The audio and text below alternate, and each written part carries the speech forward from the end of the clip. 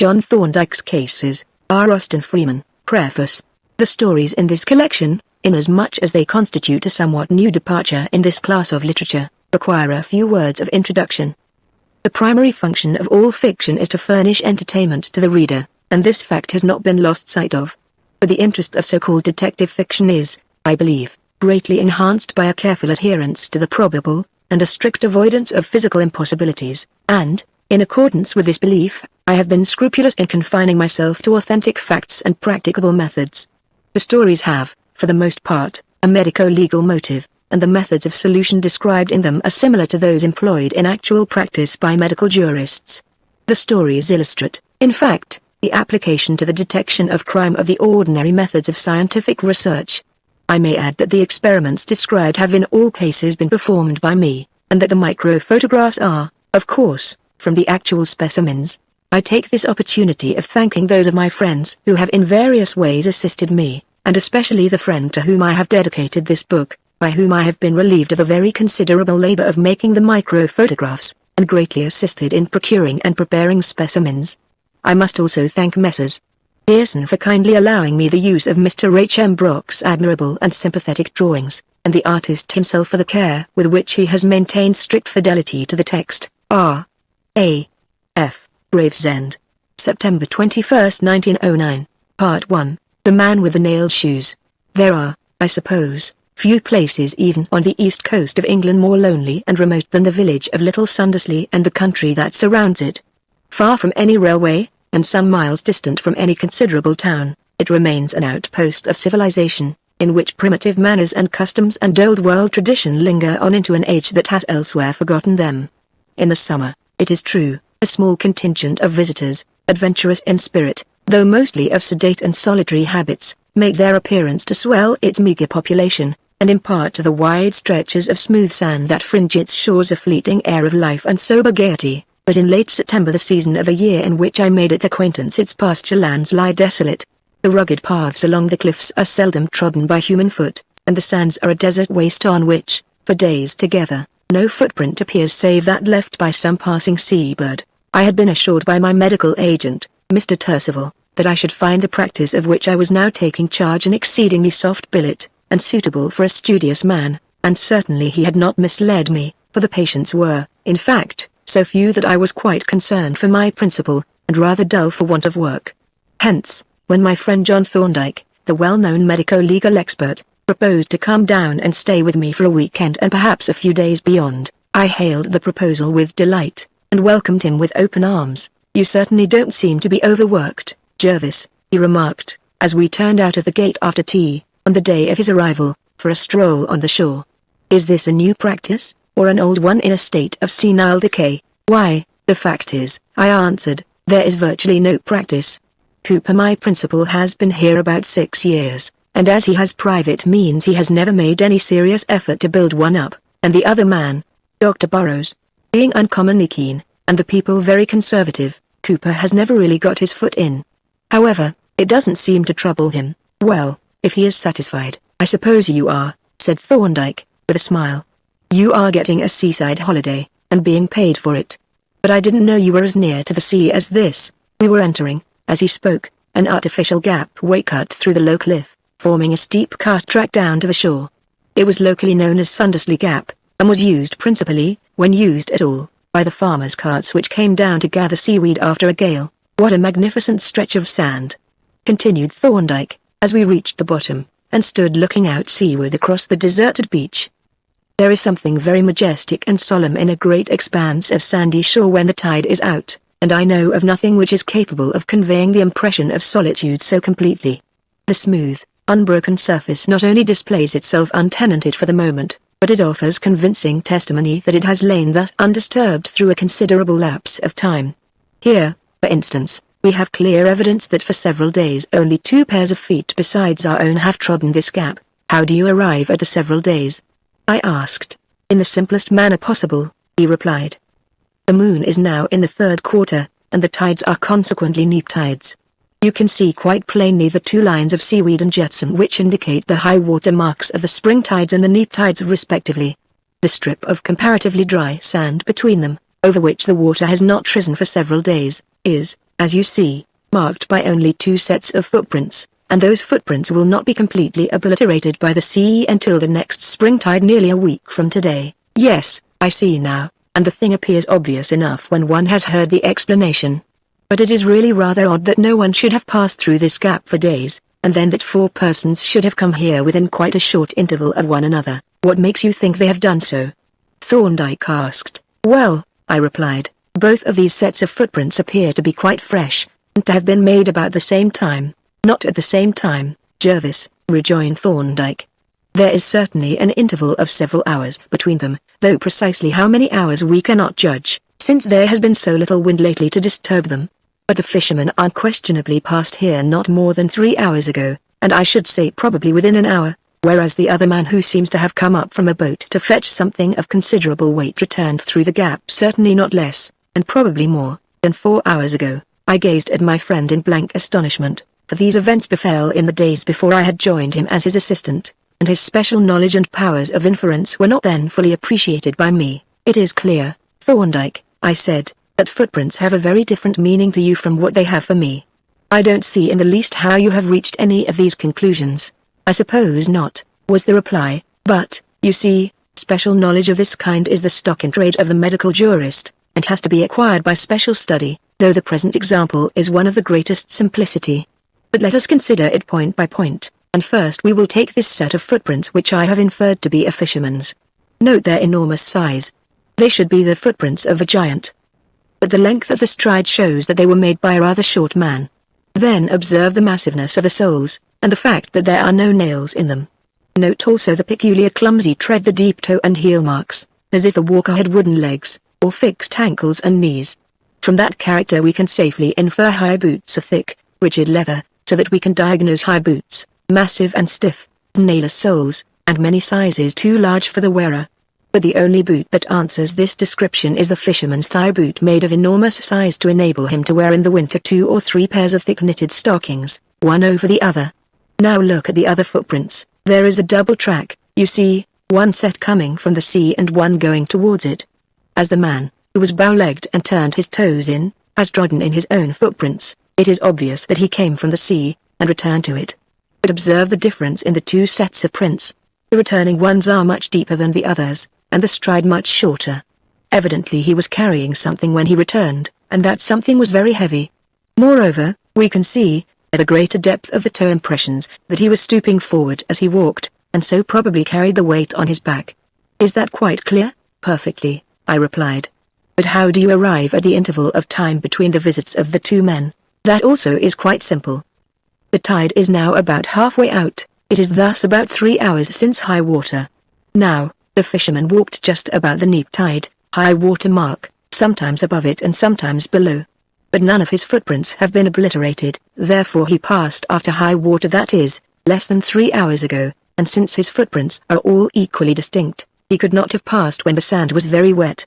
Therefore he probably passed less than an hour ago. The other man's footprints, on the other hand, reach only to the neap tide, high water mark, where they end abruptly. The sea has washed over the remainder of the tracks and obliterated them. Therefore he passed not less than 3 hours and not more than 4 days ago, probably within 24 hours. As Thorndyke concluded his demonstration, the sound of voices was borne to us from above, mingled with the tramping of feet, and immediately afterwards a very singular party appeared at the head of the gap descending towards the shore. First came a short burly fisherman clad in oilskins and sou'wester, clumping along awkwardly in his great sea boots, then the local police sergeant in company with my professional rival Dr. Burrows, while the rear of the procession was brought up by 2 constables carrying a stretcher. As he reached the bottom of the gap, the fisherman, who was evidently acting as guide, turned along the shore, retracing his own tracks. The procession followed in his wake, a surgeon, a stretcher, 2 constables, and a police sergeant, observed Thorndyke. What does that suggest to your mind, Jervis? A fall from the cliff, I replied, or a body washed up on the shore. Probably, he rejoined, but we may as well walk in that direction. We turned to follow the retreating procession, and as we strode along the smooth surface left by the retiring tide, Thorndyke resumed. The subject of footprints has always interested me deeply for 2 reasons. First, the evidence furnished by footprints is constantly being brought forward, and is often of cardinal importance, and, secondly, The whole subject is capable of really systematic and scientific treatment. In the main the data are anatomical, but age, sex, occupation, health, and disease all give their various indications. Clearly, for instance, footprints of an old man will differ from those of a young man of the same height, and I need not point out to you that those of a person suffering from locomotor ataxia or paralysis sagittans would be quite unmistakable. Yes, I see that plainly enough, I said. Here, now, he continued, is a case in point. He halted to point with his stick at a row of footprints that appeared suddenly above high water mark, and having proceeded a short distance, crossed the line again, and vanished where the waves had washed over them. They were easily distinguished from any of the others by the clear impressions of circular rubber heels. Do you see anything remarkable about them? He asked. I noticed that they are considerably deeper than our own, I answered. Yes, and the boots are about the same size as ours, whereas the stride is considerably shorter, quite a short stride, in fact. Now there is a pretty constant ratio between the length of the foot and the length of the leg, between the length of leg and the height of the person, and between the stature and the length of stride. A long foot means a long leg, a tall man, and a long stride. But here we have a long foot and a short stride. What do you make of that? He laid down his stick, a smooth partridge cane, one side of which was marked by small lines into inches and feet beside the footprints to demonstrate the discrepancy. The depth of the footprints shows that he was a much heavier man than either of us, I suggested. Perhaps he was unusually fat. Yes, said Thorndyke, that seems to be the explanation. The carrying of a dead weight shortens the stride, and fat is practically a dead weight. The conclusion is that he was about 5 feet 10 inches high, and excessively fat. He picked up his cane, and we resumed our walk, keeping an eye on the procession ahead until it had disappeared round a curve in the coastline, when we mended our pace somewhat. Presently we reached a small headland, and, turning the shoulder of cliff, came full upon the party which had preceded us. The men had halted in a narrow bay, and now stood looking down at a prostrate figure beside which the surgeon was kneeling. We were wrong, you see, observed Thorndyke. He has not fallen over the cliff, nor has he been washed up by the sea.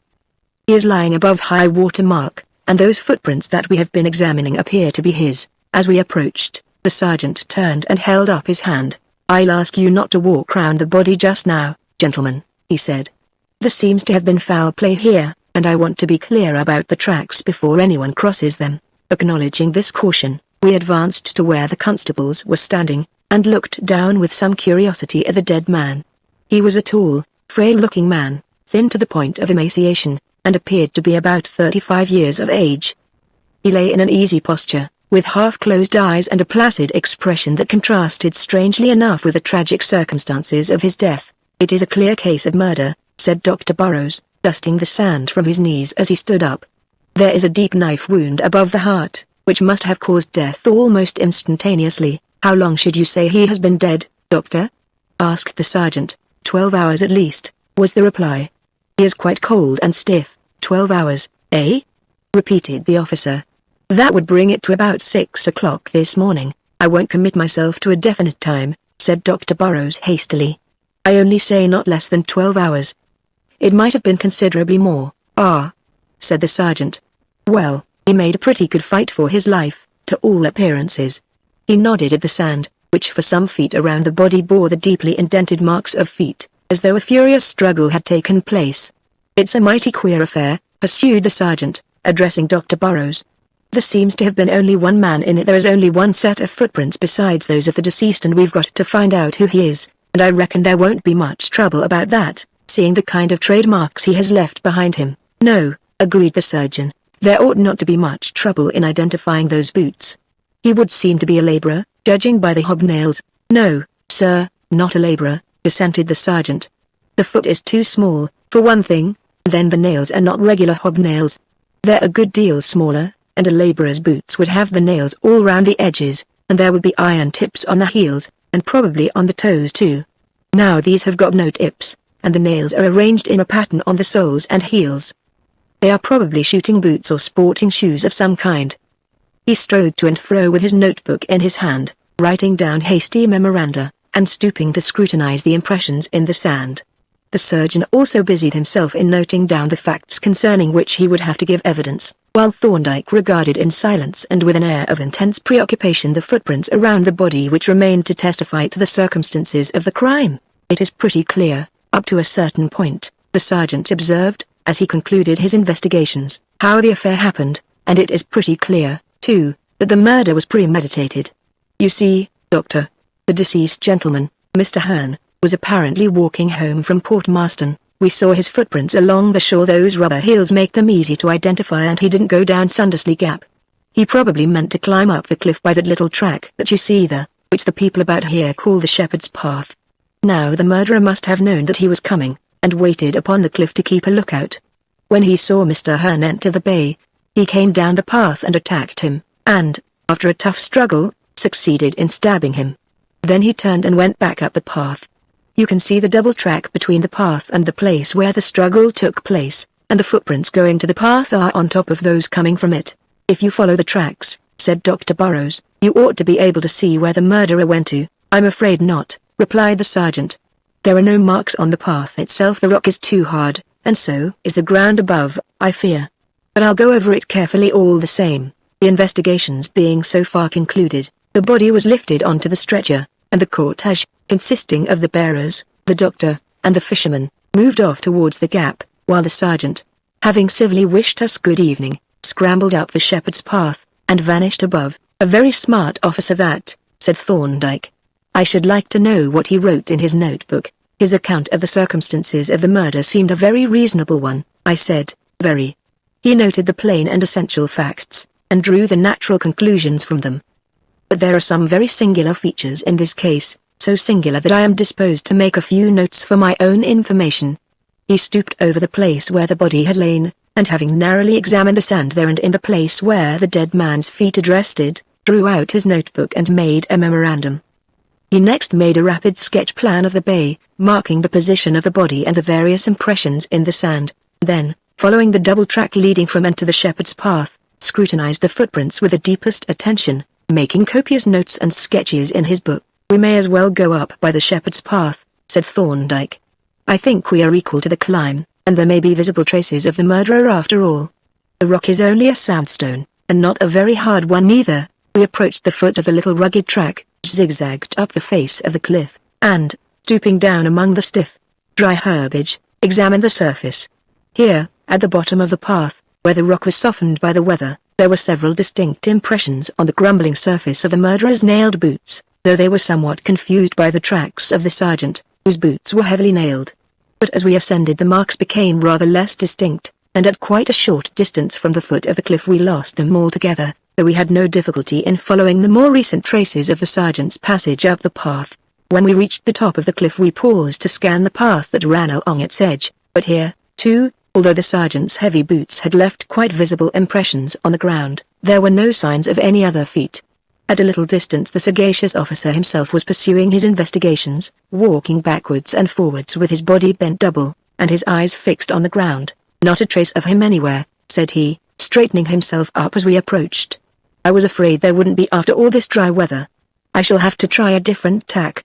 This is a small place, and if those boots belong to anyone living here they'll be sure to be known. The deceased gentleman, Mr. Hearn, I think you called him, said Thorndyke as we turned towards the village. Is he a native of the locality? Oh no, sir, replied the officer. He is almost a stranger. He has only been here about 3 weeks, but, you know, in a little place like this a man soon gets to be known, and his business, too, for that matter, he added, with a smile. What was his business, then? Asked Thorndyke. Pleasure, I believe.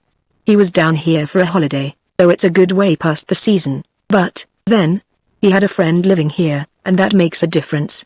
Mr. Draper up at the Poplars was an old friend of his, I understand. I am going to call on him now. We walked on along the footpath that led towards the village, but had only proceeded 200 or 300 yards when a loud hail drew our attention to a man running across a field towards us from the direction of the cliff. Why, here is Mr. Draper himself, exclaimed the sergeant, stopping short and waving his hand.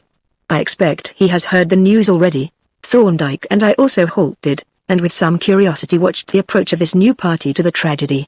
As the stranger drew near we saw that he was a tall, athletic-looking man of about 40, dressed in a Norfolk knickerbocker suit, and having the appearance of an ordinary country gentleman, excepting that he carried in his hand, in place of a walking stick, the staff of a butterfly net, the folding ring and bag of which partly projected from his pocket. Is it true, Sergeant?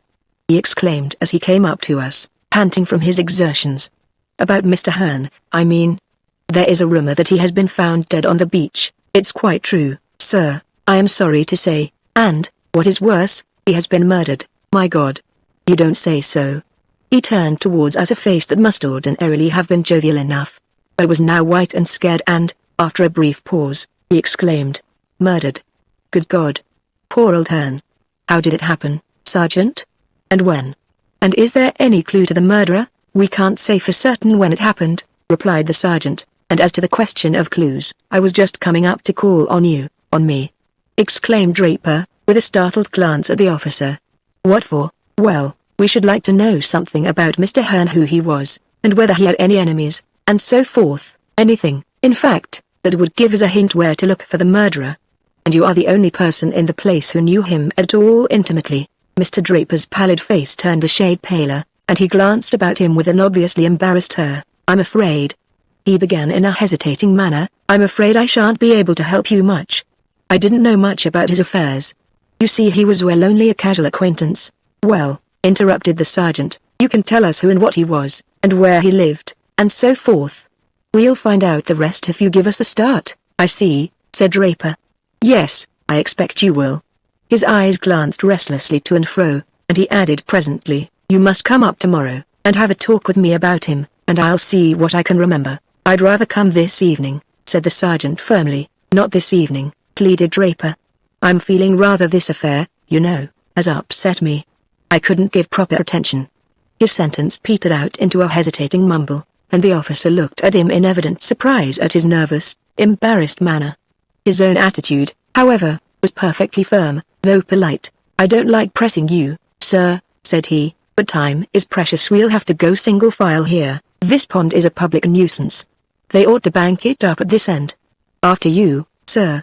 The pond to which the sergeant alluded had evidently extended at one time right across the path, but now, thanks to the dry weather, a narrow isthmus of half-dried mud traversed the morass, and along this Mr. Draper proceeded to pick his way. The sergeant was about to follow, when suddenly he stopped short with his eyes riveted upon the muddy track. A single glance showed me the cause of his surprise, for on the stiff, putty-like surface, standing out with the sharp distinctness of a wax mold, were the fresh footprints of the man who had just passed, each footprint displaying on its sole the impression of stud nails arranged in a diamond-shaped pattern, and on its heel a group of similar nails arranged in a cross. The sergeant hesitated for only a moment, in which he turned a quick startled glance upon us, then he followed, walking gingerly along the edge of the path as if to avoid treading in his predecessor's footprints. Instinctively we did the same, following closely, and anxiously awaiting the next development of the tragedy. For a minute or two we all proceeded in silence, the sergeant being evidently at a loss how to act, and Mr. Draper busy with his own thoughts. At length the former spoke. "You think, Mr. Draper, you would rather that I looked in on you tomorrow about this affair?" "Much rather, if you wouldn't mind," was the eager reply. "Then, in that case," said the sergeant, looking at his watch, "as I've got a good deal to see to this evening, I'll leave you here, and make my way to the station." With a farewell flourish of his hand he climbed over a stile, and when, a few moments later, I caught a glimpse of him through an opening in the hedge, he was running across the meadow like a hare. The departure of the police officer was apparently a great relief to Mr. Draper, who at once fell back and began to talk with us. "You are Dr. Jervis, I think," said he. "I saw you coming out of Dr. Cooper's house yesterday. We know everything that is happening in the village, you see." He laughed nervously, and added, "But I don't know your friend." I introduced Thorndyke, at the mention of whose name our new acquaintance knitted his brows, and glanced inquisitively at my friend. "Thorndyke," he repeated, "the name seems familiar to me." "Are you in the law, sir?" Thorndyke admitted the impeachment, and our companion, having again bestowed on him a look full of curiosity, continued, "This horrible affair will interest you, no doubt, from a professional point of view. You were present when my poor friend's body was found, I think?" "No," replied Thorndyke, "we came up afterwards, when they were removing it." Our companion then proceeded to question us about the murder, but received from Thorndyke only the most general and ambiguous replies. Nor was the time to go into the matter at length, for the footpath presently emerged onto the road close to Mr. Draper's house. "You will excuse my not asking you in tonight," said he, "but you will understand that I am not in much form for visitors just now." We assured him that we fully understood, and, having wished him good evening, pursued our way towards the village. The sergeant is off to get a warrant, I suppose, I observed. Yes, and mighty anxious lest his man should be off before he can execute it. But he is fishing in deeper waters than he thinks, Jervis. This is a very singular and complicated case, one of the strangest, in fact, that I have ever met. I shall follow its development with deep interest. The sergeant seems pretty cocksure, all the same, I said. He is not to blame for that, replied Thorndyke. He is acting on the obvious appearances, which is the proper thing to do in the first place. Perhaps his notebook contains more than I think it does. But we shall see. When we entered the village I stopped to settle some business with the chemist, who acted as Dr. Cooper's dispenser, suggesting to Thorndyke that he should walk onto the house, but when I emerged from the shop some 10 minutes later he was waiting outside, with a smallish brown paper parcel under each arm. Of one of these parcels I insisted on relieving him, in spite of his protests, but when he at length handed it to me its weight completely took me by surprise. I should have let them send this home on a barrow, I remarked. So I should have done, he replied, only I did not wish to draw attention to my purchase, or give my address. Accepting this hint I refrained from making any inquiries as to the nature of the contents, although I must confess to considerable curiosity on the subject, and on arriving home I assisted him to deposit the 2 mysterious parcels in his room. When I came downstairs a disagreeable surprise awaited me. Hitherto the long evenings had been spent by me in solitary and undisturbed enjoyment of Dr. Cooper's excellent library, but tonight a perverse fate decreed that I must wander abroad, because, forsooth, a preposterous farmer, who resided in a hamlet 5 miles distant, had chosen the evening of my guest's arrival to dislocate his bucolic elbow. I half hoped that Thorndyke would offer to accompany me, but he made no such suggestion, and in fact seemed by no means afflicted at the prospect of my absence. I have plenty to occupy me while you are away, he said cheerfully, and with this assurance to comfort me I mounted my bicycle and rode off somewhat sulkily along the dark road. My visit occupied in all a trifle under 2 hours, and when I reached home, ravenously hungry and heated by my ride, 9:30 had struck, and the village had begun to settle down for the night. Sergeant Payne is awaiting in the surgery, sir, the housemaid announced as I entered the hall. Confound Sergeant Payne, I exclaimed. Is Dr. Thorndyke with him? No, sir, replied the grinning damsel. Dr. Thorndyke is out, I repeated, my surprise leading to unintentional mimicry. Yes, sir. He went out soon after you, sir, on his bicycle. He had a basket strapped onto it leastways a hamper and he borrowed a basin and a kitchen spoon from the cook. I stared at the girl in astonishment. The ways of John Thorndyke were, indeed, beyond all understanding. Well, let me have some dinner or supper at once, I said, and I will see what the sergeant wants. The officer rose as I entered the surgery, and, laying his helmet on the table, approached me with an air of secrecy and importance. Well, sir, said he, the fat's in the fire. I've arrested Mr. Draper, and I've got him locked up in the courthouse. But I wish it had been someone else. So does he, I expect, I remarked. You see, sir, continued the sergeant, we all like Mr. Draper. He's been among us a matter of 7 years, and he's like one of ourselves. However, what I've come about is this. It seems the gentleman who was with you this evening is Dr. Thorndyke, the great expert. Now Mr. Draper seems to have heard about him, as most of us have, and he is very anxious for him to take up the defense. Do you think he would consent? I expect so, I answered, remembering Thorndyke's keen interest in the case. I will ask him when he comes in. Thank you, sir, said the sergeant. And perhaps you wouldn't mind stepping round to the courthouse presently yourself. He looks uncommon queer, does Mr. Draper, and no wonder, so I'd like you to take a look at him, and if you could bring Dr. Thorndyke with you, he'd like it, and so should I, for, I assure you, sir, that although a conviction would mean a step up the ladder for me, I'd be glad enough to find that I'd made a mistake. I was just showing my visitor out when a bicycle swept in through the open gate, and Thorndyke dismounted at the door, revealing a square hamper evidently abstracted from the surgery strapped onto a carrier at the back. I conveyed the sergeant's request to him at once, and asked if he was willing to take up the case. As to taking up the defense, he replied, I will consider the matter, but in any case I will come up and see the prisoner. With this the sergeant departed, and Thorndyke, having unstrapped the hamper with as much care as if it contained a collection of priceless porcelain, bore it tenderly up to his bedroom, whence he appeared, after a considerable interval, smilingly apologetic for the delay. I thought you were dressing for dinner, I grumbled as he took his seat at the table. No, he replied. I have been considering this murder. Really it is a most singular case, and promises to be uncommonly complicated, too. Then I assume that you will undertake the defense? I shall if Draper gives a reasonably straightforward account of himself. It appeared that this condition was likely to be fulfilled, for when we arrived at the courthouse, where the prisoner was accommodated in a spare office, under rather free and easy conditions considering the nature of the charge, we found Mr. Draper in an eminently communicative frame of mind. I want you, Dr. Thorndyke, to undertake my defense in this terrible affair, because I feel confident that you will be able to clear me. And I promise you that there shall be no reservation or concealment on my part of anything that you ought to know. Very well, said Thorndyke. By the way, I see you have changed your shoes. Yes, the sergeant took possession of those I was wearing. He said something about comparing them with some footprints, but there can't be any footprints like those shoes here in Sundersley. The nails are fixed in the soles in quite a peculiar pattern. I had them made in Edinburgh. Have you more than one pair? No. I have no other nailed boots. That is important, said Thorndyke. And now I judge that you have something to tell us that bears on this crime. Am I right? Yes. There is something that I am afraid it is necessary for you to know, although it is very painful to me to revive memories of my past that I had hoped were buried forever.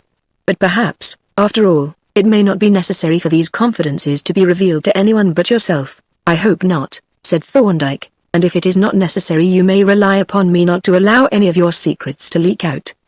But you are wise to tell me everything that may in any way bear upon the case. At this juncture, seeing that confidential matters were about to be discussed, I rose and prepared to withdraw, but Draper waved me back into my chair. You need not go away, Dr. Jervis, he said. It is through you that I have the benefit of Dr. Thorndyke's help, and I know that you doctors can be trusted to keep your own counsel and your clients' secrets. And now for some confessions of mine. In the first place, it is my painful duty to tell you that I am a discharged convict, an old lag, as the cant phrase has it. He colored a dusky red as he made this statement, and glanced furtively at Thorndyke to observe its effect. But he might as well have looked at a wooden figurehead or a stone mask as at my friend's immovable visage, and when his communication had been acknowledged by a slight nod, he proceeded. The history of my wrongdoing is the history of hundreds of others. I was a clerk in a bank, and getting on as well as I could expect in that not very progressive avocation, when I had the misfortune to make 4 very undesirable acquaintances. They were all young men, though rather older than myself, and were close friends, forming a sort of little community or club. They were not what is usually described as fast. They were quite sober and decently behaved young fellows, but they were very decidedly addicted to gambling in a small way, and they soon infected me. Before long I was the keenest gambler of them all. Cards, billiards, pool, and various forms of betting began to be the chief pleasures of my life, and not only was the bulk of my scanty salary often consumed in the inevitable losses, but presently I found myself considerably in debt, without any visible means of discharging my liabilities. It is true that my 4 friends were my chief, in fact, almost my only creditors, but still, the debts existed, and had to be paid. Now these 4 friends of mine, named respectively Leach, Pitford, Hearn, and Jezard, were uncommonly clever men, though the full extent of their cleverness was not appreciated by me until too late. And I, too, was clever in my way, and a most undesirable way it was, for I possessed the fatal gift of imitating handwriting and signatures with the most remarkable accuracy. So perfect were my copies that the writers themselves were frequently unable to distinguish their own signatures from my imitations, and many a time was my skill invoked by some of my companions to play off practical jokes upon the others. But these jests were strictly confined to our own little set, for my 4 friends were most careful and anxious that my dangerous accomplishment should not become known to outsiders. And now follows the consequence which you have no doubt foreseen. My debts, though small, were accumulating, and I saw no prospect of being able to pay them. Then, one night, Jezard made a proposition. We had been playing bridge at his rooms, and once more my ill luck had caused me to increase my debt. I scribbled out an IOU, and pushed it across the table to Jezard, who picked it up with a very wry face, and pocketed it. Look here, Ed, he said presently, this paper is all very well, but, you know, I can't pay my debts with it. My creditors demand hard cash. I'm very sorry, I replied, but I can't help it. Yes, you can, said he, and I'll tell you how. He then propounded a scheme which I at first rejected with indignation, but which, when the others backed him up, I at last allowed myself to be talked into, and actually put into execution. I contrived, by taking advantage of the carelessness of some of my superiors at the bank, to get possession of some blank check forms, which I filled up with small amounts not more than £2 or £3 and signed with careful imitations of the signatures of some of our clients. Jezid got some stamps made for stamping on the account numbers, and when this had been done I handed over to him the whole collection of forged checks in settlement of my debts to all of my 4 companions. The checks were duly presented by whom I do not know, and although, to my dismay, the modest sums for which I had drawn them had been skillfully altered into quite considerable amounts, they were all paid without demur excepting one. That one, which had been altered from £3 to 39, was drawn upon an account which was already slightly overdrawn. The cashier became suspicious. The check was impounded, and the client communicated with. Then, of course, the mine exploded. Not only was this particular forgery detected, but inquiries were set afoot which soon brought to light the others. Presently circumstances, which I need not describe, threw some suspicion on me. I at once lost my nerve, and finally made a full confession. The inevitable prosecution followed. It was not conducted vindictively. Still, I had actually committed the forgeries, and though I endeavored to cast a part of the blame onto the shoulders of my treacherous confederates, I did not succeed.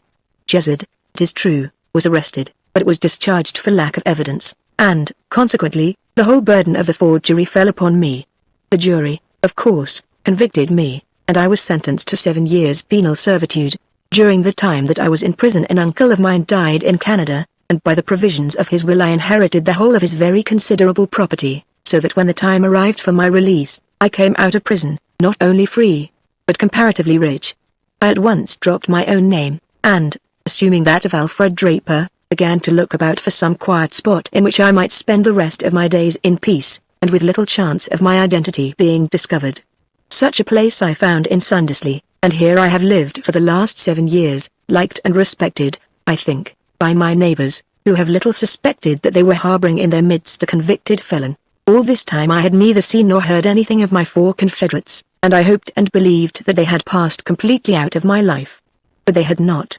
Only a month ago I met them once more, to my sorrow, and from the day of that meeting all the peace and security of my quiet existence at Sundersley have vanished. Like evil spirits they have stolen into my life, changing my happiness into bitter misery, filling my days with dark forebodings and my nights with terror. Here Mr. Draper paused, and seemed to sink into a gloomy reverie. Under what circumstances did you meet these men? Thorndyke asked. Ah! Exclaimed Draper, arousing with sudden excitement. The circumstances were very singular and suspicious. I had gone over to Eastwich for the day to do some shopping. About 11 o'clock in the forenoon I was making some purchases in a shop when I noticed 2 men looking in the window, or rather pretending to do so, whilst they conversed earnestly. They were smartly dressed, in a horsey fashion, and looked like well-to-do farmers, as they might very naturally have been since it was market day. But it seemed to me that their faces were familiar to me. I looked at them more attentively, and then it suddenly dawned upon me, most unpleasantly, that they resembled Legion and Jezid. And yet they were not quite like. The resemblance was there, but the differences were greater than the lapse of time would account for. Moreover, the man who resembled Jezid had a rather large mole on the left cheek just under the eye, while the other man had an eyeglass stuck in one eye, and wore a waxed moustache, whereas Leach had always been clean-shaven, and had never used an eyeglass. As I was speculating upon the resemblance they looked up, and caught my intent and inquisitive eye, whereupon they moved away from the window, and when, having completed my purchases, I came out into the street, they were nowhere to be seen. That evening, as I was walking by the river outside the town before returning to the station, I overtook a yacht which was being towed downstream. 3 men were walking ahead on the bank with a long tow line, and 1 man stood in the cockpit steering. As I approached, and was reading the name Otter on the stern, the man at the helm looked round, and with a start of surprise I recognized my old acquaintance Hearn. The recognition, however, was not mutual, for I had grown a beard in the interval, and I passed on without appearing to notice him. But when I overtook the other 3 men, and recognized, as I had feared, the other 3 members of the gang, I must have looked rather hard at Jezid, for he suddenly halted, and exclaimed, "Why, it's our old friend Ted. Our long-lost and lamented brother." He held out his hand with effusive cordiality, and began to make inquiries as to my welfare, but I cut him short with the remark that I was not proposing to renew the acquaintance, and, turning off onto a footpath that led away from the river, strode off without looking back. Naturally this meeting exercised my mind a good deal, and when I thought of the 2 men whom I had seen in the town, I could hardly believe that their likeness to my quondam friends was a mere coincidence. And yet when I had met Leech and Jezid by the river, I had found them little altered, and had particularly noticed that Jezid had no mole on his face, and that Leech was clean-shaven as of old. But a day or two later all my doubts were resolved by a paragraph in the local paper. It appeared that on the day of my visit to Eastwich a number of forged checks had been cashed at the 3 banks. They had been presented by 3 well-dressed, horsey-looking men who looked like well-to-do farmers. One of them had a mole on the left cheek, another was distinguished by a wax moustache and a single eyeglass, while the description of the third I did not recognize. None of the checks had been drawn for large amounts, though the total sum obtained by the forgers was nearly £400, but the most interesting point was that the check forms had been manufactured by photographic process, and the watermarks skillfully, though not quite perfectly, imitated. Evidently the swindlers were clever and careful men, and willing to take a good deal of trouble for the sake of security, and the result of their precautions was that the police could make no guess as to their identity. The very next day, happening to walk over to Port Marston, I came upon the yacht lying moored alongside the quay in the harbour. As soon as I recognized the yacht, I turned quickly and walked away, but a minute later I ran into Leech and Jezid, who were returning to their craft. Jezid greeted me with an air of surprise. "What? Still hanging about here, Ted?" he exclaimed. "That is not discreet of you, dear boy. I should earnestly advise you to clear out." "What do you mean?" I asked. "Tut, tut," said he. "We read the papers like other people. We know now what business took you to Eastwich. But it's foolish of you to hang about the neighborhood where you might be spotted at any moment." The implied accusation took me aback so completely that I stood staring at him in speechless astonishment, and at that unlucky moment a tradesman, from whom I had ordered some house linen, passed along the quay. Seeing me, he stopped and touched his hat. "Beg pardon, Mr. Draper," said he, "but I shall be sending my cart up to Sundersley tomorrow morning if that will do for you." I said that it would, and as the man turned away, Jezid's face broke out into a cunning smile. "So you are Mr. Draper, of Sundersley, now, are you?" said he. "Well, I hope you won't be too proud to come and look in on your old friends. We shall be staying here for some time." That same night Hearn made his appearance at my house. He had come as an emissary from the gang, to ask me to do some work for them to execute some forgeries, in fact. Of course I refused, and pretty bluntly, too, whereupon Hearn began to throw out vague hints as to what might happen if I made enemies of the gang, and to utter veiled, but quite intelligible, threats. You will say that I was an idiot not to send him packing, and threaten to hand over the whole gang to the police, but I was never a man of strong nerve, and I don't mind admitting that I was mortally afraid of that cunning devil, Jezid. The next thing that happened was that Hearn came and took lodgings in Sundersley, and, in spite of my efforts to avoid him, he haunted me continually. The yacht, too, had evidently settled down for some time at a berth in the harbour, for I heard that a local smack boy had been engaged as a deckhand, and I frequently encountered Jezid and the other members of the gang, who all professed to believe that I had committed the Eastwich forgeries. One day I was foolish enough to allow myself to be lured onto the yacht for a few minutes, and when I would have gone ashore, I found that the shore ropes had been cast off, and that the vessel was already moving out of the harbour.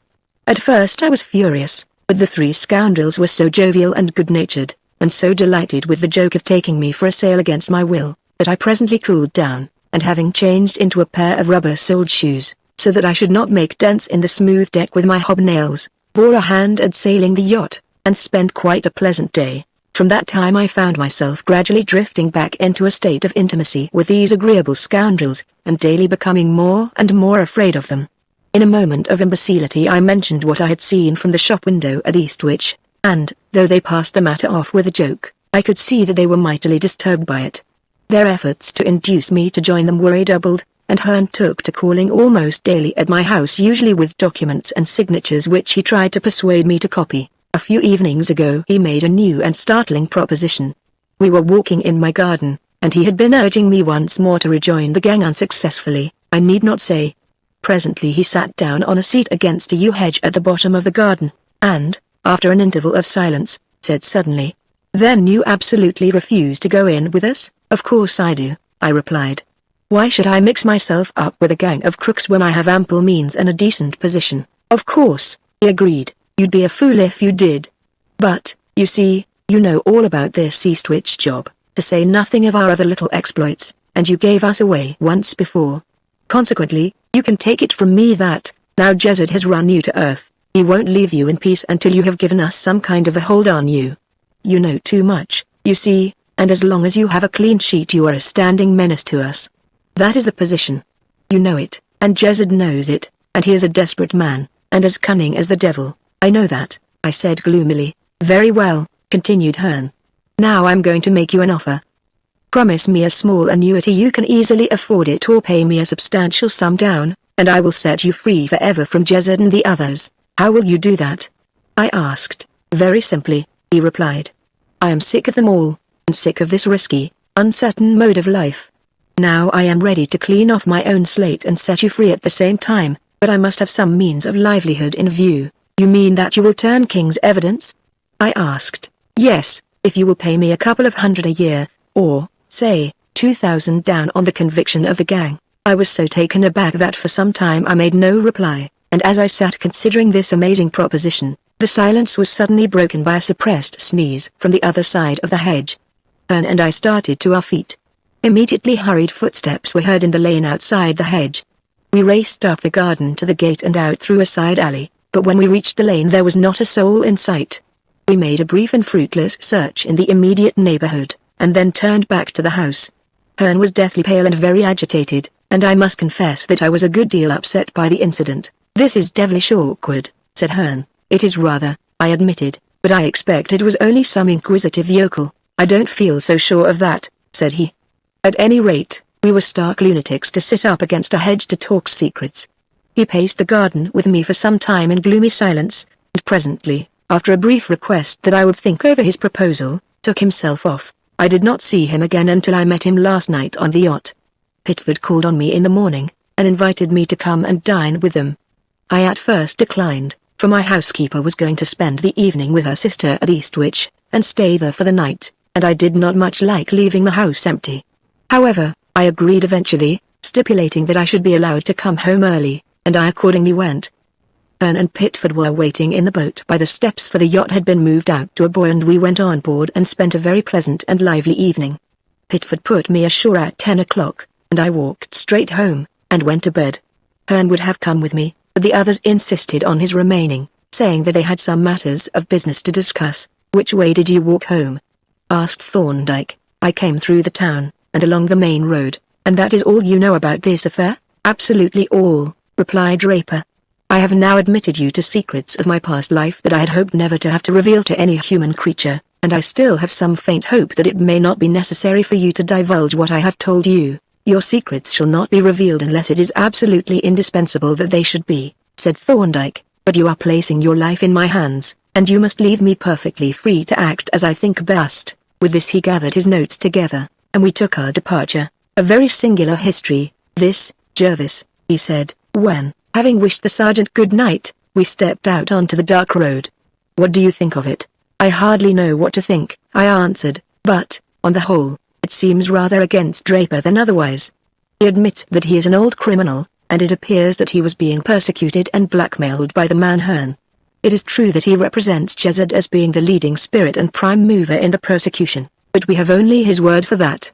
Hearn was in lodgings near him, and was undoubtedly taking the most active part in the business, and it is quite possible, and indeed probable, that Hearn was the actual deus ex machina. Thorndyke nodded.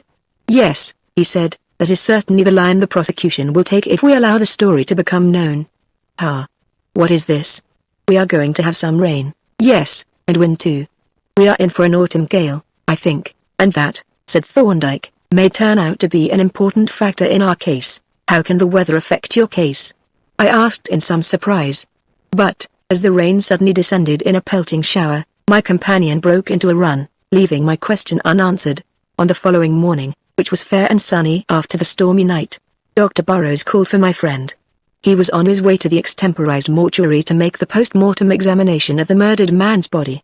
Thorndyke, having notified the coroner that he was watching the case on behalf of the accused, has been authorized to be present at the autopsy, but the authorization did not include me, and, as Dr. Burrows did not issue any invitation, I was not able to be present. I met them, however, as they were returning, and it seemed to me that Dr. Burrows appeared a little huffy. Your friend, said he, in a rather injured tone, is really the most outrageous stickler for forms and ceremonies that I have ever met. Thorndyke looked at him with an amused twinkle. and chuckled indulgently. Here was a body, Dr. Burrows continued irritably, found under circumstances clearly indicative of murder, and bearing a knife wound that nearly divided the arch of the aorta, in spite of which, I assure you that Dr. Thorndyke insisted on weighing the body, and examining every organ, lungs, liver, stomach, and brain. Yes, actually the brain! As if there had been no clue whatever to the cause of death. And then, as a climax, he insisted on sending the contents of the stomach in a jar, sealed with our respective seals, in charge of a special messenger, to Professor Copland, for analysis and report. I thought he was going to demand an examination for the tubercle bacillus, but he didn't, which, concluded Dr. Burrows, suddenly becoming sourly facetious, was an oversight, for, after all, the fellow may have died of consumption. Thorndyke chuckled again, and I murmured that the precautions appeared to have been somewhat excessive. Not at all, was the smiling response. You are losing sight of our function. We are the expert and impartial umpires, and it is our business to ascertain, with scientific accuracy, the cause of death. The prima facie appearances in this case suggest that the deceased was murdered by Draper, and that is the hypothesis advanced. But that is no concern of ours. It is not our function to confirm an hypothesis suggested by outside circumstances, but rather, on the contrary, to make certain that no other explanation is possible. And that is my invariable practice. No matter how glaringly obvious the appearances may be, I refuse to take anything for granted. Dr. Burrows received this statement with a grunt of dissent, but the arrival of his dog cart put a stop to further discussion. Thorndyke was not subpoenaed for the inquest. Dr. Burrows and the sergeant having been present immediately after the finding of the body, his evidence was not considered necessary, and, moreover, he was known to be watching the case in the interests of the accused. Like myself, therefore, he was present as a spectator, but as a highly interested one. He took very complete shorthand notes of the whole of the evidence and the coroner's comments. I shall not describe the proceedings in detail. The jury, having been taken to view the body, trooped into the room on tiptoe, looking pale and awe-stricken, and took their seats, and thereafter, from time to time, directed glances of furtive curiosity at Draper as he stood, pallid and haggard, confronting the court, with a burly rural constable on either side. The medical evidence was taken first. Dr. Burrows, having been sworn, began, with sarcastic emphasis, to describe the condition of the lungs and liver, until he was interrupted by the coroner. Is all this necessary? The latter inquired. I mean, is it material to the subject of the inquiry? I should say not, replied Dr. Burrows. It appears to me to be quite irrelevant, but Dr. Thorndyke, who is watching the case for the defense, thought it necessary. I think, said the coroner, you had better give us only the facts that are material. The jury want you to tell them what you consider to have been the cause of death. They don't want a lecture on pathology. The cause of death, said Dr. Burrows, was a penetrating wound of the chest, apparently inflicted with a large knife. The weapon entered between the second and third ribs on the left side close to the sternum or breastbone.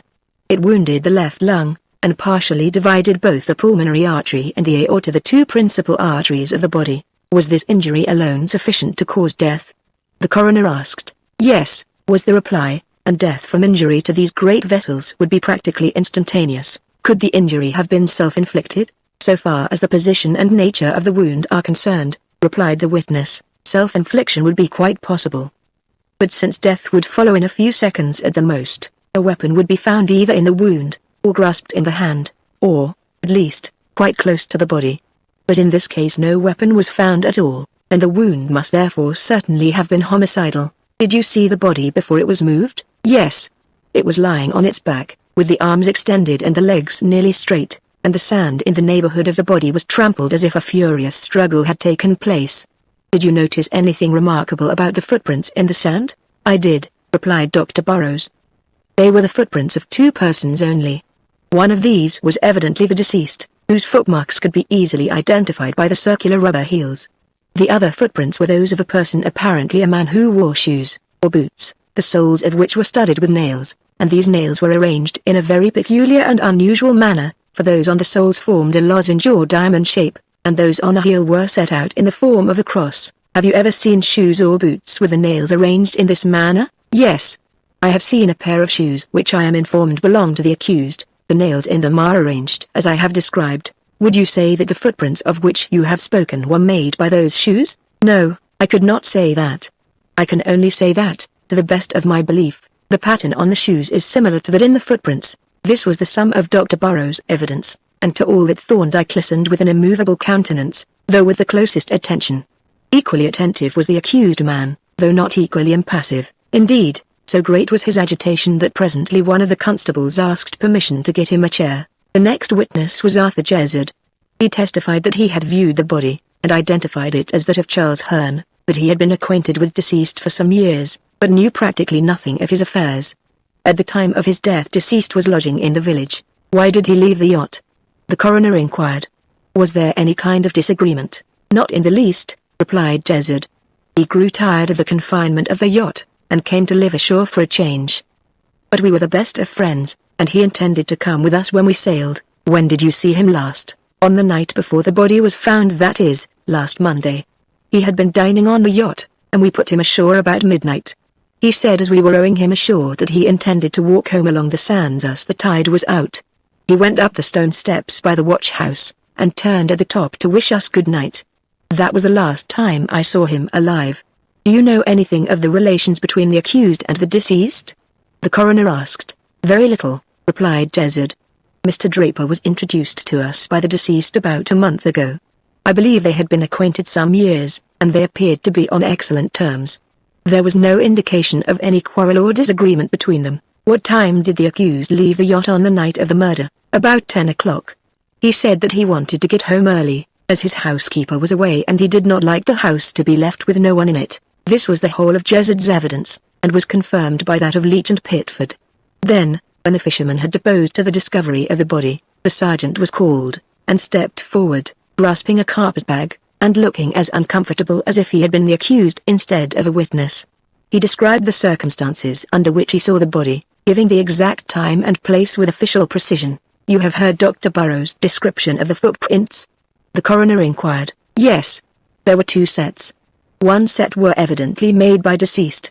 They showed that he entered Street Bridget's Bay from the direction of Port Marston. He had been walking along the shore just about high water mark, sometimes above and sometimes below. Where he had walked below high water mark the footprints had of course been washed away by the sea. How far back did you trace the footprints of deceased? About 2/3 of the way to Sundersley Gap. Then they disappeared below high water mark. Later in the evening I walked from the gap into Port Marston, but could not find any further traces of deceased. He must have walked between the tide marks all the way from Port Marston to beyond Sundersley. When these footprints entered Street Bridget's Bay they became mixed up with the footprints of another man, and the shore was trampled for a space of a dozen yards as if a furious struggle had taken place.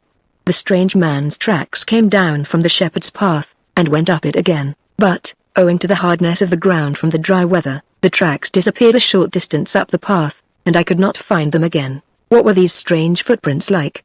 Inquired the coroner. They were very peculiar, replied the sergeant.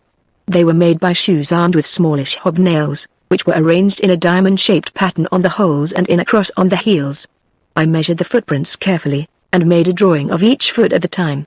Here the sergeant produced a long notebook of funereal aspect, and, having opened it at a marked place, handed it to the coroner, who examined it attentively, and then passed it on to the jury. From the jury it was presently transferred to Thorndyke, and, looking over his shoulder, I saw a very workmanlike sketch of a pair of footprints with the principal dimensions inserted. Thorndyke surveyed the drawing critically, jotted down a few brief notes, and returned the sergeant's notebook to the coroner, who, as he took it, turned once more to the officer. Have you any clue, Sergeant, to the person who made these footprints? He asked. By way of reply the sergeant opened his carpet-bag, and, extracting therefrom a pair of smart but stoutly made shoes, laid them on the table. Those shoes, he said, are the property of the accused. He was wearing them when I arrested him. They appear to correspond exactly to the footprints of the murderer. The measurements are the same, and the nails with which they are studded are arranged in a similar pattern. Would you swear that the footprints were made with these shoes? Asked the coroner. No, sir, I would not, was the decided answer. I would only swear to the similarity of size and pattern. Had you ever seen these shoes before you made the drawing? No, sir, replied the sergeant, and he then related the incident of the footprints in the soft earth by the pond which led him to make the arrest. The coroner gazed reflectively at the shoes which he held in his hand, and from them to the drawing. Then, passing them to the foreman of the jury, he remarked, Well, gentlemen, It is not for me to tell you whether these shoes answer to the description given by Dr. Burrows and the sergeant, or whether they resemble the drawing which, as you have heard, was made by the officer on the spot and before he had seen the shoes. That is a matter for you to decide. Meanwhile, there is another question that we must consider. He turned to the sergeant and asked, "Have you made any inquiries as to the movements of the accused on the night of the murder?" "I have," replied the sergeant, "and I find that, on that night, the accused was alone in the house, his housekeeper having gone over to Eastwich. 2 men saw him in the town about 10 o'clock, apparently walking in the direction of Sundersley." This concluded the sergeant's evidence, and when 1 or 2 more witnesses had been examined without eliciting any fresh facts, the coroner briefly recapitulated the evidence, and requested the jury to consider their verdict. Thereupon a solemn hush fell upon the court, broken only by the whispers of the jurymen, as they consulted together, and the spectators gazed in awed expectancy from the accused to the whispering jury. I glanced at Draper, sitting huddled in his chair, his clammy face as pale as that of the corpse in the mortuary hard by, his hands tremulous and restless, and, scoundrel as I believed him to be, I could not but pity the abject misery that was written large all over him, from his damp hair to his incessantly shifting feet. The jury took but a short time to consider their verdict.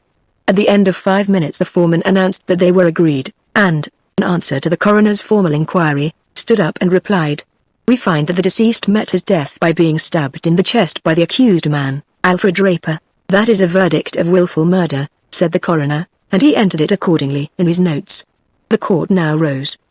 The spectators reluctantly trooped out, the jurymen stood up and stretched themselves, and the 2 constables, under the guidance of the sergeant, carried the wretched Draper in a fainting condition to a closed fly that was waiting outside. I was not greatly impressed by the activity of the defense, I remarked maliciously as we walked home. Thorndyke smiled.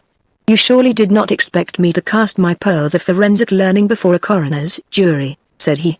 "I expected that you would have something to say on behalf of your client," I replied. As it was, his accusers had it all their own way, and why not? He asked. "Of what concern to us is the verdict of the coroner's jury? It would have seemed more decent to make some sort of defense," I replied. "My dear Jervis," he rejoined, "you do not seem to appreciate the great virtue of what Lord Beaconsfield so felicitously called a policy of masterly inactivity, and yet that is one of the great lessons that a medical training impresses on the student." "That may be so," said I. "But the result, up to the present, of your masterly policy is that a verdict of willful murder stands against your client, and I don't see what other verdict the jury could have found." "Neither do I," said Thorndyke. I had written to my principal, Dr. Cooper, describing the stirring events that were taking place in the village, and had received a reply from him instructing me to place the house at Thorndyke's disposal, and to give him every facility for his work. In accordance with which edict my colleague took possession of a well-lighted, disused stable loft, and announced his intention of moving his things into it. Now, as these things included the mysterious contents of the hamper that the housemaid had seen, I was possessed with a consuming desire to be present at the flitting, and I do not mind confessing that I purposely lurked about the stairs in the hopes of thus picking up a few crumbs of information. But Thorndyke was one too many for me.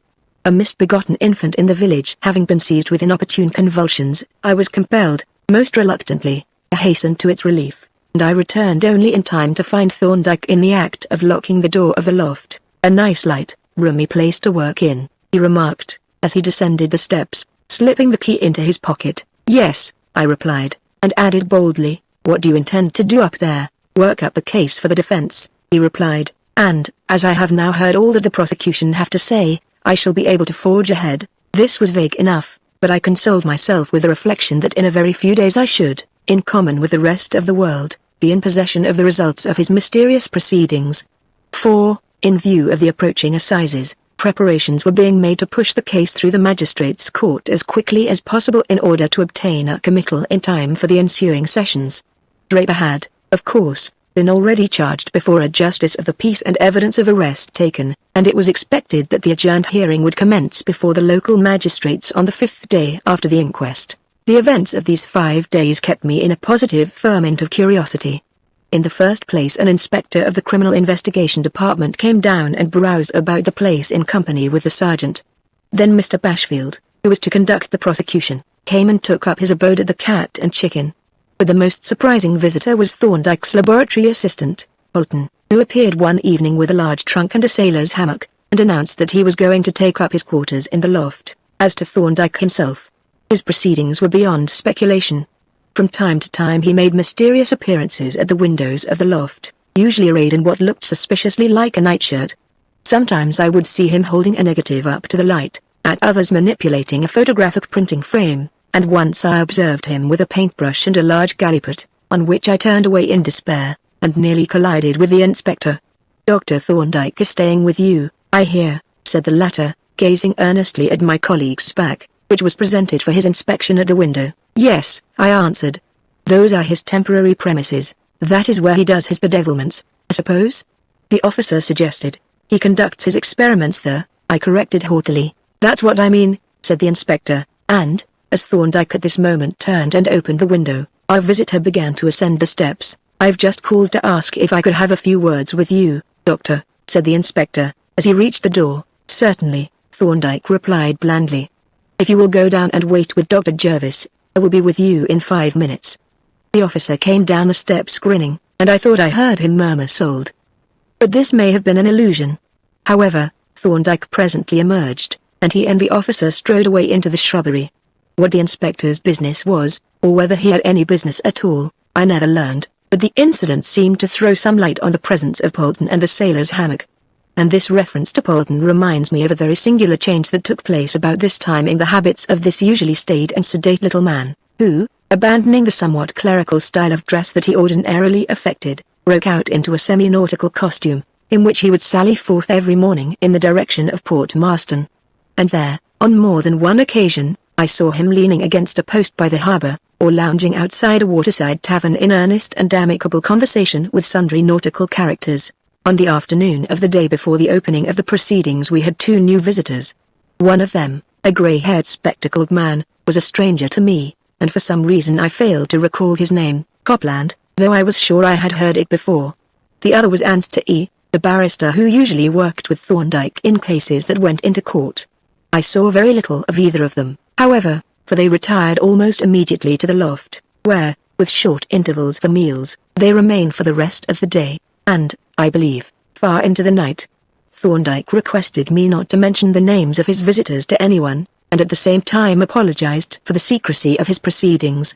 "But you are a doctor, Jervis," he concluded, "and you know what professional confidences are, and you will understand how greatly it is in our favor that we know exactly what the prosecution can do, while they are absolutely in the dark as to our line of defense." I assured him that I fully understood his position, and with this assurance he retired, evidently relieved, to the council chamber. The proceedings, which opened on the following day, and at which I was present throughout, need not be described in detail. The evidence for the prosecution was, of course, mainly a repetition of that given at the inquest. Mr. Bashfield's opening statement, however, I shall give at length, inasmuch as it summarized very clearly the whole of the case against the prisoner. "The case that is now before the court," said the counsel, "involves a charge of willful murder against the prisoner Alfred Draper, and the facts, insofar as they are known, are briefly these. On the night of Monday, the 27th of September, the deceased, Charles Hearn, dined with some friends on board the yacht Otter. About midnight he came ashore, and proceeded to walk towards Sundersley along the beach. As he entered Street Bridget's Bay, a man, who appears to have been lying in wait, and who came down the shepherd's path, met him, and a deadly struggle seems to have taken place. The deceased received a wound of a kind calculated to cause almost instantaneous death, and apparently fell down dead. And now, what was the motive of this terrible crime? It was not robbery, for nothing appears to have been taken from the corpse. Money and valuables were found, as far as is known, intact. Nor, clearly, was it a case of a casual affray. We are, consequently, driven to the conclusion that the motive was a personal one, a motive of interest or revenge, and with this view the time, the place, and the evident deliberateness of the murder are in full agreement. So much for the motive. The next question is, who was the perpetrator of this shocking crime? And the answer to that question is given in a very singular and dramatic circumstance, a circumstance that illustrates once more the amazing lack of precaution shown by persons who commit such crimes. The murderer was wearing a very remarkable pair of shoes, and those shoes left very remarkable footprints in the smooth sand, and those footprints were seen and examined by a very acute and painstaking police officer, Sergeant Payne, whose evidence you will hear presently. The sergeant not only examined the footprints, he made careful drawings of them on the spot, mind you, not from memory, and he made very exact measurements of them, which he duly noted down. And from those drawings and those measurements, those telltale shoes have been identified, and are here for your inspection. And now, who is the owner of those very singular, those almost unique shoes? I have said that the motive of this murder must have been a personal one, and, hold, the owner of those shoes happens to be the one person in the whole of this district who could have had a motive for compassing the murdered man's death. Those shoes belong to, and were taken from the foot of, the prisoner, Alfred Draper, and the prisoner, Alfred Draper, is the only person living in this neighborhood who was acquainted with the deceased.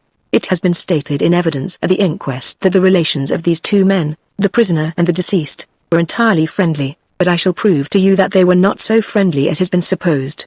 I shall prove to you, by the evidence of the prisoner's housekeeper, that the deceased was often an unwelcome visitor at the house, that the prisoner often denied himself when he was really at home and disengaged, and, in short, that he appeared constantly to shun and avoid the deceased. One more question and I have finished. Where was the prisoner on the night of the murder? The answer is that he was in a house little more than half a mile from the scene of the crime. And who was with him in that house? Who was there to observe and testify to his going forth and his coming home? No one. He was alone in the house. On that night, of all nights, he was alone. Not a soul was there to rouse at the creak of a door or the tread of a shoe to tell us whether he slept or whether he stole forth in the dead of the night. Such are the facts of this case. I believe that they are not disputed, and I assert that, taken together, they are susceptible of only one explanation, which is that the prisoner, Alfred Draper, is the man who murdered the deceased, Charles Hearn. Immediately on the conclusion of this address, the witnesses were called, and the evidence given was identical with that at the inquest. The only new witness for the prosecution was Draper's housekeeper, and her evidence fully bore out Mr. Bashfield's statement. The sergeant's account of the footprints was listened to with breathless interest, and at its conclusion the presiding magistrate, a retired solicitor, once well known in criminal practice, put a question which interested me as showing how clearly Thorndyke had foreseen the course of events, recalling, as it did, his remark on the night when we were caught in the rain. "Did you," the magistrate asked, "take these shoes down to the beach and compare them with the actual footprints?" "I obtained the shoes at night," replied the sergeant, "and I took them down to the shore at daybreak the next morning. But, unfortunately, there had been a storm in the night, and the footprints were almost obliterated by the wind and rain." When the sergeant had stepped down, Mr. Bashfield announced that that was the case for the prosecution. He then resumed his seat, turning an inquisitive eye on Anstey and Thorndyke. The former immediately rose and opened the case for the defense with a brief statement. "The learned counsel for the prosecution," said he, "has told us that the facts now in the possession of the court admit of but one explanation, that of the guilt of the accused. That may or may not be, but I shall now proceed to lay before the court certain fresh facts, I may say, of the most singular and startling character, which will, I think, lead to a very different conclusion. I shall say no more, but call the witnesses forthwith, and let the evidence speak for itself." The first witness for the defense was Thorndyke, and as he entered the box I observed Polton take up a position close behind him with a large wicker trunk. Having been sworn, and requested by Anstey to tell the court what he knew about the case, he commenced without preamble. "About 4:30 in the afternoon of the 28th of September I walked down Sundersley Gap with Dr. Jervis. Our attention was attracted by certain footprints in the sand, particularly those of a man who had landed from a boat, had walked up the gap, and presently returned, apparently to the boat. As we were standing there, Sergeant Payne and Dr. Burrows passed down the gap with two constables carrying a stretcher. We followed at a distance, and as we walked along the shore we encountered another set of footprints, those which the sergeant has described as the footprints of the deceased. We examined these carefully, and endeavored to frame a description of the person by whom they had been made." "And did your description agree with the characters of the deceased?" the magistrate asked. "Not in the least," replied Thorndyke, whereupon the magistrate, the inspector, and Mr. Bashfield laughed long and heartily. When we turned into Street Bridget's Bay, I saw the body of deceased lying on the sand close to the cliff. The sand all round was covered with footprints, as if a prolonged, fierce struggle had taken place. There were two sets of footprints, one set being apparently those of the deceased and the other those of a man with nailed shoes of a very peculiar and conspicuous pattern. The incredible folly that the wearing of such shoes indicated caused me to look more closely at the footprints, and then I made the surprising discovery that there had in reality been no struggle, that, in fact, two sets of footprints had been made at different times. The magistrate exclaimed in astonishment. "Yes. The interval between them may have been one of hours or one only of seconds, but the undoubted fact is that the two sets of footprints were made, not simultaneously, but in succession. But how did you arrive at that fact? The magistrate asked. It was very obvious when one looked, said Thorndyke. The marks of the deceased man's shoes showed that he repeatedly trod in his own footprints, but never in a single instance did he tread in the footprints of the other man, although they covered the same area. The man with the nailed shoes, on the contrary, not only trod in his own footprints, but with equal frequency in those of the deceased. Moreover, when the body was removed, I observed that the footprints in the sand on which it was lying were exclusively those of the deceased. There was not a sign of any nail-marked footprint under the corpse, although there were many close around it. It was evident, therefore, that the footprints of the deceased were made first and those of the nailed shoes afterwards. As Thorndyke paused, the magistrate rubbed his nose thoughtfully, and the inspector gazed at the witness with a puzzled frown. The singularity of this fact, my colleague resumed, made me look at the footprints yet more critically, and then I made another discovery. There was a double track of the nailed shoes, leading apparently from and back to the shepherd's path. But on examining these tracks more closely, I was astonished to find that the man who had made them had been walking backwards, that, in fact, he had walked backwards from the body to the shepherd's path, had ascended it for a short distance, had turned round, and returned, still walking backwards, to the face of the cliff near the corpse, and there the tracks vanished altogether. On the sand at this spot were some small, inconspicuous marks which might have been made by the end of the rope, and there were also a few small fragments which had fallen from the cliff above. Observing these, I examined the surface of the cliff, and at one spot, about 6 feet above the beach, I found a freshly rubbed spot on which were parallel scratches such as might have been made by the nailed sole of a boot. I then ascended the shepherd's path, and examined the cliff from above, and here I found on the extreme edge a rather deep indentation, such as would be made by a taut rope, and, lying down and looking over, I could see, some 5 feet from the top, another rubbed spot with very distinct parallel scratches. You appear to infer, said the chairman, that this man performed these astonishing evolutions and was then hauled up the cliff? That is what the appearances suggested, replied Thorndyke. The chairman pursed up his lips, raised his eyebrows, and glanced doubtfully at his brother magistrates. Then, with a resigned air, he bowed to the witness to indicate that he was listening. That same night, Thorndyke resumed, I cycled down to the shore, through the gap, with a supply of plaster of Paris, and proceeded to take plaster molds of the more important of the footprints. Here the magistrates, the inspector, and Mr. Bashfield with one accord sat up at attention. Sergeant Payne swore quite audibly, and I experienced a sudden illumination respecting a certain basin and kitchen spoon which had so puzzled me on the night of Thorndyke's arrival. As I thought that liquid plaster might confuse or even obliterate the prints in sand, I filled up the respective footprints with dry plaster, pressed it down lightly, and then cautiously poured water onto it.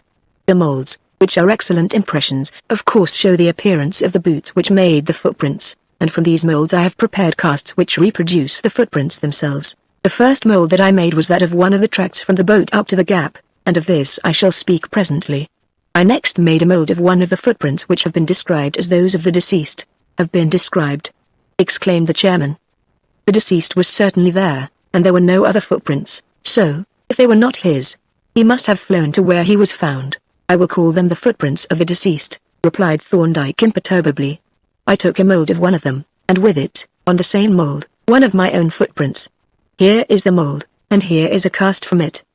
He turned and took them from the triumphant Polton, who had tenderly lifted them out of the trunk in readiness. On looking at the cast, it will be seen that the appearances are not such as would be expected.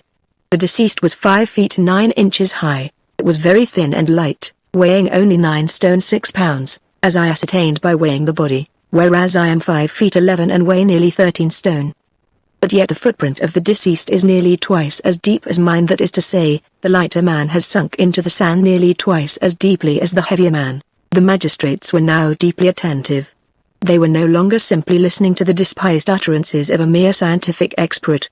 The cast lay before them with the two footprints side by side. The evidence appealed to their own senses and was proportionately convincing. This is very singular, said the chairman, but perhaps you can explain the discrepancy? I think I can, replied Thorndyke, but I should prefer to place all the facts before you first. Undoubtedly that would be better.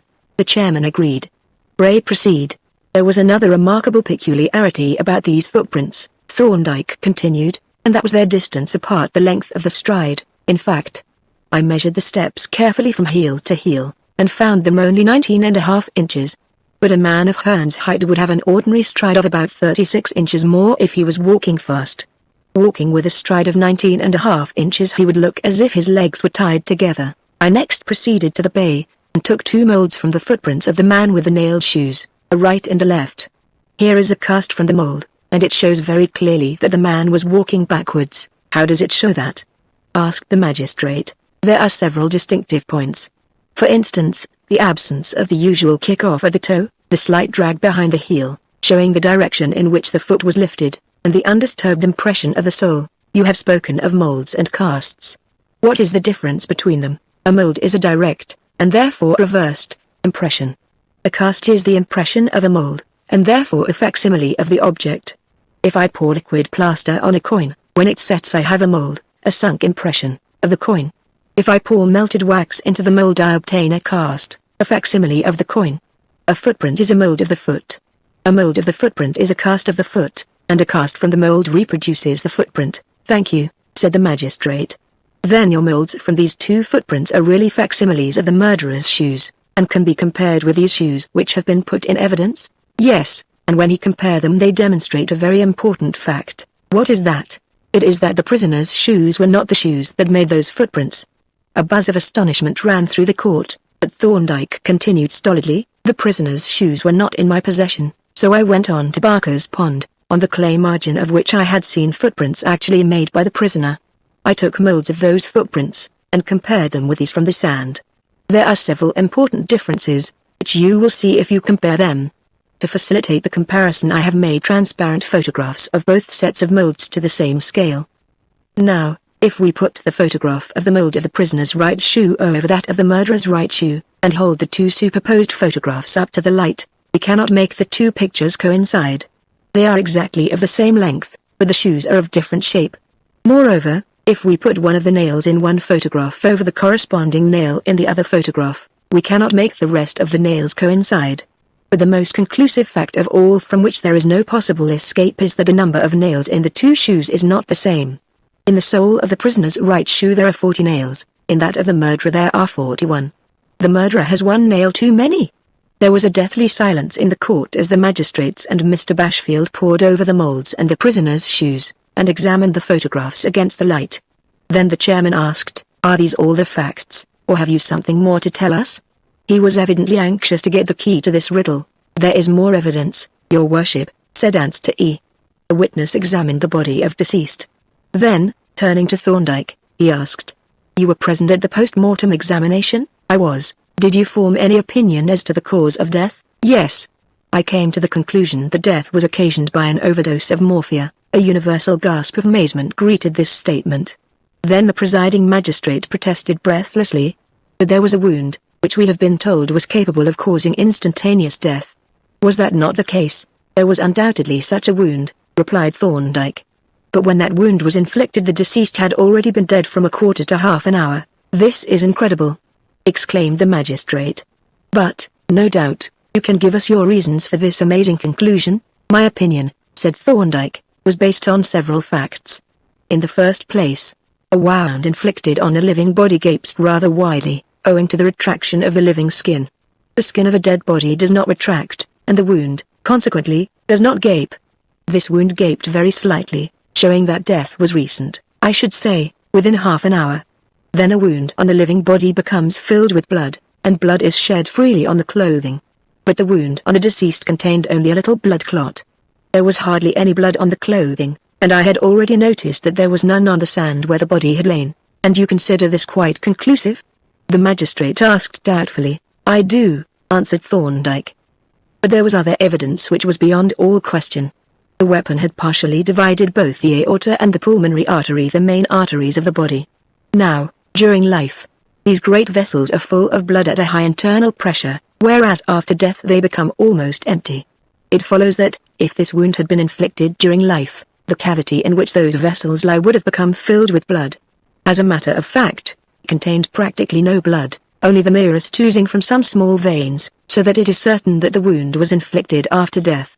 The presence and nature of the poison are ascertained by analyzing certain secretions from the body, and the analysis enabled me to judge that the quantity of the poison was large, but the contents of the stomach were sent to Professor Copland for more exact examination. Is the result of Professor Copland's analysis known? The magistrate asked Answer E. The professor is here, your worship, replied Answer E, and is prepared to swear to having obtained over 1 grain of morphia from the contents of the stomach, and as this, which is in itself a poisonous dose, is only the unabsorbed residue of what was actually swallowed, the total quantity taken must have been very large indeed. Thank you, said the magistrate. And now, Dr. Thorndyke, if you have given us all the facts, perhaps you will tell us what conclusions you have drawn from them. The facts which I have stated, said Thorndyke, appear to me to indicate the following sequence of events. The deceased died about midnight on September 27th, from the effects of a poisonous dose of morphia. How or by whom administered I offer no opinion. I think that his body was conveyed in a boat to Sundersley Gap. The boat probably contained 3 men, of whom one remained in charge of it. One walked up the gap and along the cliff towards Street Bridget's Bay, and the third, having put on the shoes of the deceased, carried the body along the shore to the bay. This would account for the great depth and short stride of the tracks that have been spoken of as those of the deceased. Having reached the bay, I believe that this man laid the corpse down on his tracks, and then trampled the sand in the neighborhood. He next took off deceased's shoes and put them on the corpse. Then he put on a pair of boots or shoes which he had been carrying, perhaps hung round his neck, and which had been prepared with nails to imitate draper's shoes. In these shoes he again trampled over the area near the corpse. Then he walked backwards to the shepherd's path, and from it again, still backwards, to the face of the cliff. Here his accomplice had lowered a rope, by which he climbed up to the top. At the top he took off the nailed shoes. The 2 men walked back to the gap, where the man who had carried the rope took his confederate on his back, and carried him down to the boat to avoid leaving the tracks of stockinged feet. The tracks that I saw at the gap certainly indicated that the man was carrying something very heavy when he returned to the boat. But why should the man have climbed a rope up the cliff when he could have walked up the shepherd's path? The magistrate asked. Because, replied Thorndyke, there would then have been a set of tracks leading out of the bay without a corresponding set leading into it, and this would have instantly suggested to a smart police officer such as Sergeant Payne a landing from a boat. Your explanation is highly ingenious, said the magistrate, and appears to cover all the very remarkable facts. Have you anything more to tell us? No, your worship, was the reply, excepting, here he took from Polton the last pair of moulds and passed them up to the magistrate, that you will probably find these moulds of importance presently. As Thorndyke stepped from the box, for there was no cross-examination, the magistrates scrutinized the moulds with an air of perplexity, but they were too discreet to make any remark. When the evidence, or Professor Copland, which showed that an unquestionably lethal dose of morphia must have been swallowed, had been taken, the clerk called out the to me unfamiliar name of Jacob Gummer. Thereupon an enormous pair of brown dreadnought trousers, from the upper end of which a smack boy's head and shoulders protruded, walked into the witness box. Jacob admitted at the outset that he was a smackmaster's apprentice, and that he had been hired out by his master to one Mr. Jezzard as deckhand and cabin boy of the yacht Otter. Now, Gummer, said Answer E, do you remember the prisoner coming on board the yacht? Yes. He has been on board twice. The first time was about a month ago. He went for a sail with us then. The second time was on the night when Mr. Hearn was murdered. Do you remember what sort of boots the prisoner was wearing the first time he came? Yes. They were shoes with a lot of nails in the soles. I remember them because Mr. Jezzard made him take them off and put on a canvas pair. What was done with the nailed shoes? Mr. Jezzard took them below to the cabin. And did Mr. Jezzard come up on deck again directly? No. He stayed down in the cabin about 10 minutes. Do you remember a parcel being delivered on board from a London bootmaker? Yes. The postman brought it about 4 or 5 days after Mr. Draper had been on board. It was labelled Walker Brothers, Boot and Shoemakers, London. Mr. Jezzard took a pair of shoes from it, for I saw them on the locker in the cabin the same day. Did you ever see him wear them? No. I never see him again. Have you ever heard sounds of hammering on the yacht? Yes. The night after the parcel came I was on the quay alongside, and I heard someone hammering in the cabin. What did the hammering sound like? It sounded like a cobbler hammering in nails. Have you ever seen any boot nails on the yacht? Yes. When I was clearing up the cabin the next morning, I found a hobnail on the floor in a corner by the locker. Were you on board on the night when Mr. Hearn died? Yes. I'd been ashore, but I came aboard about 9:30. Did you see Mr. Hearn go ashore? I see him leave the yacht. I had turned into my bunk and gone to sleep, when Mr. Jezzard calls down to me, "We're putting Mr. Hearn ashore," says he, And then, he says, we're going for an hour's fishing. You needn't sit up, he says, and with that he shuts the scuttle. Then I got up and slid back the scuttle and put my head out, and I see Mr. Jezzard and Mr. Leach helping Mr. Hearn across the deck. Mr. Hearn, he looked as if he was drunk. They got him into the boat, and a rare job they had, and Mr. Pitford, what was in the boat already. He pushed off. And then I popped my head in again, 'cause I didn't want them to see me. Did they row to the steps? No. I put my head out again when they were gone, and I heard them row round the yacht, and then pull out towards the mouth of the harbour. I couldn't see the boat, 'cause it was a very dark night, very well. Now I am going to ask you about another matter.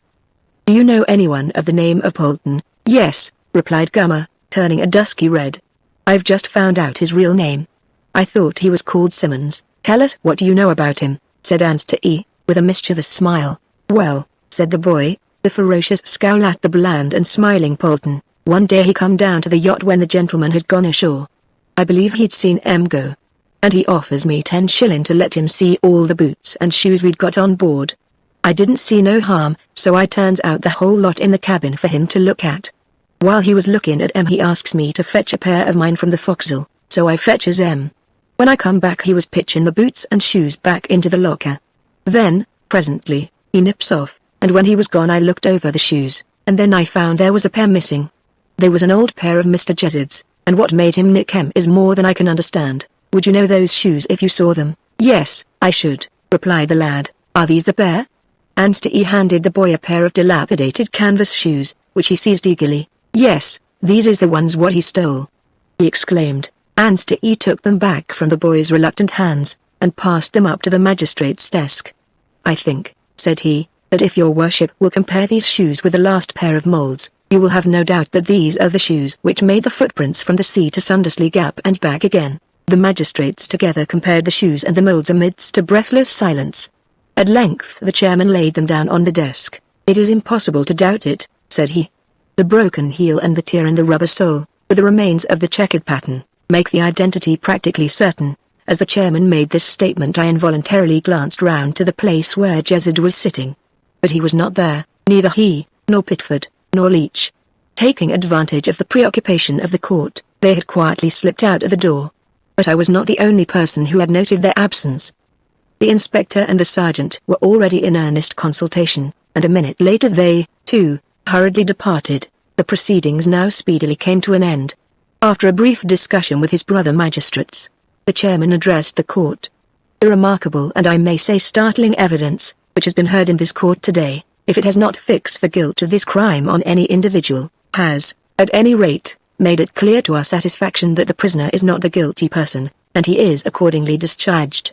Mr. Draper, I have great pleasure in informing you that you are at liberty to leave the court, and that you do so entirely clear of all suspicion, and I congratulate you very heartily on the skill and ingenuity of your legal advisers, but for which the decision of the court would, I am afraid, have been very different.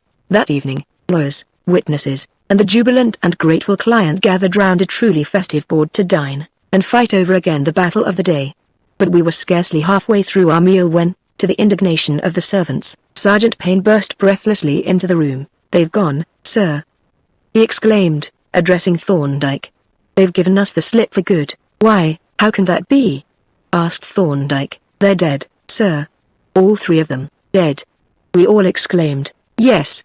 They made a burst for the yacht when they left the court, and they got on board and put out to sea at once, hoping, no doubt, to get clear as the light was just failing. But they were in such a hurry that they did not see a steam trawler that was entering, and was hidden by the pier. Then, just at the entrance, as the yacht was creeping out, the trawler hit her amidships, and fairly cut her in 2. The 3 men were in the water in an instant, and were swept away in the eddy behind the north pier, and before any boat could put out to them they had all gone under. Jezzard's body came up on the beach just as I was coming away. We were all silent and a little awed, but if any of us felt regret at the catastrophe, it was at the thought that 3 such cold-blooded villains should have made so easy an exit, and to one of us, at least, the news came as a blessed relief. Part 2, The Stranger's Latchkey. The contrariety of human nature is a subject that has given a surprising amount of occupation to makers of proverbs and to those moral philosophers who make it their province to discover and expound the glaringly obvious, and especially have they been concerned to enlarge upon that form of perverseness which engenders dislike of things offered under compulsion, and arouses desire of them as soon as their attainment becomes difficult or impossible. They assure us that a man who has had a given thing within his reach and put it by, will, as soon as it is beyond his reach, find it the one thing necessary and desirable, even as the domestic cat which has turned disdainfully from the preferred saucer, may presently be seen with her head jammed hard in the milk jug, or, secretly and with horrible relish, slaking her thirst at the scullery sink. To this peculiarity of the human mind was due, no doubt, the fact that no sooner had I abandoned the clinical side of my profession in favor of the legal, and taken up my abode in the chambers of my friend Thorndyke, the famous medico-legal expert, to act as his assistant or junior, than my former mode of life, that of a locum tenens, or minder of other men's practices, which had, when I was following it, seemed intolerably irksome, now appeared to possess many desirable features, and I found myself occasionally hankering to sit once more by the bedside, to puzzle out the perplexing train of symptoms, and to wield that power the greatest, after all, possessed by man, the power to banish suffering and ward off the approach of death itself. Hence it was that on a certain morning of the long vacation I found myself installed at the Larches, Burling, in full charge of the practice of my old friend Dr. Hanshaw, was taking a fishing holiday in Norway. I was not left desolate, however, for Mrs. Hanshaw remained at her post, and the roomy, old-fashioned house accommodated 3 visitors in addition. One of these was Dr. Hanshaw's sister, a Mrs. Haldian, the widow of a wealthy Manchester cotton factor. The second was her niece by marriage, Miss Lucy Haldian, a very handsome and charming girl of 23, while the third was no less a person than Master Fred, the only child of Mrs. Haldian, and a strapping boy of 6. It is quite like old times, and very pleasant old times, too, to see you sitting at our breakfast table, Dr. Jervis. With these gracious words and a friendly smile, Mrs. Hanshaw handed me my teacup. I bowed. The highest pleasure of the altruist, I replied, is in contemplating the good fortune of others. Mrs. Haldian laughed. Thank you, she said. You are quite unchanged, I perceive. Still as suave and, as shall I say, oleaginous? No, please don't, I exclaimed in a tone of alarm. Then I won't. But what does Dr. Thorndyke say to this backsliding on your part? How does he regard this relapse from medical jurisprudence to common general practice? Thorndyke, said I, is unmoved by any catastrophe, and he not only regards the decline and fall off of the medical jurist with philosophic calm, but he even favors the relapse, as you call it.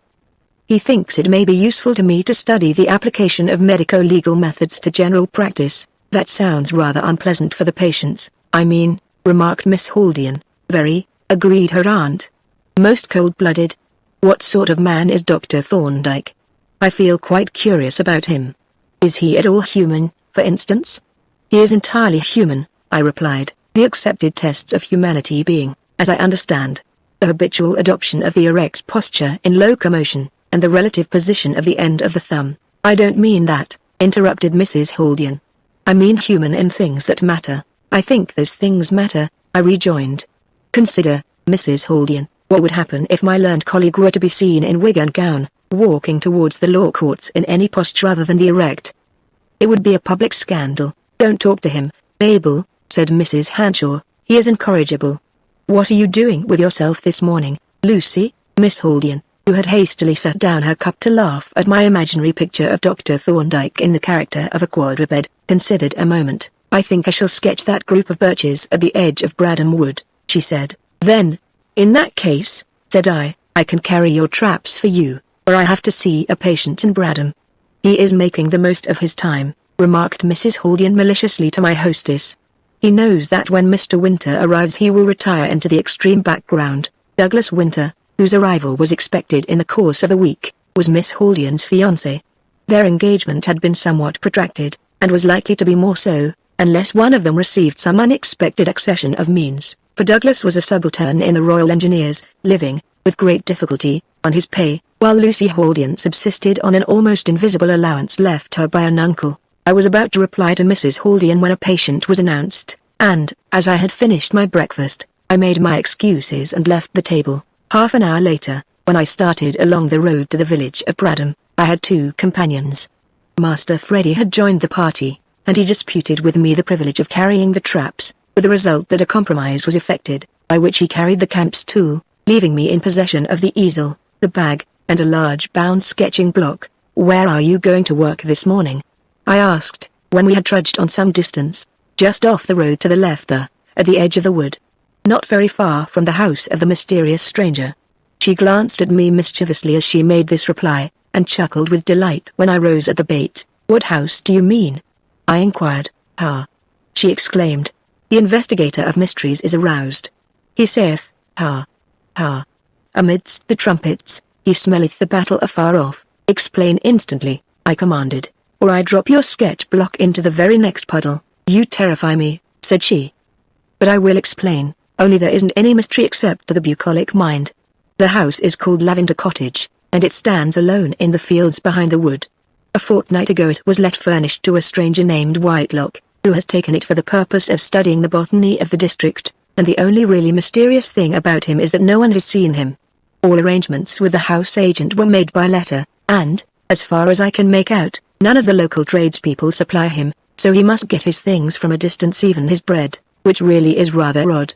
Now say I am an inquisitive, gossiping country bumpkin. I was going to," I answered, "but it is no use now." She relieved me of her sketching appliances with pretended indignation, and crossed into the meadow, leaving me to pursue my way alone, and when I presently looked back, she was setting up her easel and stool, bravely assisted by Freddie. My round, though not a long one, took up more time than I had anticipated, and it was already past the luncheon hour when I passed the place where I had left Miss Haldian. She was gone, as I had expected, and I hurried homewards, anxious to be as nearly punctual as possible. When I entered the dining room, I found Mrs. Haldian and our hostess seated at the table, and both looked up at me expectantly. "Have you seen Lucy?" the former inquired. "No," I answered. "Hasn't she come back?" "I expected to find her here. She had left the wood when I passed just now." Mrs. Haldian knitted her brows anxiously. "It is very strange," she said, "and very thoughtless of her. Freddie will be famished." I hurried over my lunch, for 2 fresh messages had come in from outlying hamlets, effectually dispelling my visions of a quiet afternoon, and as the minutes passed without bringing any signs of the absentees, Mrs. Haldian became more and more restless and anxious. At length her suspense became unbearable. She rose suddenly, announcing her intention of cycling up the road to look for the defaulters, but as she was moving towards the door, it burst open, and Lucy Haldian staggered into the room. Her appearance filled us with alarm. She was deadly pale, breathless, wild-eyed, her dress was draggled and torn, and she trembled from head to foot. "Good God, Lucy!" gasped Mrs. Haldian. "What has happened? And where is Freddie?" she added in a sterner tone. "He is lost," replied Miss Haldian in a faint voice, and with a catch in her breath. "He strayed away while I was painting. I have searched the wood through, and called to him, looked in all the meadows. Oh, where can he have gone?" Her sketching kit, with which she was loaded, slipped from her grasp and rattled onto the floor, and she buried her face in her hands and sobbed hysterically. "And you have dared to come back without him?" exclaimed Mrs. Haldian. "I was getting exhausted. I came back for help," was the faint reply. "Of course she was exhausted," said Mrs. Hanshaw. "Come, Lucy, come, Mabel, don't make mountains out of molehills. The little man is safe enough. We shall find him presently, or he will come home by himself. Come and have some food, Lucy." Miss Haldian shook her head. "I can't, Mrs. Hanshaw, really I can't," she said, and, seeing that she was in a state of utter exhaustion, I poured out a glass of wine and made her drink it. Mrs. Haldian darted from the room, and returned immediately, putting on her hat. "You have got to come with me and show me how you lost him," she said. "She can't do that, you know," I said rather brusquely. "She will have to lie down for the present. But I know the place, and will cycle up with you." "Very well," replied Mrs. Haldian, "that will do. What time was it," she asked, turning to her niece, "when you lost the child? And which way?" She paused abruptly, and I looked at her in surprise. She had suddenly turned ashen and ghastly, her face had set like a mask of stone, with parted lips and staring eyes that were fixed in horror on her niece. There was a deathly silence for a few seconds. Then, in a terrible voice, she demanded, "What is that on your dress, Lucy?" And, after a pause, her voice rose into a shriek. "What have you done to my boy?" I glanced in astonishment at the dazed and terrified girl, and then I saw what her aunt had seen, a good-sized bloodstain halfway down the front of her skirt, and another smaller one on her right sleeve. The girl herself looked down at the sinister patch of red and then up at her aunt. "It looks like blood," she stammered. "Yes, it is, I think, of course it is." He struck his nose and it bled. "Come," interrupted Mrs. Haldian, "let us go," and she rushed from the room, leaving me to follow. I lifted Miss Haldian, who was half fainting with fatigue and agitation, onto the sofa, and, whispering a few words of encouragement into her ear, turned to Mrs. Hanshaw. "I can't stay with Mrs. Haldian," I said. "There are 2 visits to be made at Trebworth. Will you send the dog cart up the road with somebody to take my place?" "Yes," she answered. "I will send Giles, or come myself if Lucy is fit to be left." I ran to the stables for my bicycle, and as I pedaled out into the road I could see Mrs. Haldian already far ahead, driving her machine at frantic speed. I followed at a rapid pace, but it was not until we approached the commencement of the wood, when she slowed down somewhat, that I overtook her. "This is the place," I said, as we reached the spot where I had parted from Miss Haldian. We dismounted and wheeled our bicycles through the gate, and laying them down beside the hedge, crossed the meadow and entered the wood. It was a terrible experience, and one that I shall never forget. The white-faced, distracted woman, tramping in her flimsy house shoes over the rough ground, bursting through the bushes, regardless of the thorny branches that dragged at skin and hair and dainty clothing, and sending forth from time to time a tremulous cry, so dreadfully pathetic in its mingling of terror and coaxing softness, that a lump rose in my throat, and I could barely keep my self-control. "Freddie. Freddie boy. Mummy's here, darling." The wailing cry sounded through the leafy solitude. No answer came save the whir of wings or the chatter of startled birds. But even more shocking than that terrible cry, more disturbing and eloquent with dreadful suggestion, was the way in which she peered, furtively, but with fearful expectation, among the roots of the bushes, or halted to gaze upon every molehill and hummock, every depression or disturbance of the ground. So we stumbled on for a while, with never a word spoken, until we came to a beaten track, our footpath leading across the wood. Here I paused to examine the footprints, of which several were visible in the soft earth, though none seemed very recent. But, proceeding a little way down the track, I perceived, crossing it, a set of fresh imprints, which I recognized at once as Miss Haldian's. She was wearing, as I knew, a pair of browny golf boots, with rubber pads in the leather soles, and the prints made by them were unmistakable. "Miss Haldian crossed the path here," I said, pointing to the footprints. "Don't speak of her before me," exclaimed Mrs. Haldian, but she gazed eagerly at the footprints, nevertheless, and immediately plunged into the wood to follow the tracks. "You are very unjust to your niece, Mrs. Haldian," I ventured to protest. She halted, and faced me with an angry frown. "You don't understand," she exclaimed. "You don't know, perhaps, that if my poor child is really dead, Lucy Haldian will be a rich woman, and may marry tomorrow if she chooses?" "I did not know that," I answered, "but if I had, I should have said the same." "Of course you would," she retorted bitterly. "A pretty face can muddle any man's judgment." She turned away abruptly to resume her pursuit, and I followed in silence. The trail which we were following zigzagged through the thickest part of the wood, but its devious windings eventually brought us out onto an open space on the farther side.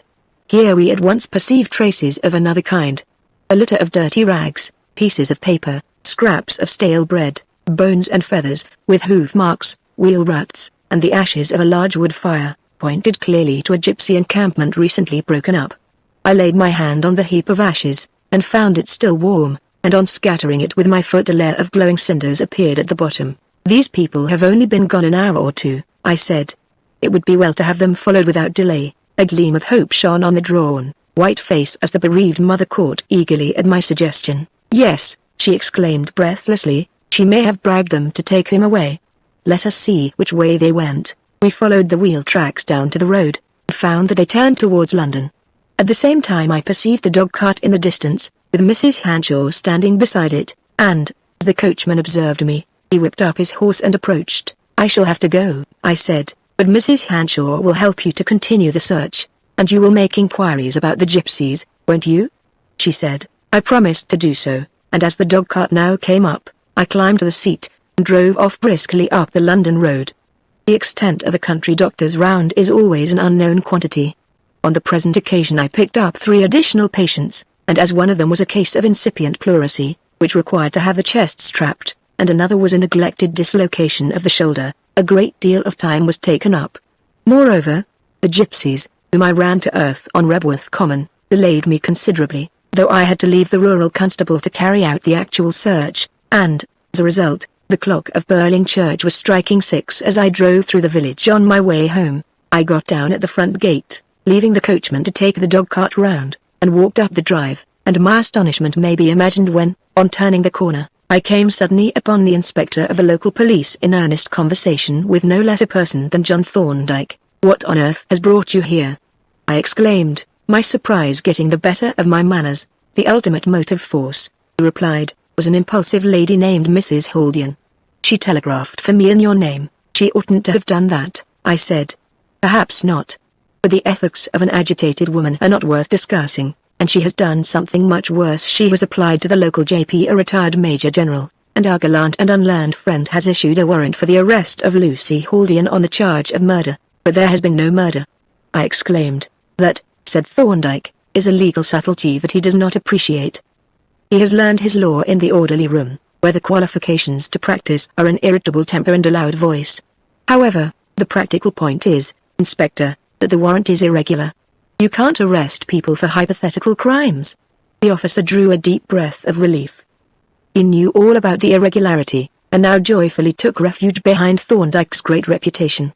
When he had departed with a brief note from my colleague to the General, Thorndyke slipped his arm through mine, and we strolled towards the house. "This is a grim business, Jervis," said he. "That boy has got to be found for everybody's sake. Can you come with me when you have had some food?" "Of course I can.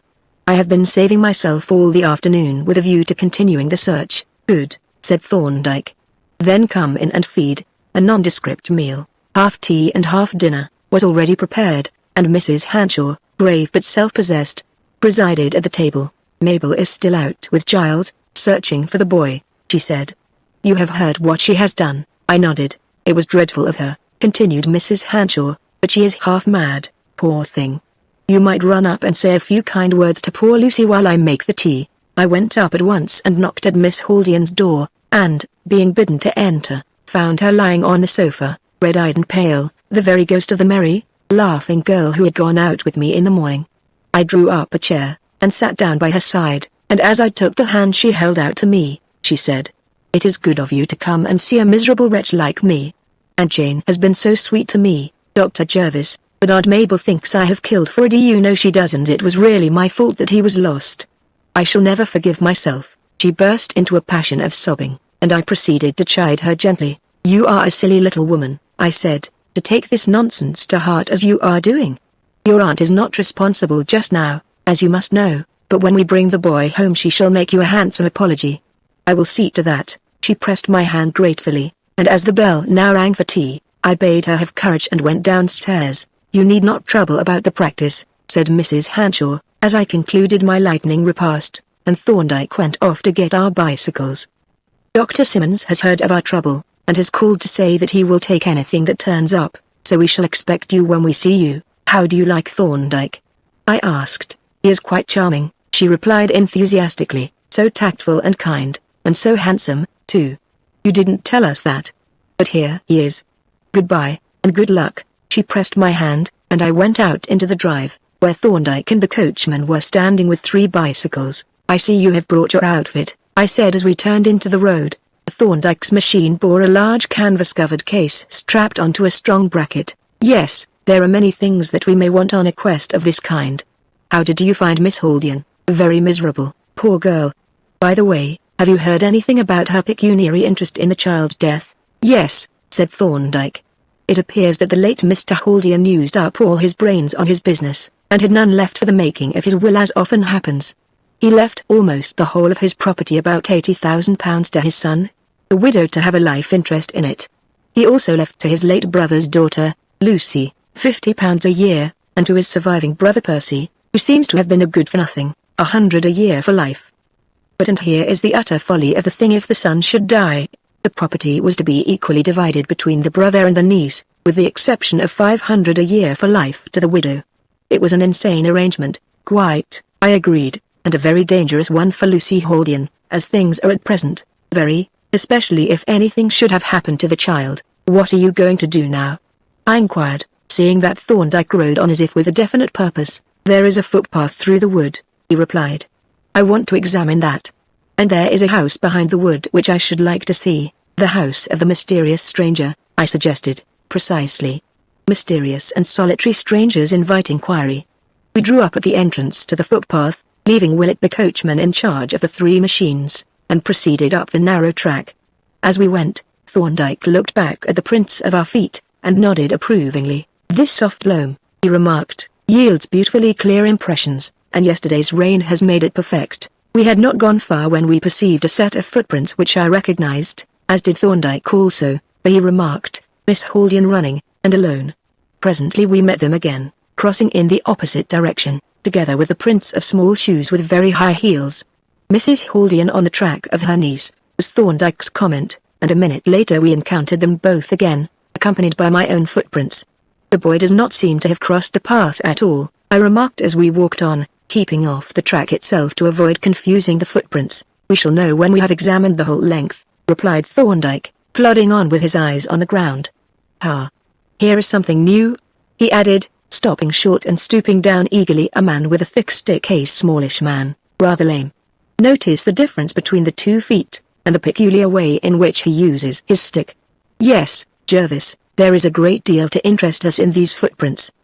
"Do you notice anything very suggestive about them?" "Nothing but what you have mentioned," I replied. "What do you mean?" "Well, first there is the very singular character of the prints themselves, which we will consider presently. You observe that this man came down the path, and at this point turned off into the wood, then he returned from the wood and went up the path again. The imposition of the prints makes that clear. But now look at the 2 sets of prints, and compare them. Do you notice any difference? The returning footprints seem more distinct, better impressions. Yes, they are noticeably deeper. But there is something else." He produced a spring tape from his pocket, and took half a dozen measurements. "You see," he said, "the first set of footprints have a stride of 21 inches from heel to heel, a short stride, but he is a smallish man, and lame. The returning ones have a stride of only 19.5 inches, hence the returning footprints are deeper than the others, and the steps are shorter. What do you make of that?" "It would suggest that he was carrying a burden when he returned," I replied. "Yes, and a heavy one, to make that difference in the depth. I think I will get you to go and fetch Willett and the bicycles." I strode off down the path to the entrance, and, taking possession of Thorndyke's machine, with its precious case of instruments, bade Willett follow with the other 2. When I returned, my colleague was standing with his hands behind him, gazing with intense preoccupation at the footprints. He looked up sharply as we approached, and called out to us to keep off the path if possible. "Stay here with the machines, Willett," said he. "You and I, Jervis, must go and see where our friend went to when he left the path, and what was the burden that he picked up." We struck off into the wood, where last year's dead leaves made the footprints almost indistinguishable, and followed the faint double track for a long distance between the dense clumps of bushes. Suddenly my eye caught, beside the double trail, a third row of tracks, smaller in size and closer together. Thorndyke had seen them, too, and already his measuring tape was in his hand. 11.5 inches to the stride, said he. "That will be the boy, Jervis. But the light is getting weak. We must press on quickly, or we shall lose it." Some 50 yards farther on, the man's tracks ceased abruptly, but the small ones continued alone, and we followed them as rapidly as we could in the fading light. "There can be no reasonable doubt that these are the child's tracks," said Thorndyke, "but I should like to find a definite footprint to make the identification absolutely certain." A few seconds later he halted with an exclamation, and stooped on one knee. A little heap of fresh earth from the surface burrow of a mole had been thrown up over the dead leaves, and fairly planted on it was the clean and sharp impression of a diminutive foot, with a rubber heel showing a central star. Thorndyke drew from his pocket a tiny shoe, and pressed it on the soft earth beside the footprint, and when he raised it the second impression was identical with the first. "The boy had 2 pairs of shoes exactly alike," he said, "so I borrowed one of the duplicate pair." He turned, and began to retrace his steps rapidly, following our own fresh tracks, and stopping only once to point out the place where the unknown man had picked the child up. When we regained the path we proceeded without delay until we emerged from the wood within 100 yards of the cottage. "I see Mrs. Haldian has been here with Giles," remarked Thorndyke, as he pushed open the garden gate. "I wonder if they saw anybody." He advanced to the door, and having first rapped with his knuckles and then kicked at it vigorously, tried the handle. "Locked," he observed, "but I see the key is in the lock, so we can get in if we want to. Let us try the back." The back door was locked, too, but the key had been removed. "He came out this way, evidently," said Thorndyke. "Though he went in at the front, as I suppose you noticed. Let us see where he went." The back garden was a small, fenced patch of ground, with an earth path leading down to the back gate. A little way beyond the gate was a small barn or outhouse. "We are in luck," Thorndyke remarked, with a glance at the path. "Yesterday's rain has cleared away all old footprints, and prepared the surface for new ones. You see, there are 3 sets of excellent impressions, 2 leading away from the house, and 1 set towards it. Now, you notice that both of the sets leading from the house are characterized by deep impressions and short steps, while the set leading to the house has lighter impressions and longer steps. The obvious inference is that he went down the path with a heavy burden, came back empty-handed, and went down again and finally with another heavy burden. You observe, too, that he walked with his stick on each occasion. By this time we had reached the bottom of the garden. Opening the gate, we followed the tracks towards the outhouse, which stood beside a cart track, but as we came round the corner we both stopped short and looked at one another. On the soft earth were the very distinct impressions of the tires of a motor car leading from the wide door of the outhouse. Finding that the door was unfastened, Thorndyke opened it, and looked in, to satisfy himself that the place was empty. Then he fell to studying the tracks. "The course of events is pretty plain," he observed. "First the fellow brought down his luggage, started the engine, and got the car out. You can see where it stood, both by the little pool of oil, and by the widening and blurring of the wheel tracks from the vibration of the free engine. Then he went back and fetched the boy, carried him pickaback, I should say, judging by the depth of the toe marks in the last set of footprints. That was a tactical mistake. He should have taken the boy straight into the shed." He pointed as he spoke to one of the footprints beside the wheel tracks, from the toe of which projected a small segment of the print of a little rubber heel. We now made our way back to the house, where we found Willett pensively rapping at the front door with a cycle spanner. Thorndyke took a last glance, with his hand in his pocket, at an open window above, and then, the coachman's intense delight, brought forth what looked uncommonly like a small bunch of skeleton keys. One of these he inserted into the keyhole, and as he gave it a turn, the lock clicked, and the door stood open. The little sitting room, which we now entered, was furnished with the barest necessaries. Its center was occupied by an oilcloth-covered table, on which I observed with surprise a dismembered bee clock, the works of which had been taken apart with a tin opener that lay beside them, and a boxwood bird call.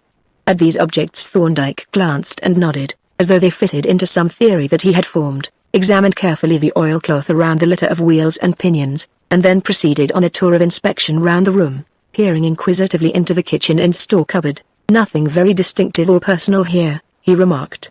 "Let us go upstairs." There were 3 bedrooms on the upper floor, of which 2 were evidently disused, though the windows were wide open.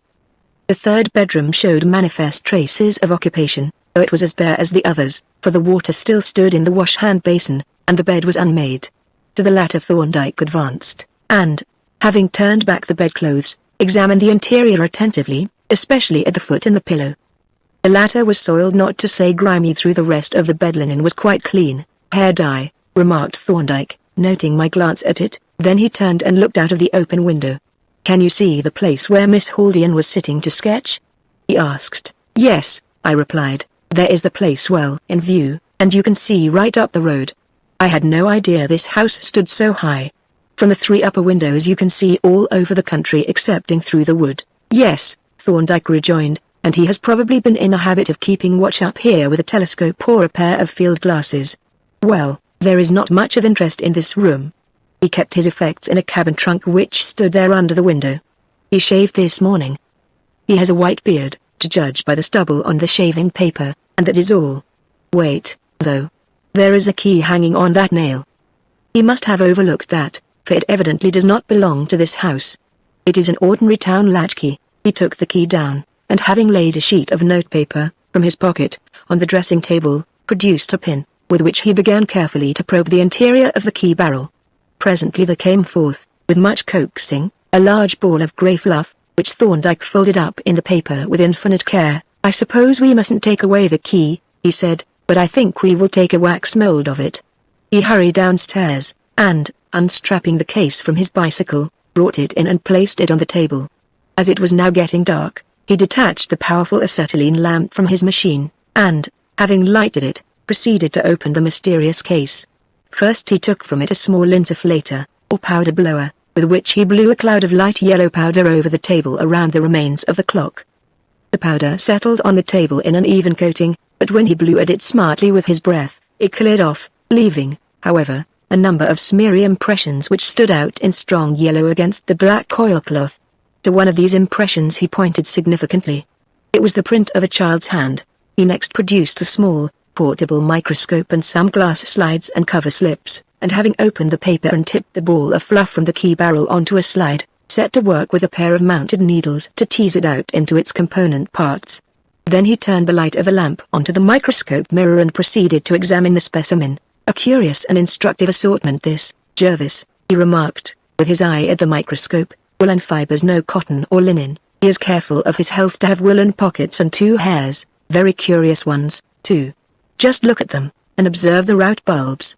I applied my eye to the microscope, and saw, among other things, 2 hairs originally white, but encrusted with a black, opaque, glistening stain. The root bulbs, I noticed, were shriveled and atrophied. But how on earth, I exclaimed, did the hairs get into his pocket? I think the hairs themselves answer that question, he replied, when considered with the other curios. The stain is obviously lead sulfide, but what else do you see? I see some particles of metal, a white metal apparently, and a number of fragments of woody fiber and starch granules, but I don't recognize the starch. It is not wheat starch, nor rice, nor potato. Do you make out what it is? Thorndyke chuckled. Experientia does it, said he. You will have, Jervis, to study the minute properties of dust and dirt. Their evidential value is immense. Let us have another look at that starch. It is all alike, I suppose. It was, and Thorndyke had just ascertained the fact when the door burst open and Mrs. Haldian entered the room, followed by Mrs. Hanshaw and the police inspector. The former lady regarded my colleague with a glance of extreme disfavor. We heard that you had come here, sir, said she, and we supposed you were engaged in searching for my poor child. But it seems we were mistaken, since we find you here amusing yourselves fiddling with these nonsensical instruments. Perhaps, Mabel, said Mrs. Hanshaw stiffly, it would be wiser, and infinitely more polite, to ask if Dr. Thorndyke has any news for us. That is undoubtedly so, madame, agreed the inspector, who had apparently suffered also from Mrs. Haldian's impulsiveness. Then perhaps, the latter lady suggested, you will inform us if you have discovered anything. I will tell you, replied Thorndyke, all that we know. The child was abducted by the man who occupied this house, and who appears to have watched him from an upper window, probably through a glass. This man lured the child into the wood by blowing this bird call. He met him in the wood, and induced him by some promises, no doubt, to come with him. He picked the child up and carried him on his back, I think up to the house, and brought him in through the front door, which he locked after him. He gave the boy this clock and the bird call to amuse him while he went upstairs and packed his trunk. He took the trunk out through the back door and down the garden to the shed there, in which he had a motor car. He got the car out and came back for the boy, whom he carried down to the car, locking the back door after him. Then he drove away. You know he has gone, cried Mrs. Haldian, and yet you stay here playing with these ridiculous toys. Why are you not following him? We have just finished ascertaining the facts, Thorndyke replied calmly, and should by now be on the road if you had not come. Here the inspector interposed anxiously. Of course, sir, you can't give any description of the man. You have no clue to his identity, I suppose? We have only his footprints, Thorndyke answered, and this fluff which I raked out of the barrel of his latchkey, and have just been examining. From these data I conclude that he is a rather short and thin man, and somewhat lame. He walks with the aid of a thick stick, which has a knob, not a crook, at the top, and which he carries in his left hand. I think that his left leg has been amputated above the knee, and that he wears an artificial limb. He is elderly, he shaves his beard, his white hair dyed a greyish-black, is partly bald, and probably combs a wisp of hair over the bald place. He takes snuff, and carries a leaden comb in his pocket. As Thorndyke's description proceeded, the inspector's mouth gradually opened wider and wider, until he appeared the very type and symbol of astonishment. But its effect on Mrs. Haldian was much more remarkable. Rising from her chair, she leaned on the table and stared at Thorndyke with an expression of awe, even of terror, and as he finished she sank back into her chair, with her hands clasped, and turned to Mrs. Hanshaw. Jane, she gasped, it is Percy, my brother-in-law. He has described him exactly, even to his stick and his pocket comb. But I thought he was in Chicago. If that is so, said Thorndyke, hastily repacking his case, we had better start at once. We have the dog cart in the road, said Mrs. Hanshaw. Thank you, replied Thorndyke. We will ride on our bicycles, and the inspector can borrow Willet's. We go out at the back by the cart track, which joins the road farther on. Then we will follow in the dog cart, said Mrs. Haldian. Come, Jane. The two ladies departed down the path, while we made ready our bicycles and lit our lamps. "With your permission, Inspector," said Thorndyke, "we will take the key with us." "It's hardly legal, sir," objected the officer. "We have no authority." "It is quite illegal," answered Thorndyke, "but it is necessary. A necessity like your military J.P. knows no law." The inspector grinned and went out, regarding me with a quivering eyelid as Thorndyke locked the door with his skeleton key.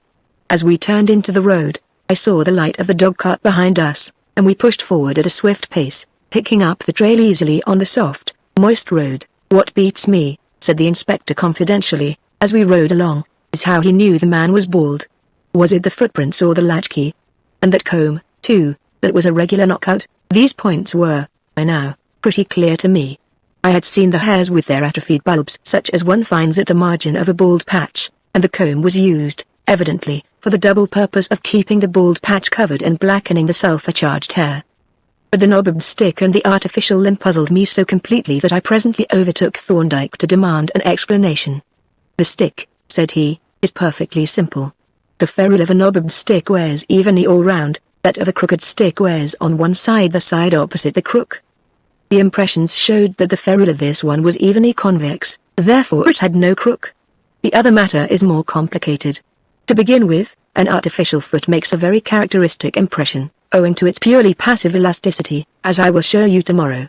But an artificial leg fitted below the knee is quite secure, whereas one fitted above the knee, that is, with an artificial knee joint worked by a spring, is much less reliable. Now, this man had an artificial foot, and he evidently distrusted his knee joint, as is shown by his steadying it with his stick on the same side. If he had merely had a weak leg, he would have used the stick with his right hand with a natural swing of the arm, in fact unless he had been very lame, but he evidently was not. Still, it was only a question of probability, though the probability was very great. Of course, you understand that those particles of woody fiber and starch granules were disintegrated snuff grains. This explanation, like the others, was quite simple when one had heard it, though it gave me material for much thought as we pedalled on along the dark road, with Thorndyke's light flickering in front, and the dog-cart pattering in our wake.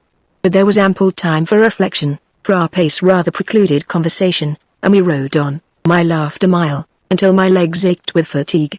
On and on we went through village after village, now losing the trail in some frequented street, but picking it up again unfailingly as we emerged onto the country road, until at last, in the paved high street of the little town of Horsefield, we lost it for good. We rode on through the town out onto the country road, but although there were several tracks of motors, Thorndyke shook his head at them all. "I have been studying those tires until I know them by heart," he said. "No, either he is in the town, or he has left it by a side road." There was nothing for it but to put up the horse and the machines at the hotel, while we walked round to reconnoiter, and this we did, tramping up one street and down another, with eyes bent on the ground, fruitlessly searching for a trace of the missing car. Suddenly, at the door of a blacksmith's shop, Thorndyke halted. The shop had been kept open late for the shoeing of a carriage horse, which was just being led away, and the smith had come to the door for a breath of air. Thorndyke accosted him genially. "Good evening. You are just the man I wanted to see. I have mislaid the address of a friend of mine, who, I think, called on you this afternoon, a lame gentleman who walks with a stick. I expect he wanted you to pick a lock or make him a key." "Oh, I remember him," said the man. "Yes. He had lost his latchkey, and wanted the lock picked before he could get into his house. Had to leave his motorcar outside while he came here. But I took some keys round with me, and fitted one to his latch. He then directed us to a house at the end of a street close by, and, having thanked him, we went off in high spirits." "How did you know he had been there?" I asked. "I didn't, but there was the mark of a stick and part of a left foot on the soft earth inside the doorway, and the thing was inherently probable, so I risked a false shot." The house stood alone at the far end of a straggling street, and was enclosed by a high wall, in which, on the side facing the street, was a door and a wide carriage gate. Advancing to the former, Thorndyke took from his pocket the purloin key, and tried it in the lock. It fitted perfectly, and when he had turned it and pushed open the door, we entered a small courtyard. Crossing this, we came to the front door of the house, the latch of which fortunately fitted the same key, and this having been opened by Thorndyke, we trooped into the hall. Immediately we heard the sound of an opening door above, and a reedy, nasal voice sang out, "Hello, there. Who's that below?" The voice was followed by the appearance of a head projecting over the baluster rail. "You are Mr. Percy Haldian, I think." said the inspector. At the mention of this name, the head was withdrawn, and a quick tread was heard, accompanied by the tapping of a stick on the floor. We started to ascend the stairs, the inspector leading, as the authorized official, but we had only gone up a few steps, when a fierce, wiry little man danced out onto the landing, with a thick stick in one hand and a very large revolver in the other. "Move another step, either of you," he shouted, pointing the weapon at the inspector, and I let fly, and mind you, when I shoot I hit. He looked as if he meant it, and we accordingly halted with remarkable suddenness, while the inspector proceeded to parley. "Now, what's the good of this, Mr. Haldian?" said he. "The game's up, and you know it. You clear out of my house, and clear out sharp," was the inhospitable rejoinder, "or you'll give me the trouble of burying you in the garden." I looked round to consult with Thorndyke, when, to my amazement, I found that he had vanished apparently through the open hall door. I was admiring his discretion when the inspector endeavored to reopen negotiations, but it was cut short abruptly. "I am going to count 50, said Mr. Haldian, "and if you aren't gone then, I shall shoot." He began to count deliberately, and the inspector looked round at me in complete bewilderment. The flight of stairs was a long one, and well lighted by gas, so that to rush it was an impossibility. Suddenly my heart gave a bound and I held my breath, for out of an open door behind our quarry, a figure emerged slowly and noiselessly onto the landing. It was Thorndyke, shoeless, and in his shirt sleeves. Slowly and with cat-like stealthiness, he crept across the landing until he was within a yard of the unconscious fugitive, and still the nasal voice droned on, monotonously counting out the allotted seconds. 41, 42, 43. There was a lightning-like movement, a shout, a flash, a bang, a shower of falling plaster, and then the revolver came clattering down the stairs. The inspector and I rushed up, and in a moment the sharp click of the handcuffs told Mr. Percy Haldian that the game was really up. 5 minutes later Freddy boy, half asleep, but wholly cheerful, was borne on Thorndyke's shoulders into the private sitting room of the Black Horse Hotel. A shriek of joy saluted his entrance, and a shower of maternal kisses brought him to the verge of suffocation. Finally, the impulsive Mrs. Haldian, turning suddenly to Thorndyke, seized both his hands, and for a moment I hoped that she was going to kiss him, too. But he was spared, and I have not yet recovered from the disappointment. Part 3. The Anthropologist at Large. Thorndyke was not a newspaper reader. He viewed with extreme disfavor all scrappy and miscellaneous forms of literature, which, by presenting a disorderly series of unrelated items of information, tended, as he considered, to destroy the habit of consecutive mental effort. "It is most important," he once remarked to me, "habitually to pursue a definite train of thought, and to pursue it to a finish, instead of flitting indolently from one uncompleted topic to another, as the newspaper reader is so apartment to do. Still, there is no harm in a daily paper so long as you don't read it." Accordingly, he patronized a morning paper, and his method of dealing with it was characteristic. The paper was laid on the table after breakfast, together with a blue pencil and a pair of office shears. A preliminary glance through the sheets enabled him to mark with a pencil those paragraphs that were to be read, and these were presently cut out and looked through, after which they were either thrown away or set aside to be pasted in an indexed book. The whole proceeding occupied, on an average, quarter of an hour. On the morning of which I am now speaking he was thus engaged. The pencil had done its work, and the snick of the shears announced the final stage. Presently he paused with a newly excised cutting between his fingers, and, after glancing at it for a moment, he handed it to me. "Another art robbery," he remarked. "Mysterious affairs, these as to motive, I mean. You can't melt down a picture or an ivory carving, and you can't put them on the market as they stand. The very qualities that give them their value make them totally unnegotiable. Yet I suppose," said I, "the really inveterate collector, the pottery or stamp maniac, for instance, will buy these contraband goods even though he dare not show them, probably. No doubt the cupiditous hay-bendy, the mere desire to possess, is the motive force rather than any intelligent purpose." The discussion was at this point interrupted by a knock at the door, and a moment later my colleague admitted 2 gentlemen. One of these I recognized as a Mr. Marchmont, a solicitor, for whom we had occasionally acted. The other was a stranger, a typical Hebrew of the blonde type, good-looking, faultlessly dressed, carrying a bandbox, and obviously in a state of the most extreme agitation. "Good morning to you, gentlemen," said Mr. Marchmont, shaking hands cordially. "I have brought a client of mine to see you, and when I tell you that his name is Solomon Lowe, it will be unnecessary for me to say what our business is." "Oddly enough," replied Thorndyke, "we were, at the very moment when you knocked, discussing the bearings of his case." "It is a horrible affair," burst in Mr. Lowe. "I am distracted. I am ruined. I am in despair. He banged the bandbox down on the table, and flinging himself into a chair, buried his face in his hands. Come, come, remonstrated Marchmont, we must be brave, we must be composed. Tell Dr. Thorndyke your story, and let us hear what he thinks of it. He leaned back in his chair, and looked at his client with that air of patient fortitude that comes to us all so easily when we contemplate the misfortunes of other people. You must help us, sir, exclaimed Lowe, starting up again. You must, indeed, or I shall go mad. But I shall tell you what has happened, and then you must act at once. Spare no effort and no expense. Money is no object, at least, not in reason, he added, with native caution.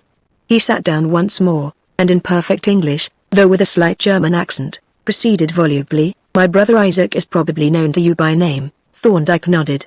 He is a great collector, and to some extent a dealer, that is to say, he makes his hobby a profitable hobby. What does he collect? Asked Thorndyke. Everything, replied our visitor, flinging his hands apart with a comprehensive gesture. Everything that is precious and beautiful: pictures, ivories, jewels, watches, objects of art and virtu. Everything. He is a Jew, and he has that passion for things that are rich and costly that has distinguished our race from the time of my namesake Solomon onwards. His house in Howard Street, Piccadilly, is at once a museum and an art gallery. The rooms are filled with cases of gems, of antique jewelry, of coins and historic relics, some of priceless value, and the walls are covered with paintings, every one of which is a masterpiece. There is a fine collection of ancient weapons and armor, both European and Oriental, rare books, manuscripts, papyri, and valuable antiquities from Egypt, Assyria, Cyprus, and elsewhere. You see, his taste is quite catholic, and his knowledge of rare and curious things is probably greater than that of any other living man. He is never mistaken. No forgery deceives him, and hence the great prices that he obtains, for a work of art purchased from Isaac Lowe is a work certified as genuine beyond all cavil. He paused to mop his face with a silk handkerchief, and then, the same plaintive volubility, continued. My brother is unmarried. He lives for his collection, and he lives with it. The house is not a very large one, and the collection takes up most of it, but he keeps a suite of rooms for his own occupation, and has 2 servants, a man and wife, to look after him. The man, who is a retired police sergeant, acts as caretaker and watchman, the woman as housekeeper and cook, if required, but my brother lives largely at his club. And now I come to this present catastrophe. He ran his fingers through his hair, took a deep breath, and continued. Yesterday morning Isaac started for Florence by way of Paris. His route was not certain, and he intended to break his journey at various points as circumstances determined. Before leaving, he put his collection in my charge, and it was arranged that I should occupy his rooms in his absence. Accordingly, I sent my things round and took possession. Now, Dr. Thorndyke, I am closely connected with the drama, and it is my custom to spend my evenings at my club, of which most of the members are actors. Consequently, I am rather late in my habits, but last night I was earlier than usual in leaving my club, for I started for my brother's house before 12:30. I felt, as you may suppose, the responsibility of the great charge I had undertaken, and you may, therefore, imagine my horror, my consternation, my despair, when, on letting myself in with my latchkey, I found a police inspector, a sergeant, and a constable in the hall. There had been a robbery, sir, in my brief absence, and the account that the inspector gave of the affair was briefly this. While taking the round of his district, he had noticed an empty hansom proceeding in leisurely fashion along Howard Street. There was nothing remarkable in this, but when, about 10 minutes later, he was returning, and met a hansom, which he believed to be the same, proceeding along the same street in the same direction, and at the same easy pace, the circumstance struck him as odd, and he made a note of the number of the cab in his pocket-book. It was 72,863, and the time was 11:35. At 11:45 a constable coming up Howard Street noticed a hansom standing opposite the door of my brother's house, and, while he was looking at it, a man came out of the house carrying something, which he put in the cab. On this the constable quickened his pace, and when the man returned to the house and reappeared carrying what looked like a portmanteau, and closing the door softly behind him, the policeman's suspicions were aroused, and he hurried forward, hailing the cabman to stop. The man put his burden into the cab, and sprang in himself. The cabman lashed his horse, which started off at a gallop, and the policeman broke into a run, blowing his whistle and flashing his lantern onto the cab. He followed it round the 2 turnings into Albemarle Street, and was just in time to see it turn into Piccadilly, where, of course, It was lost. However, he managed to note the number of the cab, which was 72,863, and he describes the man as short and thick-set, and thinks he was not wearing any hat. As he was returning, he met the inspector and the sergeant, who had heard the whistle, and on his report the three officers hurried to the house. They knocked and rang for some minutes without any result. Being now more than suspicious, they went to the back of the house, through the mews, where, with great difficulty, they managed to force a window and effect an entrance into the house. Here their suspicions were soon changed to certainty, for, on reaching the first floor, they heard strange muffled groans proceeding from one of the rooms, the door of which was locked, though the key had not been removed. They opened the door, and found the caretaker and his wife sitting on the floor, with their backs against the wall.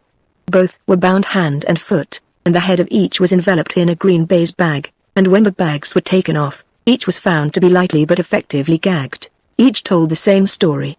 The caretaker, fancying he heard a noise, armed himself with a truncheon, and came downstairs to the first floor, where he found the door of one of the rooms open, and a light burning inside.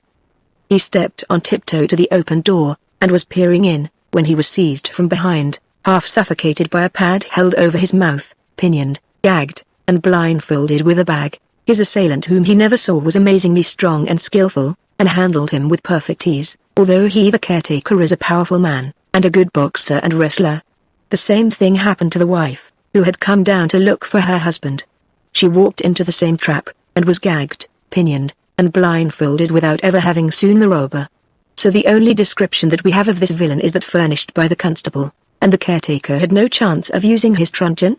Said Thorndyke. Well, he got in one backhanded blow over his right shoulder, which he thinks caught the burglar in the face, but the fellow caught him by the elbow, and gave his arm such a twist that he dropped the truncheon on the floor. Is the robbery a very extensive one? Ah! Exclaimed Mr. Lowe, that is just what we cannot say. But I fear it is. It seems that my brother had quite recently drawn out of his bank £4,000 in notes and gold. These little transactions are often carried out in cash rather than by check. Here I caught a twinkle in Thorndyke's eve, and the caretaker says that a few days ago Isaac brought home several parcels, which were put away temporarily in a strong cupboard. He seemed to be very pleased with his new acquisitions, and gave the caretaker to understand that they were of extraordinary rarity and value. Now, this cupboard has been cleared out. Not a vestige is left in it but the wrappings of the parcels, so, although nothing else has been touched, it is pretty clear that goods to the value of £4,000 have been taken, but when you consider what an excellent buyer my brother is, it becomes highly probable that the actual value of those things is 2 or 3 times that amount, or even more. It is a dreadful business, and Isaac will hold me responsible for it all. Is there no further clue? Asked Thorndyke. What about the cab, for instance? Oh, the cab, groaned Lowe. That clue failed. The police must have mistaken the number. They telephoned immediately to all the police stations, and a watch was set, with the result that number 72,863 was stopped as it was going home for the night. But it then turned out that the cab had not been off the ranks since 11 o'clock, and the driver had been in the shelter all the time with several other men.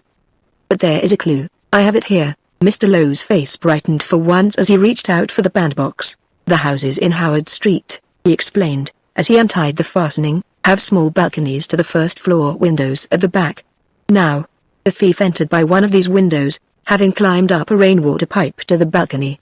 It was a gusty night, as you will remember, and this morning, as I was leaving the house, the butler next door called to me and gave me this. He had found it lying in a balcony of his house. He opened the bandbox with a flourish, and brought forth a rather shabby billycock hat. I understand, said he, that by examining a hat it is possible to deduce from it, not only the bodily characteristics of the wearer, but also his mental and moral qualities, his state of health, his pecuniary position, his past history, and even his domestic relations and the peculiarities of his place of abode. Am I right in this supposition? The ghost of a smile flitted across Thorndyke's face as he laid the hat upon the remains of the newspaper. We must not expect too much, he observed.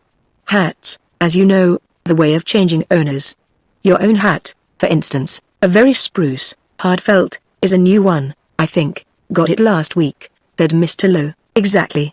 It is an expensive hat, by Lincoln and Bennett, and I see you have judiciously written your name in indelible marking ink on the lining. Now, a new hat suggests a discarded predecessor. What do you do with your old hats? My man has them, but they don't fit him. I suppose he sells them or gives them away. Very well. Now, a good hat like yours has a long life, and remains serviceable long after it has become shabby, and the probability is that many of your hats pass from owner to owner, from you to the shabby genteel, and from them to the shabby ungenteel. And it is a fair assumption that there are, at this moment, an appreciable number of tramps and casuals wearing hats by Lincoln and Bennett, marked in indelible ink with the name S. Low, and anyone who should examine those hats, as you suggest, might draw some very misleading deductions as to the personal habits of S. Low. Mr. Marchmont chuckled audibly, and then, remembering the gravity of the occasion, suddenly became portentously solemn. So you think that the hat is of no use, after all? Said Mr. Low, in a tone of deep disappointment. I won't say that, replied Thorndyke. We may learn something from it. Leave it with me, at any rate, but you must let the police know that I have it. They will want to see it, of course, and you will try to get those things, won't you? Pleaded Low. I will think over the case. But you understand, or Mr. Marchmont does, that this is hardly in my province. I am a medical jurist, and this is not a medico-legal case. Just what I told him, said Marchmont. But you will do me a great kindness if you will look into the matter. Make it a medico-legal case, he added persuasively. Thorndyke repeated his promise, and the two men took their departure. For some time after they had left, my colleague remained silent, regarding the hat with a quizzical smile. It is like a game of forfeits, he remarked at length, and we have to find the owner of this very pretty thing. He lifted it with a pair of forceps into a better light, and began to look at it more closely. Perhaps, said he, we have done Mr. Low an injustice, after all. This is certainly a very remarkable hat. It is as round as a basin, I exclaimed. Why, the fellow's head must have been turned in a lathe. Thorndyke laughed. The point, said he, is this. This is a hard hat, and so must have fitted fairly, or it could not have been worn, and it was a cheap hat, and so was not made to measure. But a man with a head that shape has got to come to a clear understanding with his hat. No ordinary hat would go on at all. Now, you see what he has done, no doubt on the advice of some friendly hatter.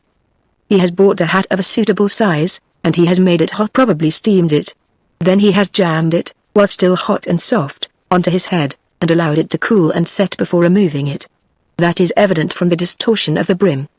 The important corollary is, that this hat fits his head exactly as, in fact, a perfect mold of it, and this fact, together with the cheap quality of the hat, furnishes the further corollary that it was probably only had a single owner. And now let us turn it over and look at the outside. You notice at once the absence of old dust. Allowing for the circumstance that it had been out all night, it is decidedly clean. Its owner has been in the habit of brushing it, and is therefore presumably a decent, orderly man. But if you look at it in a good light, you see a kind of bloom on the felt, and through this lens you can make out particles of a fine white powder which has worked into the surface.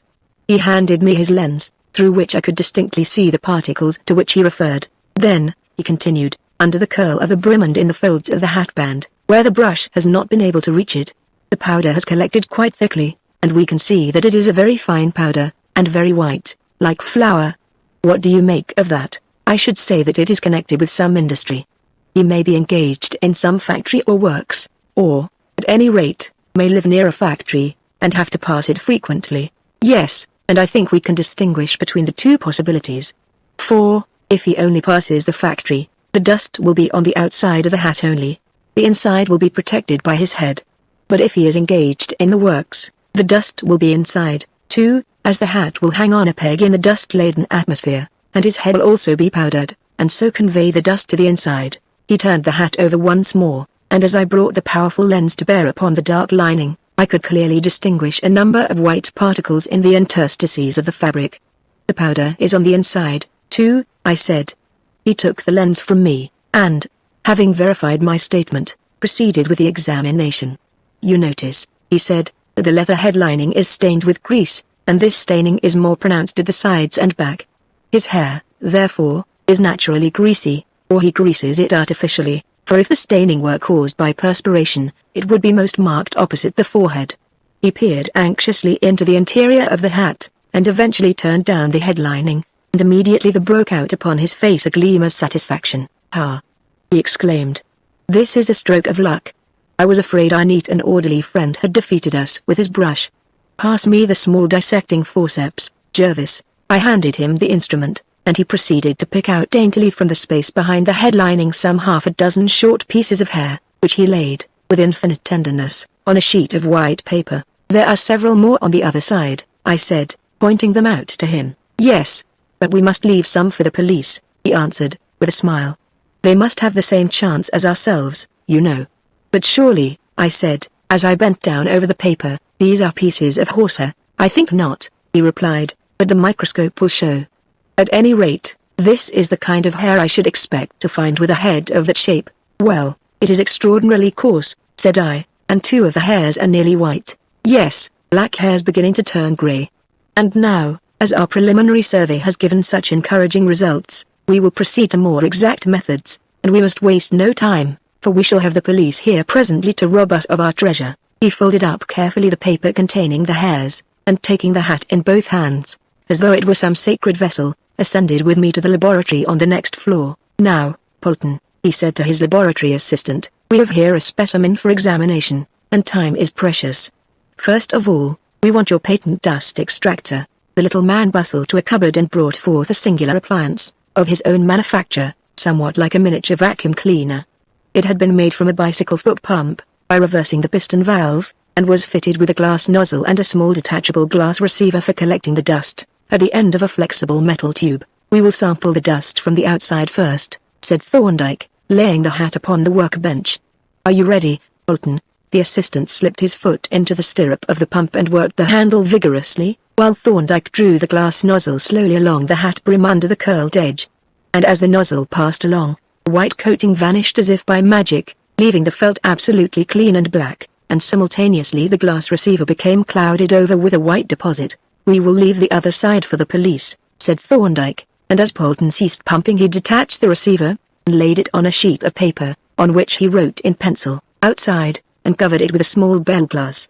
A fresh receiver having been fitted on, the nozzle was now drawn over the silk lining of the hat, and then through the space behind the leather head lining on one side, and now the dust that collected in the receiver was much of the usual grey colour and fluffy texture, and included 2 more hairs. "And now," said Thorndyke, when the second receiver had been detached and set aside, "we want to mould the inside of the hat, and we must make it by the quickest method. There is no time to make a paper mould.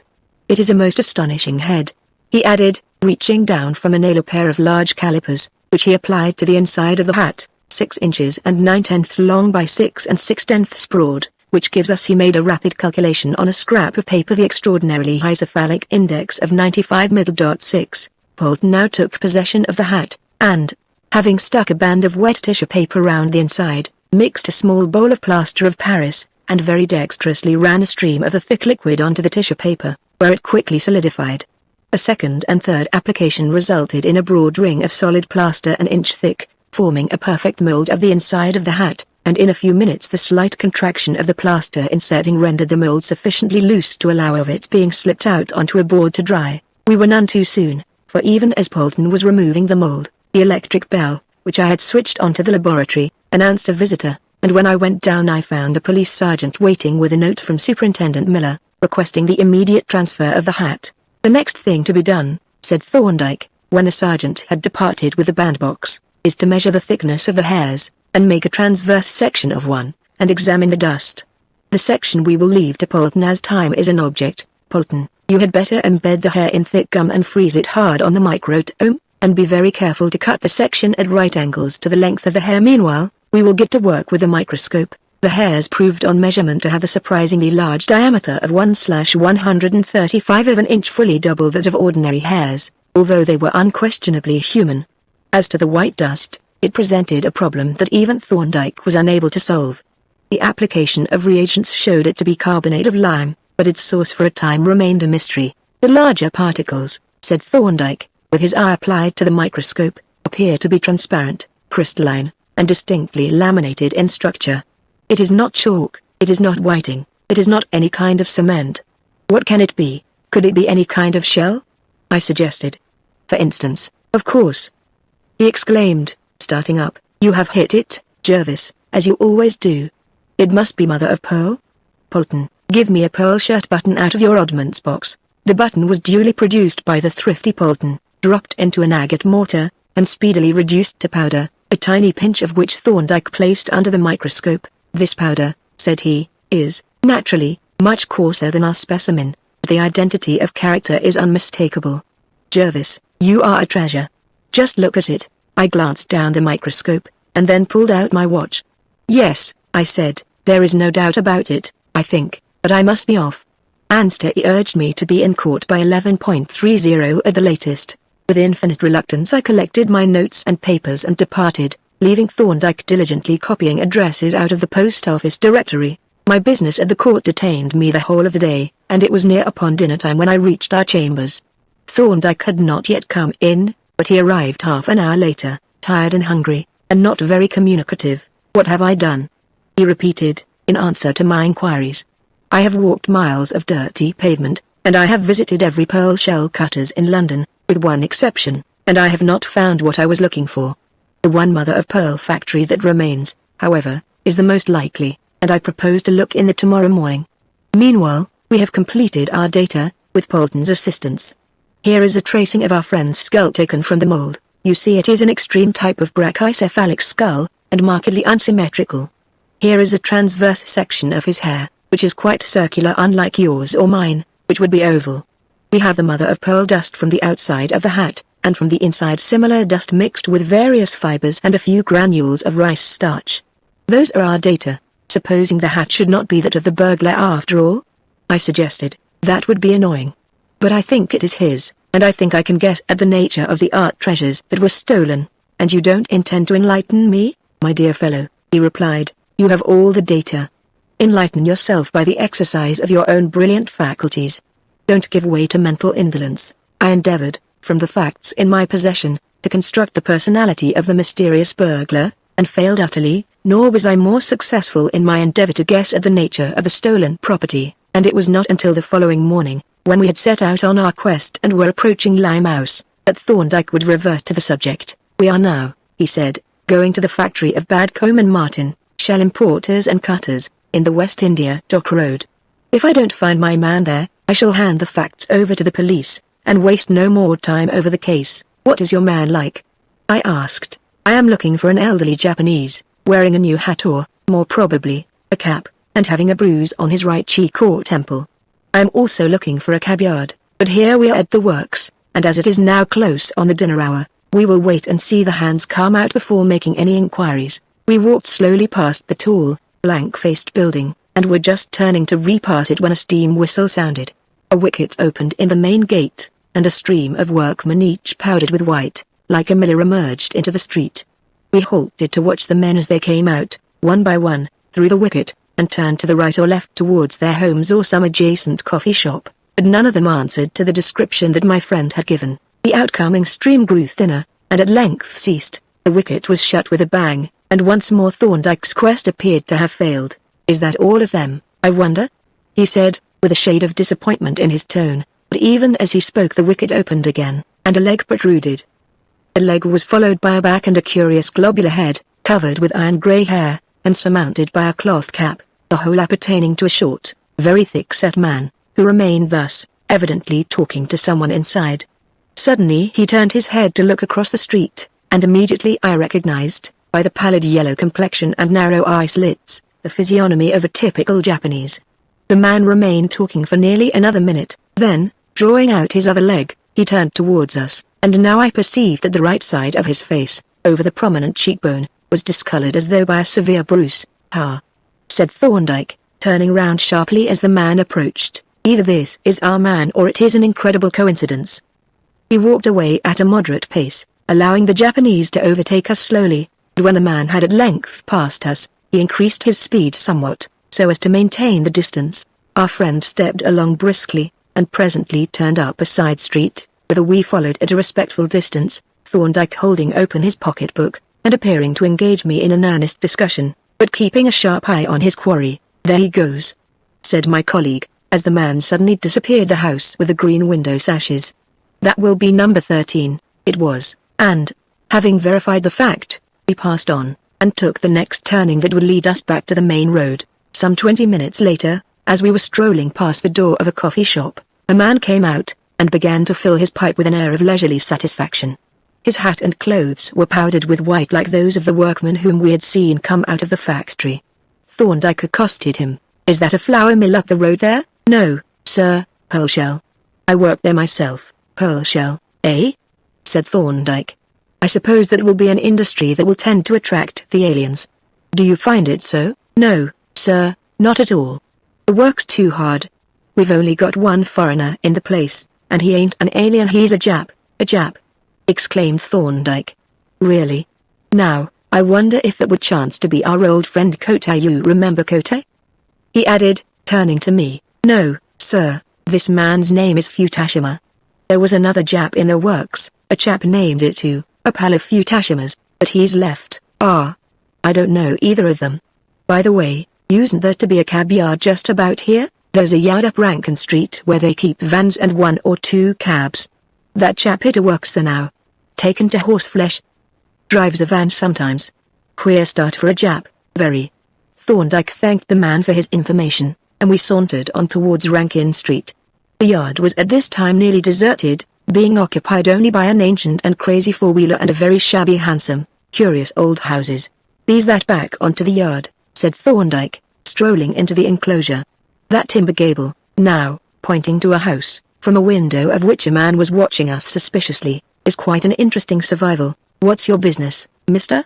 demanded the man in a gruff tone. "We are just having a look at these quaint old houses," replied Thorndyke, edging towards the back of the hansom, and opening his pocketbook, as though to make a sketch. "Well, you can see 'em from outside," said the man. "So we can," said Thorndyke suavely, "but not so well, you know." At this moment the pocketbook slipped from his hand and fell, scattering a number of loose papers about the ground under the hansom, and our friend at the window laughed joyously. "No hurry," murmured Thorndyke, as I stooped to help him to gather up the papers, which he did in the most surprisingly slow and clumsy manner. "It is fortunate that the ground is dry." He stood up with the rescued papers in his hand, and, having scribbled down a brief note, slipped the book in his pocket. "Now you had better mill," observed the man at the window. "Thank you," replied Thorndyke. "I think we had," and, with a pleasant nod at the custodian, he proceeded to adopt the hospitable suggestion. "Mr. Marchmont has been here, sir, with Inspector Badger and another gentleman," said Polton, as we entered our chambers. "They said they would call again about 5. "Then," replied Thorndyke, "as it is now 4:45, there is just time for us to have a wash while you get the tea ready. The particles that float in the atmosphere of Limehouse are not all mother of pearl." Our visitors arrived punctually, the third gentleman being, as we had supposed, Mr. Solomon Lowe. Inspector Badger I had not seen before, and he now impressed me as showing a tendency to invert the significance of his own name by endeavoring to draw Thorndyke, in which, however, he was not brilliantly successful. "I hope you are not going to disappoint Mr. Lowe, sir," he commenced facetiously.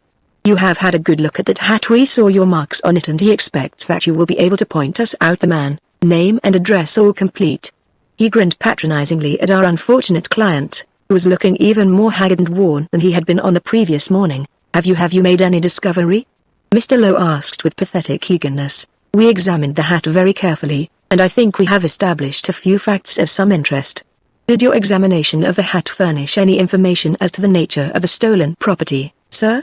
inquired the humorous inspector. Thorndyke turned to the officer with a face as expressionless as a wooden mask. "We thought it possible," said he, "that it might consist of works of Japanese art, such as netsuks, paintings, and such like." Mr. Lowe uttered an exclamation of delighted astonishment, and the facetiousness faded rather suddenly from the inspector's countenance. "I don't know how you can have found out," said he.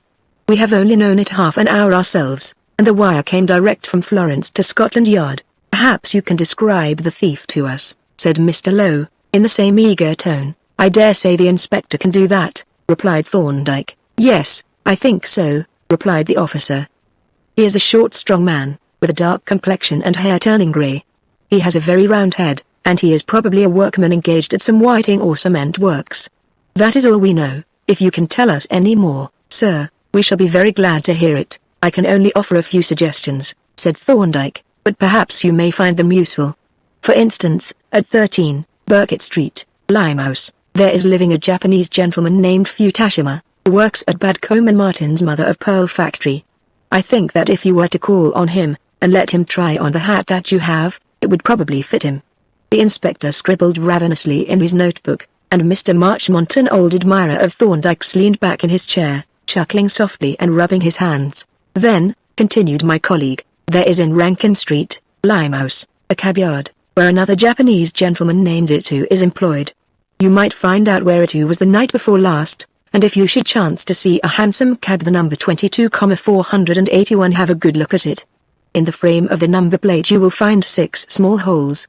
Those holes may have held brads, and the brads may have held a false number card. At any rate, you might ascertain whether cab was at 11.30 the night before last. That is all I have to suggest. Mr. Lowe leapt from his chair. Let us go now at once, there is no time to be lost. 1,000 thanks to you, Doctor, 1,000,000,000 thanks. Come. He seized the inspector by the arm and forcibly dragged him towards the door, and a few moments later we heard the footsteps of our visitors clattering down the stairs. It was not worth while to enter into explanations with them, said Thorndyke, as the footsteps died away. Nor perhaps with you? On the contrary, I replied, I am waiting to be fully enlightened. Well, then, my inferences in this case were perfectly simple ones, drawn from well-known anthropological facts.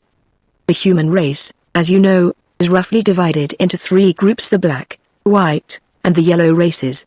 But apart from the variable quality of color, these races have certain fixed characteristics associated especially with the shape of the skull, of the eye sockets, and the hair. Thus in the black races the skull is long and narrow. The eye sockets are long and narrow, and the hair is flat and ribbon-like, and usually coiled up like a watch spring. In the white races the skull is oval. The eye sockets are oval, and the hair is slightly flattened or oval in section, and tends to be wavy, while in the yellow or Mongol races, the skull is short and round. The eye sockets are short and round, and the hair is straight and circular in section. So that we have, in the black races, long skull, long orbits, flat hair; in the white races, oval skull, oval orbits, oval hair; and in the yellow races, round skull, round orbits, round hair. Now, in this case we had to deal with a very short round skull. But you cannot argue from races to individuals, there are many short-skulled Englishmen. But when I found, associated with that skull, hairs which were circular in section, it became practically certain that the individual was a Mongol of some kind. The mother-of-pearl dust and the granules of rice starch from the inside of the hat favored this view, for the pearl shell industry is specially connected with China and Japan, while starch granules from the hat of an Englishman would probably be wheat starch. Then as to the hair, it was, as I mentioned to you, circular in section, and of very large diameter. Now, I have examined many thousands of hairs, and the thickest that I have ever seen came from the heads of Japanese, but the hairs from this hat were as thick as any of them. But the hypothesis that the burglar was a Japanese received confirmation in various ways.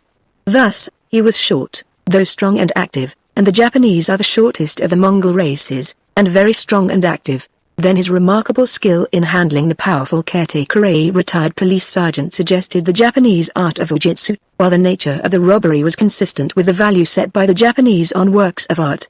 Finally, the fact that only a particular collection was taken, suggested a special, and probably national, character in the things stolen, while their portability, you will remember that goods of the value of from £8,000 to £12,000 were taken away in 2 ham packages, was much more consistent with Japanese than Chinese works, of which the latter tend rather to be bulky and ponderous. Still, it was nothing but a bare hypothesis until we had seen Futashim, and, indeed, is no more now. I may, after all, be entirely mistaken. He was not, however, and at this moment there reposes in my drawing-room an ancient netsuke, which came as a thank-offering from Mr. Isaac Lowe on the recovery of the booty from a back room in number 13, Burkitt Street, Limehouse. The treasure, of course, was given in the first place to Thorndyke, but transferred by him to my wife on the pretense that but for my suggestion of shell dust the robber would never have been traced.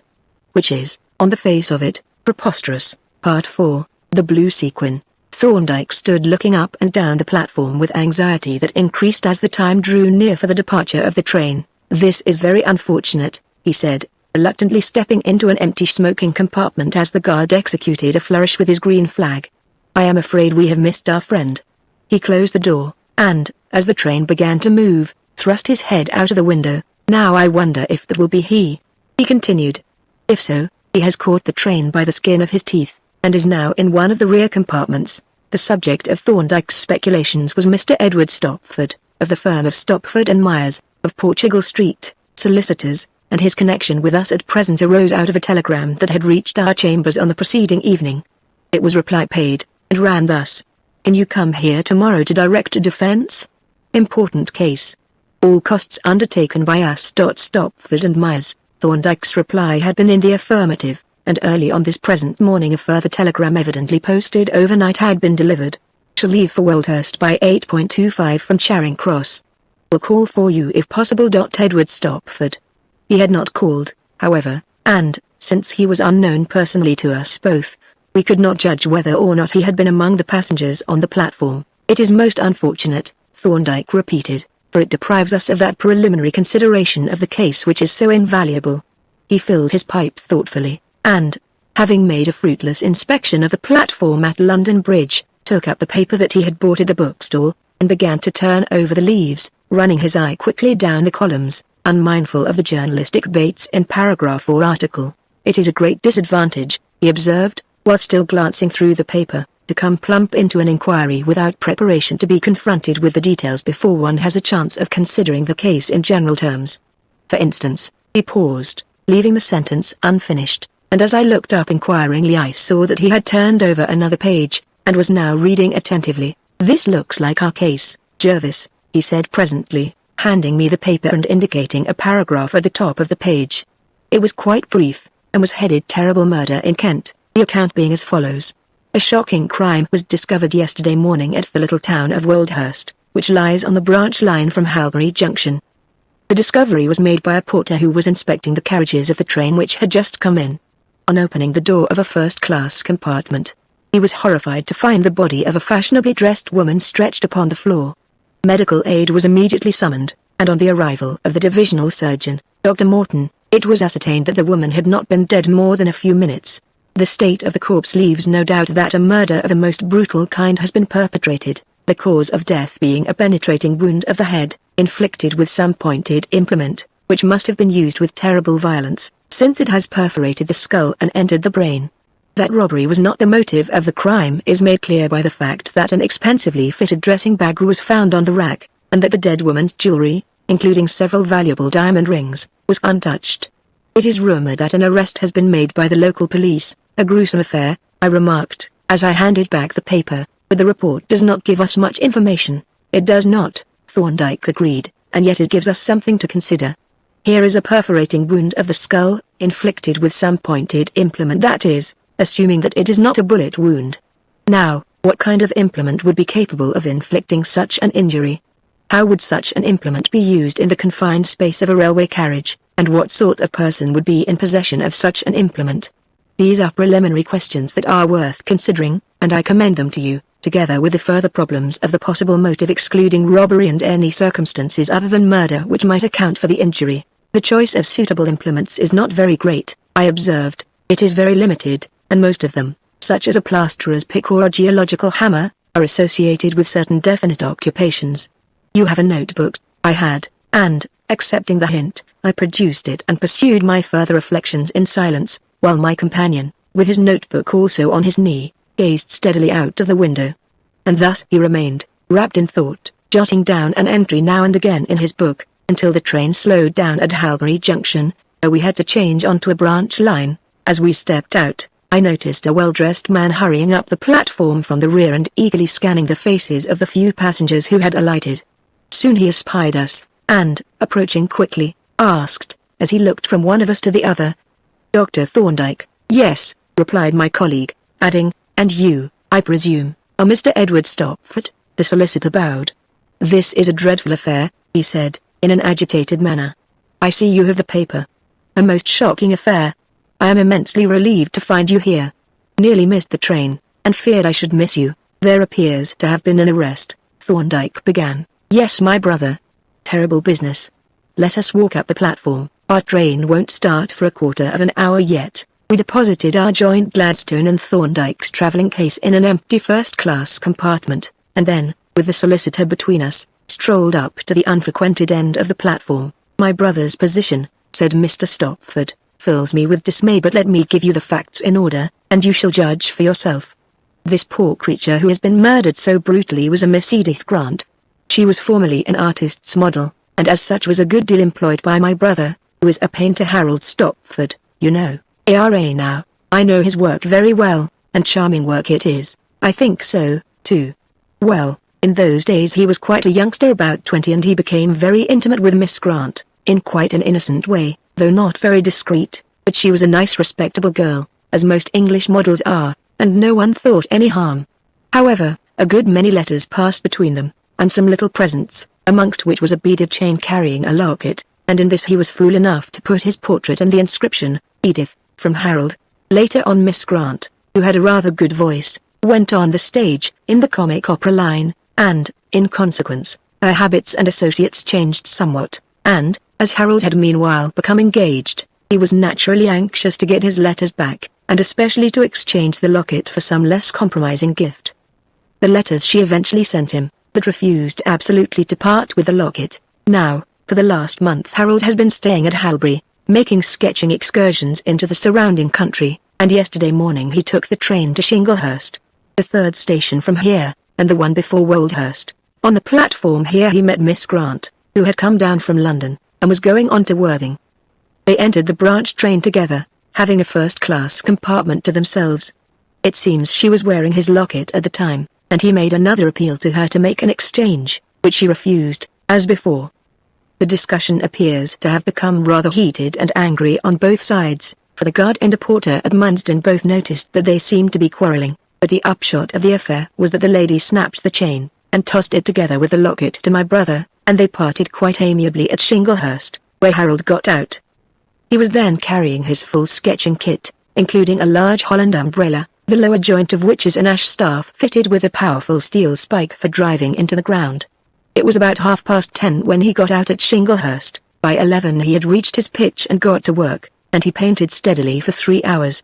Then he packed up his traps, and was just starting on his way back to the station, when he was met by the police and arrested, and now, observe the accumulation of circumstantial evidence against him.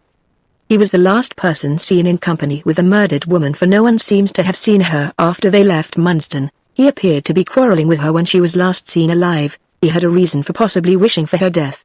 He was provided with an implement, a spiked staff capable of inflicting the injury which caused her death, and, when he was searched, there was found in his possession the locket and broken chain, apparently removed from her person with violence. Against all this is, of course, his known character. He is the gentlest and the most amiable of men, and his subsequent conduct imbecile to the last degree if he had been guilty, but, as a lawyer, I can't help seeing that appearances are almost hopelessly against him. We won't say hopelessly, replied Thorndyke, as we took our places in the carriage, though I expect the police are pretty cocksure. When does the inquest open? Today at 4. I have obtained an order from the coroner for you to examine the body and be present at the post-mortem. Do you happen to know the exact position of the wound? Yes, it is a little above and behind the left ear, a horrible round hole, with a ragged cut or tear running from it to the side of the forehead. And how was the body lying? Right along the floor, with the feet close to the offside door. Was the wound on the head the only one? No. There was a long cut or bruise on the right cheek, a contused wound the police surgeon called it, which he believes to have been inflicted with a heavy and rather blunt weapon. I have not heard of any other wounds or bruises. Did anyone enter the train yesterday at Shinglehurst? Thorndyke asked. No one entered the train after it left Halbury. Thorndyke considered these statements in silence, and presently fell into a brown study, from which he roused only as the train moved out of Shinglehurst station. It would be about here that the murder was committed, said Mr. Stopford, at least, between here and Woldhurst. Thorndyke nodded rather abstractedly, being engaged at the moment in observing with great attention the objects that were visible from the windows. I notice, he remarked presently, a number of chips scattered about between the rails, and some of the chair wedges look new. Have there been any plate layers at work lately? Yes, answered Stopford. They are on the line now, I believe. At least, I saw a gang working near Woldhurst yesterday, and they are said to have set a rick on fire. I saw it smoking when I came down. Indeed, and this middle line of rails is, I suppose, a sort of siding? Yes, they shunned the goods trains and empty trucks onto it. There are the remains of the rick still smouldering, you see. Thorndyke gazed absently at the blackened heap until an empty cattle truck on the middle track hid it from view. This was succeeded by a line of goods wagons, and these by a passenger coach, one compartment of which, a first class, was closed up and sealed. The train now began to slow down rather suddenly, and a couple of minutes later we brought up in Woldhurst station. It was evident that rumours of Thorndyke's advent had preceded us, for the entire staff, 2 porters, an inspector, and the station master were waiting expectantly on the platform. and the latter came forward, regardless of his dignity, to help us with our luggage. "Do you think I could see the carriage?" Thorndyke asked the solicitor. "Not the inside, sir," said the station master, on being appealed to. "The police have sealed it up. You would have to ask the inspector." "Well, I can have a look at the outside, I suppose?" said Thorndyke, and to this the station master readily agreed, and offered to accompany us. "What other first-class passengers were there?" Thorndyke asked. "None, sir. There was only one first-class coach, and the deceased was the only person in it. It has given us all a dreadful turn. This affair has," he continued, as we set off up the line. "I was on the platform when the train came in. We were watching a rick that was burning up the line, and a rare blaze it made, too, and I was just saying that we should have to move the cattle truck that was on the mid-track, because, you see, sir, the smoke and sparks were blowing across, and I thought it would frighten the poor beasts.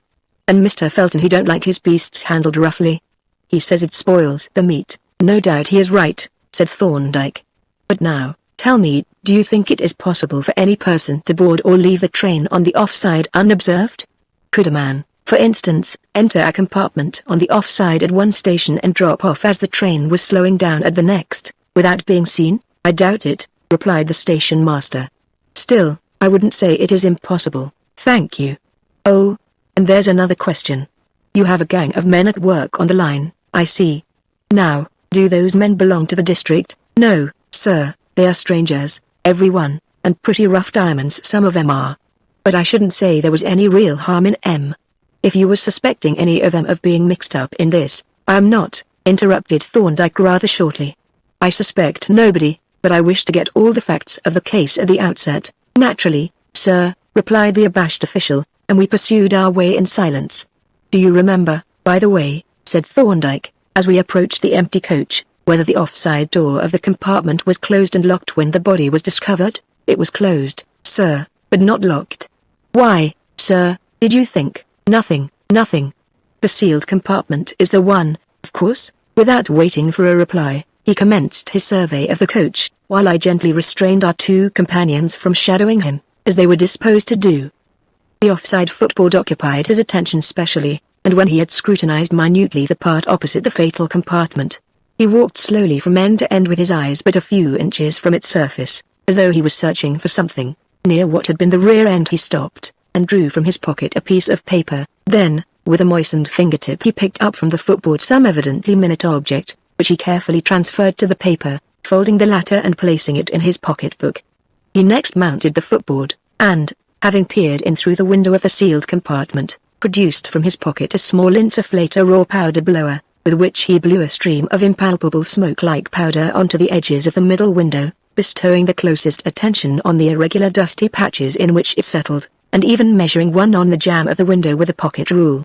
At length he stepped down, and, having carefully looked over the near side footboard, announced that he had finished for the present.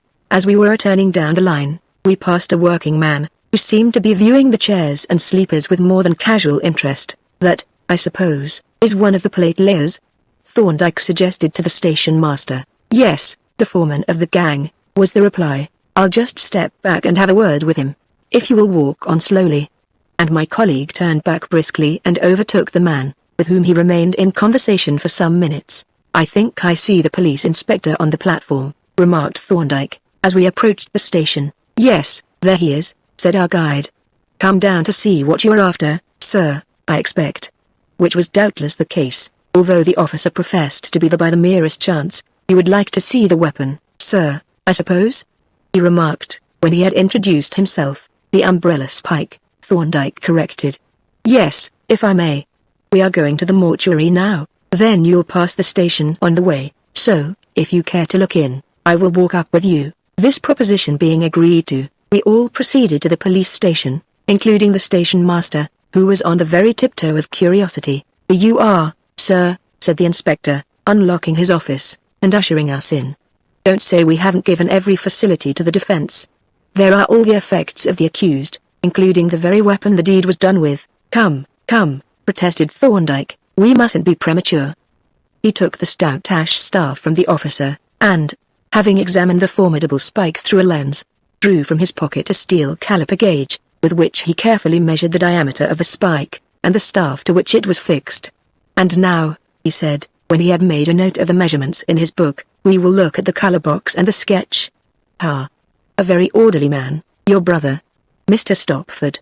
Tubes all in their places, palette knives wiped clean, palette cleaned off and rubbed bright, brushes wiped, they ought to be washed before they stiffen. All this is very significant." He unstrapped the sketch from the blank canvas to which it was pinned, and, standing it on a chair in a good light, stepped back to look at it. "And you tell me that is only 3 hours' work?" he exclaimed, looking at the lawyer. "It is really a marvelous achievement. My brother is a very rapid worker," replied Stopford dejectedly. "Yes, but this is not only amazingly rapid, it is in his very happiest vein, full of spirit and feeling. But we mustn't stay to look at it longer." He replaced the canvas on its pins, and having glanced at the locket and some other articles that lay in a drawer, thanked the inspector for his courtesy and withdrew. "That sketch and the color box appear very suggestive to me," he remarked, as we walked up the street. "To me also," said Stopford gloomily, "for they are under lock and key, like their owner, poor old fellow." He sighed heavily, and we walked on in silence. The mortuary keeper had evidently heard of our arrival, for he was waiting at the door with a key in his hand, and, on being shown the coroner's order, unlocked the door, and we entered together. But, after a momentary glance at the ghostly, shrouded figure lying upon the slate table, Stopford turned pale and retreated, saying that he would wait for us outside with the mortuary keeper. As soon as the door was closed and locked on the inside, Thorndyke glanced curiously round the bare, whitewashed building. A stream of sunlight poured in through the skylight, and fell upon the silent form that lay so still under its covering sheet, and one stray beam glanced into a corner by the door, where, on a row of pegs and a deal table, the dead woman's clothing was displayed. "There is something unspeakably sad in these poor relics, Jervis," said Thorndyke, as we stood before them. "To me they are more tragic, more full of pathetic suggestion, than the corpse itself. See the smart, jaunty hat, and the costly skirts hanging there, so desolate and forlorn, the dainty lingerie on the table, neatly folded by the mortuary man's wife. I hope the little French shoes and open-work silk stockings. How pathetically eloquent they are of harmless, womanly vanity, and the gay, careless life, snapped short in the twinkling of an eye. But we must not give way to sentiment. There is another life threatened, and it is in our keeping." He lifted the hat from its peg, and turned it over in his hand. It was, I think, what is called a picture hat, a huge, flat, shapeless mass of gauze and ribbon and feather, spangled over freely with dark blue sequins. In one part of the brim was a ragged hole, and from this the glittering sequins dropped off in little showers when the hat was moved. "This will have been worn tilted over on the left side," said Thorndyke, "judging by the general shape and the position of the hole." "Yes," I agreed. "Like that of the Duchess of Devonshire in Gainsborough's portrait." "Exactly." He shook a few of the sequins into the palm of his hand, and, replacing the hat on its peg, dropped the little discs into an envelope, on which he wrote, from the hat, and slipped it into his pocket. Then, stepping over to the table, he drew back the sheet reverently and even tenderly from the dead woman's face, and looked down at it with grave pity. It was a comely face, white as marble, serene and peaceful in expression, with half-closed eyes, and framed with a mass of brassy, yellow hair. But its beauty was marred by a long linear wound, half cut, half bruise, running down the right cheek from the eye to the chin. "A handsome girl," Thorndyke commented, "a dark-haired blonde. What a sin to have disfigured herself so with that horrible peroxide." He smoothed the hair back from her forehead, and added, "She seems to have applied the stuff last about 10 days ago. There is about 1/4 of an inch of dark hair at the roots. What do you make of that wound on the cheek? It looks as if she had struck some sharp angle in falling, though, as the seats are padded in first-class carriages, I don't see what she could have struck. No. And now let us look at the other wound. Will you note down the description?" He handed me his notebook, and I wrote down as he dictated, "A clean punched circular hole in skull, 1 inch behind and above margin of left ear diameter, 1 inch and 7/16, starred fracture of parietal bone, membranes perforated, and brain entered deeply, ragged scalp wound, extending forward to margin of left orbit, fragments of gauze and sequins in edges of wound. That will do for the present. Dr. Morton will give us further details if we want them." He pocketed his calipers and rule, drew from the bruised scalp 1 or 2 loose hairs, which he placed in the envelope with the sequins, and, having looked over the body for other wounds or bruises, of which there were none, replaced the sheet, and prepared to depart. As we walked away from the mortuary, Thorndyke was silent and deeply thoughtful, and I gathered that he was piecing together the facts that he had acquired. At length Mr. Stopford, who had several times looked at him curiously, said, "The post-mortem will take place at 3, and it is now only 11:30. What would you like to do next?" Thorndyke, who, in spite of his mental preoccupation, had been looking about him in his usual keen, attentive way, halted suddenly. "Your reference to the post-mortem," said he, "reminds me that I forgot to put the Ox School into my case." "Ox School?" I exclaimed, endeavoring vainly to connect this substance with the technique of the pathologist. "What were you going to do with—" But here I broke off, remembering my friend's dislike of any discussion of his methods before strangers. "I suppose," he continued, "there would hardly be an artist's colourman in a place of this size?" "I should think not," said Stopford. "But couldn't you got the stuff from a butcher?" "There's a shop just across the road." "So there is," agreed Thorndyke, who had already observed the shop. "The Gorlord, of course, to be prepared, but we can filter it ourselves, that is, if the butcher has any. We will try him, at any rate." He crossed the road towards the shop, over which the name Felton appeared in gilt lettering, and, addressing himself to the proprietor, who stood at the door, introduced himself and explained his wants. "Ox School?" said the butcher.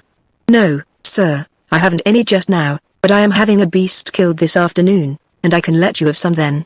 In fact," he added, after a pause, "as the matter is of importance, I can have one killed at once if you wish it." "That is very kind of you," said Thorndyke, "and it would greatly oblige me. Is the beast perfectly healthy?" "They're in splendid condition, sir. I picked them out of the herd myself." "But you shall see them, and choose the one that you'd like killed." "You are really very good," said Thorndyke warmly. "I will just run into the chemist's next door, and get a suitable bottle, and then I will avail myself of your exceedingly kind offer." He hurried into the chemist's shop, from which he presently emerged, carrying a white paper parcel, and we then followed the butcher down a narrow lane by the side of his shop.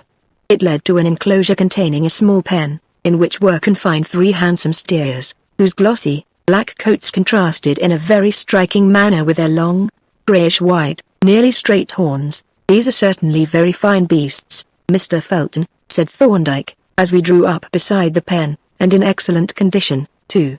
He leaned over the pen and examined the beasts critically, especially as to their eyes and horns. Then, approaching the nearest one, he raised his stick and bestowed a smart tap on the underside of the right horn, following it by a similar tap on the left one, a proceeding that the beast viewed with stolid surprise. "The state of the horns," explained Thorndyke, as he moved on to the next steer, "enables one to judge, to some extent, of the beast's health." "Lord bless you, sir," laughed Mr. Felton, "they haven't got no feeling in their horns, else what good would their horns be to 'em?" Apparently he was right, for the second steer was as indifferent to a sounding rap on either horn as the first. Nevertheless, when Thorndyke approached the third steer, I unconsciously drew nearer to watch, and I noticed that, as the stick struck the horn, the beast drew back in evident alarm, and that when the blow was repeated, it became manifestly uneasy. "He don't seem to like that," said the butcher. "Seems as if hello, that's queer." Thorndyke had just brought his stick up against the left horn, and immediately the beast had winced and started back, shaking his head and moaning. There was not, however, room for him to back out of reach, and Thorndyke, by leaning into the pen, was able to inspect the sensitive horn, which he did with the closest attention, while the butcher looked on with obvious perturbation. "You don't think there's anything wrong with this beast, sir, I hope," said he. "I can't say without a further examination," replied Thorndyke. "It may be the horn only that is affected. If you will have it sawn off close to the head, and sent up to me at the hotel, I will look at it and tell you. And, by way of preventing any mistakes, I will mark it and cover it up, to protect it from injury in the slaughterhouse." He opened his parcel and produced from it a wide-mouthed bottle labeled Ox School, a sheet of gutta-percha tissue, a roller bandage, and a stick of sealing wax. Handing the bottle to Mr. Felton, he encased the distal half of the horn in a covering by means of the tissue and the bandage, which he fixed securely with the sealing wax. "I'll saw the horn off and bring it up to the hotel myself, with the Ox School," said Mr. Felton.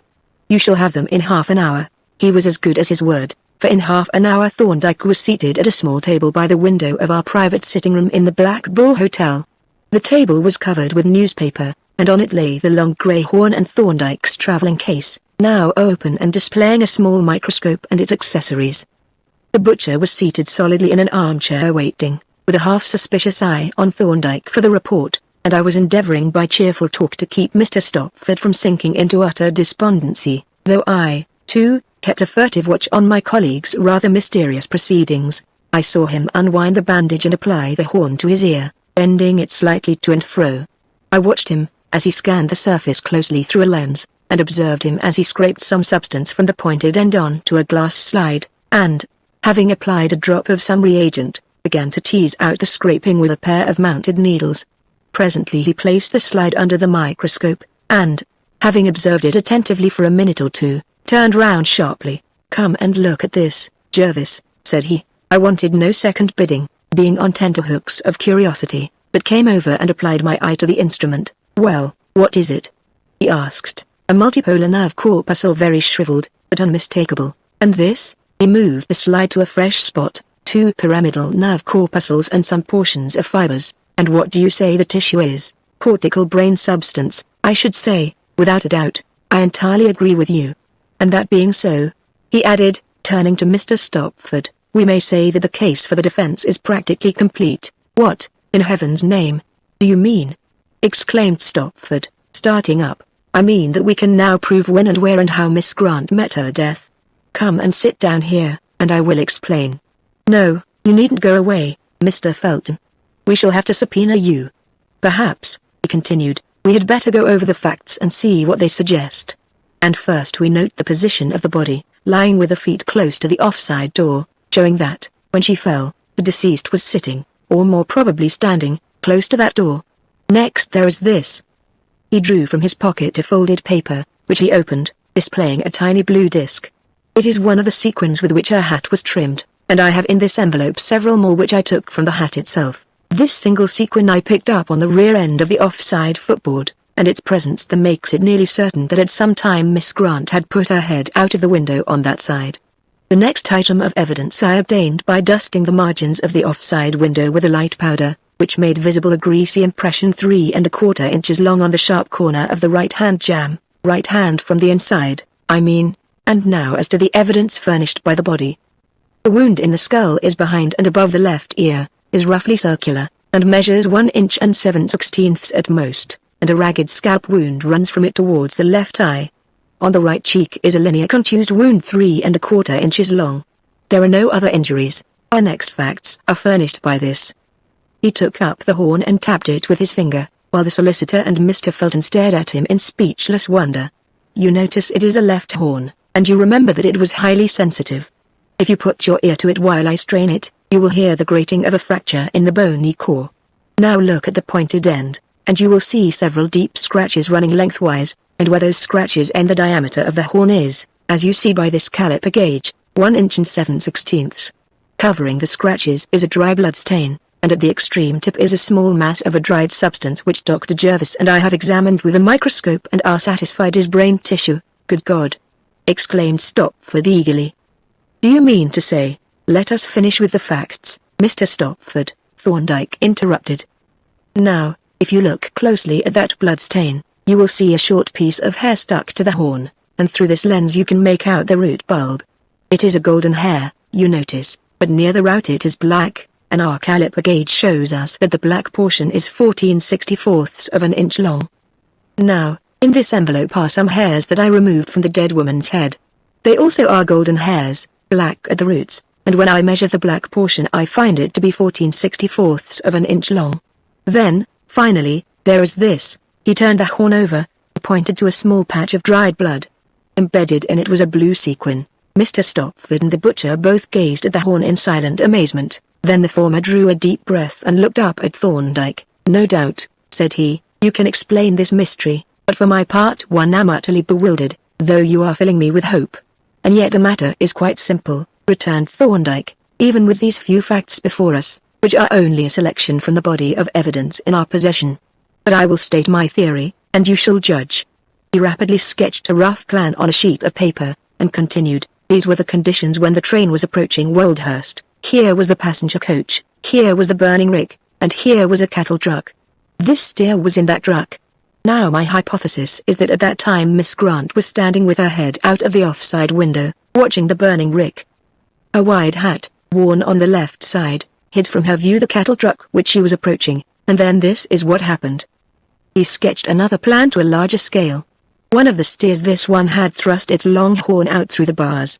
The point of that horn struck the deceased's head, driving her face violently against the corner of the window, and then, in disengaging, plowed its way through the scalp, and suffered a fracture of its cow from the violence of the wrench. This hypothesis is inherently probable, it fits all the facts, and those facts admit of no other explanation.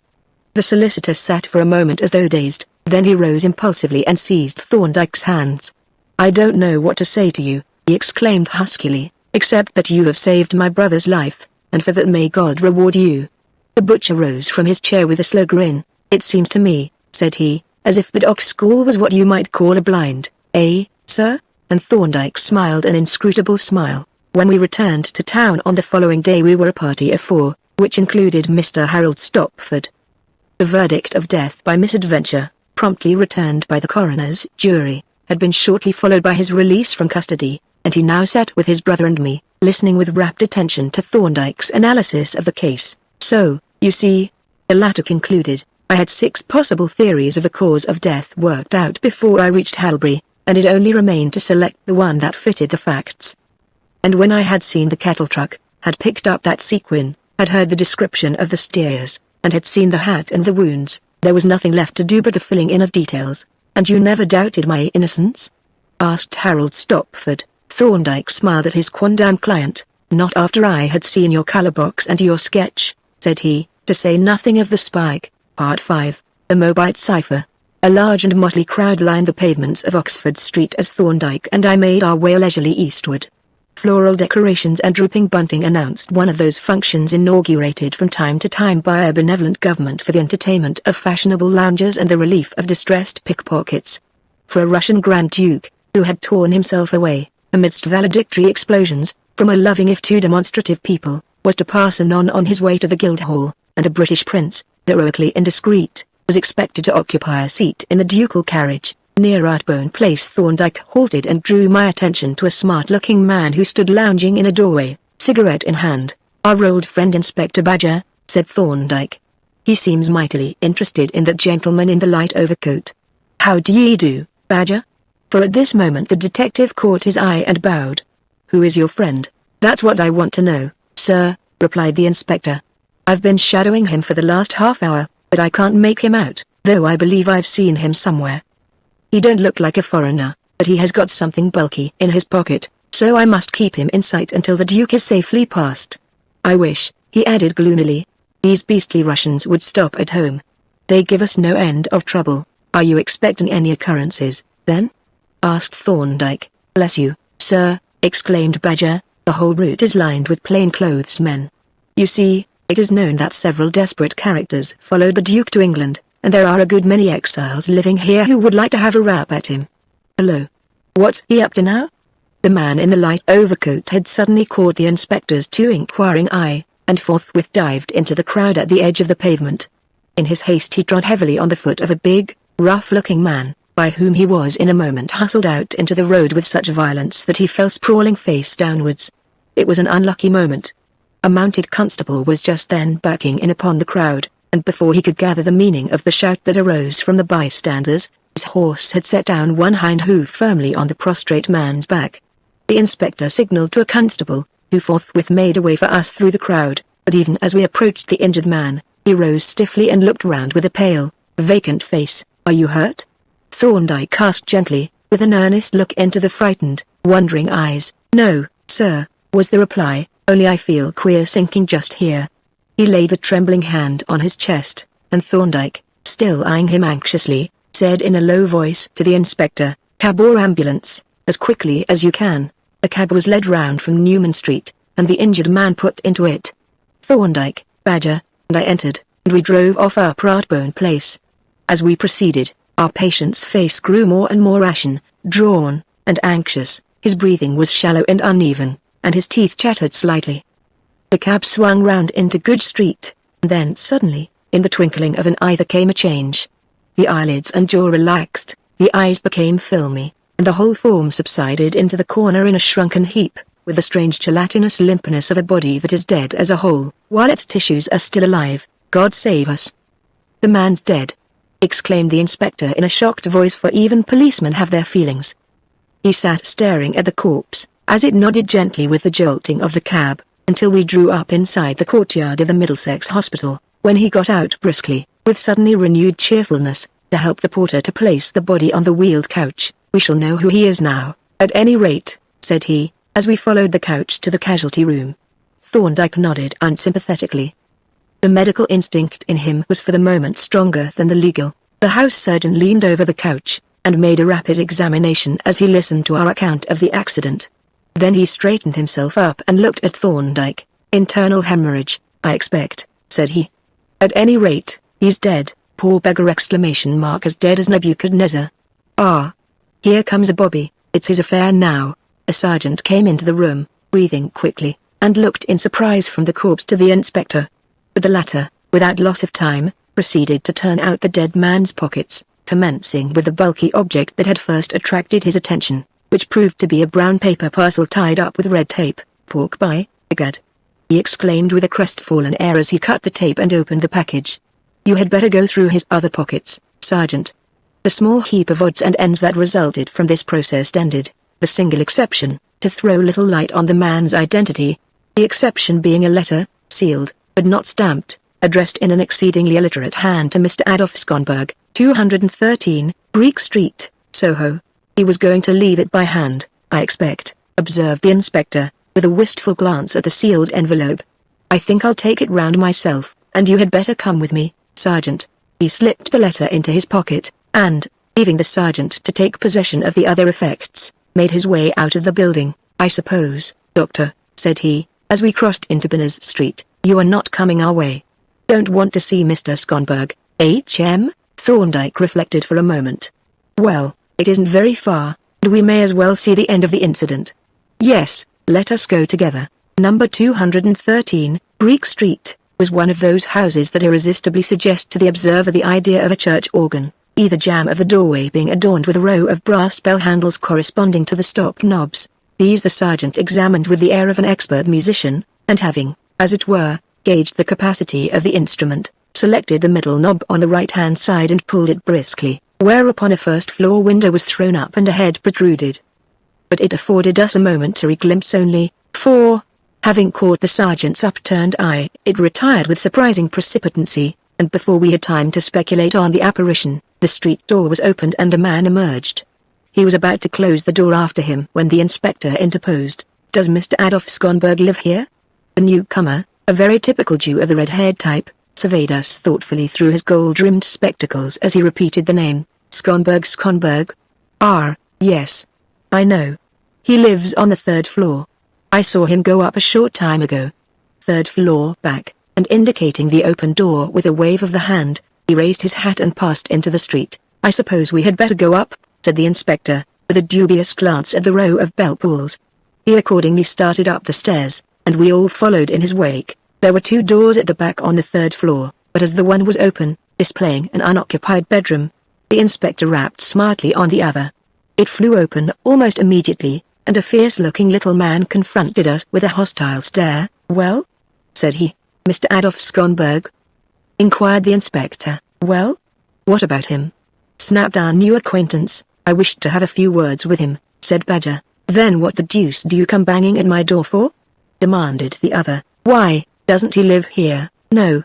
1st floor front," replied our friend, preparing to close the door. "Pardon me," said Thorndyke, "but what is Mr. Skonberg like?" "I mean, like?" interrupted the resident. "He's like a blooming sheeny, with a carroty beard and gold gig lamps." And, having presented this impressionist sketch, he brought the interview to a definite close by slamming the door and turning the key, with a wrathful exclamation. The inspector turned towards the stairs, down which the sergeant was already clattering in hot haste, and made his way back to the ground floor, followed, as before, by Thorndyke and me.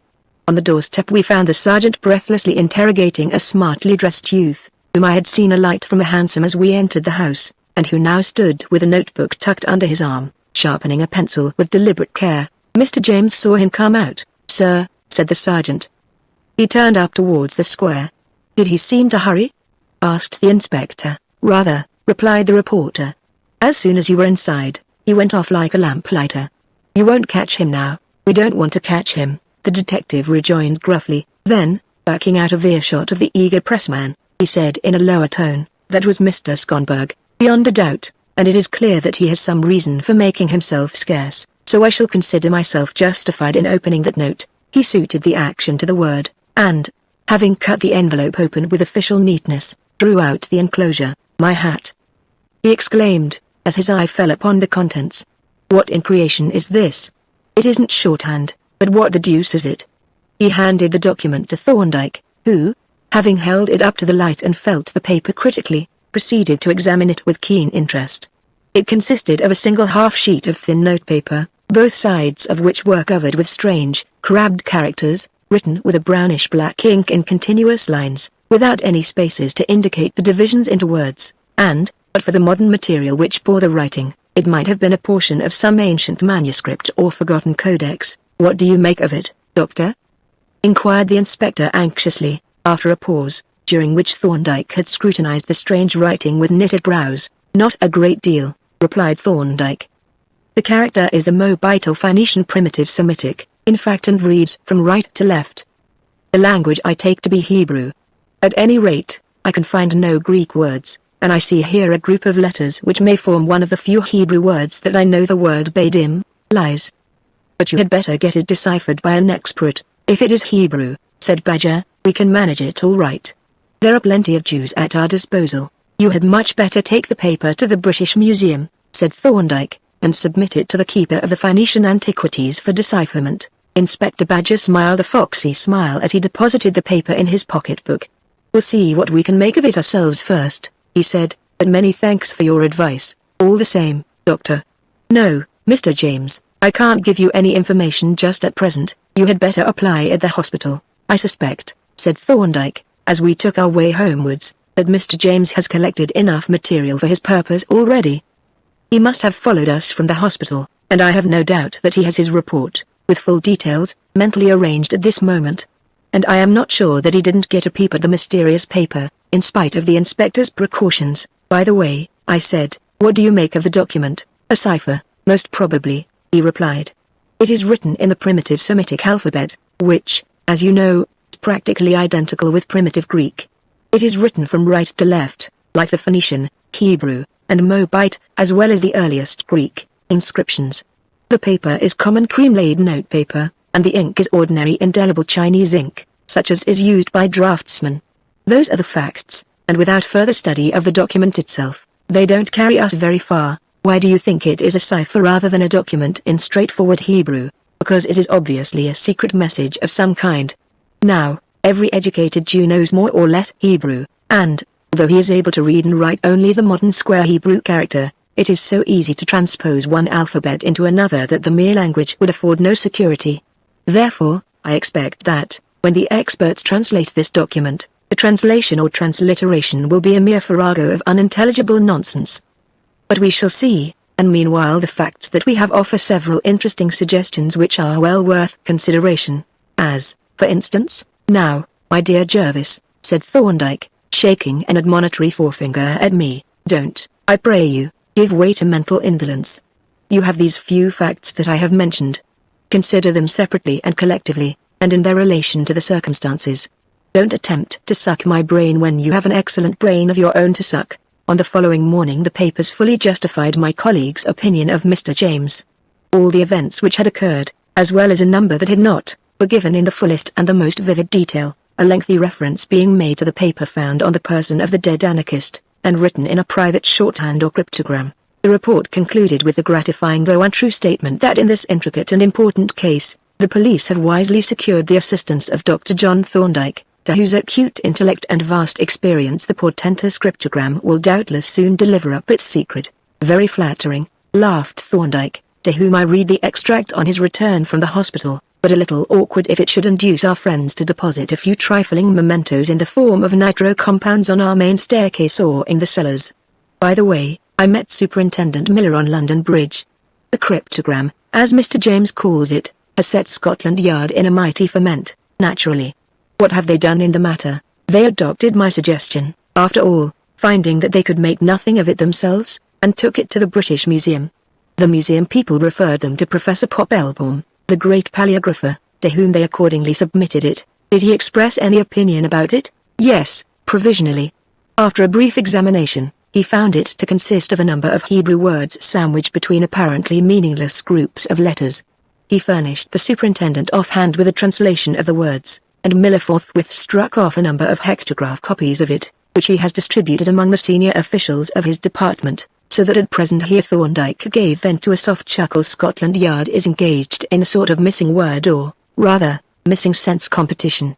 Miller invited me to join in the sport, and to that end presented me with one of the hectograph copies on which to exercise my wits, together with a photograph of the document. And shall you? I asked. Not I, he replied, laughing. In the first place, I have not been formally consulted, and consequently am a passive, though interested, spectator. In the second place, I have a theory of my own which I shall test if the occasion arises. But if you would like to take part in the competition, I am authorized to show you the photograph and the translation. I will pass them on to you, and I wish you joy of them. He handed me the photograph and a sheet of paper that he had just taken from his pocketbook, and watched me with grim amusement as I read out the first few lines. Woe, city, lies, robbery, prey, noise, whip, rattling, wheel, horse, chariot, day, darkness, gloominess, clouds, darkness, morning, mountain, people, strong, fire, them, flame. It doesn't look very promising at first sight, I remarked. What is the professor's theory? His theory provisionally, of course, is that the words form the message, and the groups of letters represent mere filled-up spaces between the words. But surely, I protested, that would be a very transparent device. Thorndyke laughed. There is a childlike simplicity about it, said he, that is highly attractive but discouraging. It is much more probable that the words are dummies, and that the letters contain the message. Or, again, the solution may lie in an entirely different direction. But listen. Is that cab coming here? It was. It drew up opposite our chambers, and a few moments later a brisk step ascending the stairs heralded a smart rat-tat at our door. Flinging open the latter, I found myself confronted by a well-dressed stranger, who, after a quick glance at me, peered inquisitively over my shoulder into the room. I am relieved, Dr. Jervis, said he, to find you and Dr. Thorndyke at home, as I have come on somewhat urgent professional business. My name, he continued, entering in response to my invitation, is Barton, but you don't know me, though I know you both by sight. I have come to ask you if one of you or, better still, both could come tonight and see my brother. That, said Thorndyke, depends on the circumstances and on the whereabouts of your brother. The circumstances, said Mr. Barton, are, in my opinion, highly suspicious, and I will place them before you, of course, in strict confidence. Thorndyke nodded and indicated a chair. My brother, continued Mr. Barton, taking the proffered seat, has recently married for the second time. His age is 55, and that of his wife 26, and I may say that the marriage has been by no means a success. Now, within the last fortnight, my brother has been attacked by a mysterious and extremely painful affection of the stomach, to which his doctor seems unable to give a name. It has resisted all treatment hitherto. Day by day the pain and distress increase, and I feel that, unless something decisive is done, the end cannot be far off. Is the pain worse after taking food? Inquired Thorndyke. That's just it, exclaimed our visitor. I see what is in your mind, and it has been in mine, too, so much so that I have tried repeatedly to obtain samples of the food that he is taking. And this morning I succeeded. Here he took from his pocket a wide-mouthed bottle, which, disengaging from its paper wrappings, he laid on the table. When I called, he was taking his breakfast of arrowroot, which he complained had a gritty taste, supposed by his wife to be due to the sugar. Now I had provided myself with this bottle, and, during the absence of his wife, I managed unobserved to convey a portion of the arrowroot that he had left into it, and I should be greatly obliged if you would examine it and tell me if this arrowroot contains anything that it should not. He pushed the bottle across to Thorndyke, who carried it to the window, and, extracting a small quantity of the contents with a glass rod, examined the pasty mass with the aid of a lens. Then, lifting the bell glass cover from the microscope, which stood on its table by the window, he smeared a small quantity of the suspected matter onto a glass slip, and placed it on the stage of the instrument. I observe a number of crystalline particles in this, he said, after a brief inspection, which have the appearance of arsenious acid. Ah! Ejaculated Mr. Barton, just what I feared. But are you certain? No, replied Thorndyke, but the matter is easily tested. He pressed the button of the bell that communicated with the laboratory, a summons that brought the laboratory assistant from his lair with characteristic promptitude. "Will you please prepare a Marsh's apparatus, Polton?" said Thorndyke. "I have a couple ready, sir," replied Polton. "Then pour the acid into one and bring it to me, with a tile." As his familiar vanished silently, Thorndyke turned to Mr. Barton. "Supposing we find arsenic in this arrowroot, as we probably shall, what do you want us to do?" "I want you to come and see my brother," replied our client. "Why not take a note from me to his doctor?" "No, no, I want you to come. I should like you both to come and put a stop at once to this dreadful business. Consider. It's a matter of life and death. You won't refuse? I beg you not to refuse me your help in these terrible circumstances." "Well," said Thorndyke, as his assistant reappeared, "let us first see what the test has to tell us." Polton advanced to the table, on which he deposited a small flask, the contents of which were in a state of brisk effervescence, a bottle labeled calcium hypochlorite, and a white porcelain tile. The flask was fitted with a safety funnel and a glass tube drawn out to a fine jet, to which Polton cautiously applied a lighted match. Instantly there sprang from the jet a tiny, pale violet flame. Thorndyke now took the tile, and held it in the flame for a few seconds, when the appearance of the surface remained unchanged save for a small circle of condensed moisture. His next proceeding was to thin the arrowroot with distilled water until it was quite fluid, and then pour a small quantity into the funnel. It ran slowly down the tube into the flask, with the bubbling contents of which it became speedily mixed. Almost immediately a change began to appear in the character of the flame, which from a pale violet turned gradually to a sickly blue, while above it hung a faint cloud of white smoke. Once more Thorndyke held the tile above the jet, but this time, no sooner had the pallid flame touched the cold surface of the porcelain, than there appeared on the latter a glistening black stain. "That is pretty conclusive," observed Thorndyke, lifting the stopper out of the reagent bottle, "but we will apply the final test." He dropped a few drops of the hypochlorite solution onto the tile, and immediately the black stain faded away and vanished. "We can now answer your question, Mr. Barton," said he, replacing the stopper as he turned to our client. "The specimen that you brought us certainly contains arsenic, and in very considerable quantities." "Then," exclaimed Mr. Barton, starting from his chair, "you will come and help me to rescue my brother from this dreadful peril. Don't refuse me, Dr. Thorndyke, for mercy's sake, don't refuse." Thorndyke reflected for a moment. "Before we decide," said he, "we must see what engagements we have." With a quick, significant glance at me, he walked into the office, whither I followed in some bewilderment, for I knew that we had no engagements for the evening. "Now, Jervis," said Thorndyke, as he closed the office door, "what are we to do?" "We must go, I suppose," I replied. "It seems a pretty urgent case." "It does," he agreed. "Of course, the man may be telling the truth, after all." "You don't think he is, then?" "No. It is a plausible tale, but there is too much arsenic in that arrowroot. Still, I think I ought to go. It is an ordinary professional risk. But there is no reason why you should put your head into the noose." "Thank you," said I, somewhat huffily. "I don't see what risk there is. But if any exists I claim the right to share it." "Very well," he answered with a smile, "we will both go.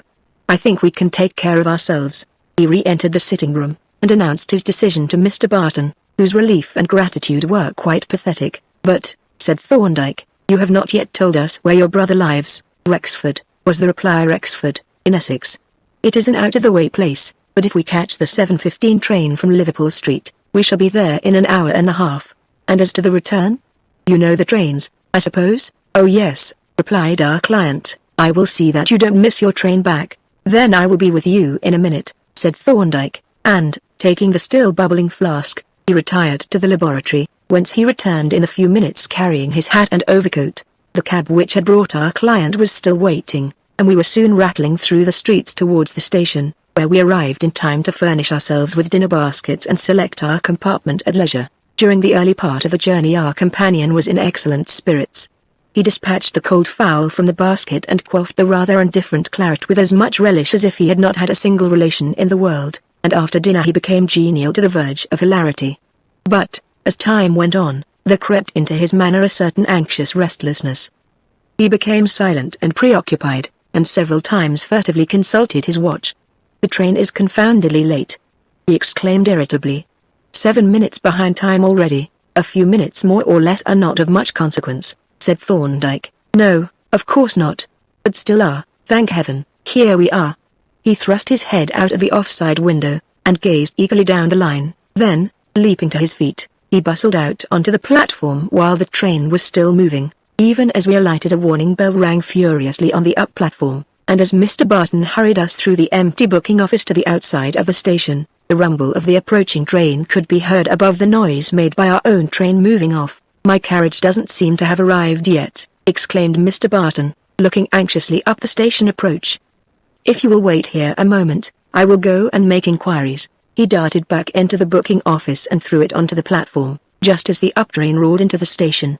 Thorndyke followed him with quick but stealthy steps, and, peering out of the booking office door, watched his proceedings. Then he turned and beckoned to me. "There he goes," said he, pointing to an iron footbridge that spanned the line, and, as I looked, I saw, clearly defined against the dim night sky, a flying figure racing towards the upside. It was hardly 2/3 across when the guard's whistle sang out its shrill warning. "Quick, Jervis," exclaimed Thorndyke, "she's off." He leapt down onto the line, whither I followed instantly, and, crossing the rails, we clambered up together onto the footboard opposite an empty first-class compartment.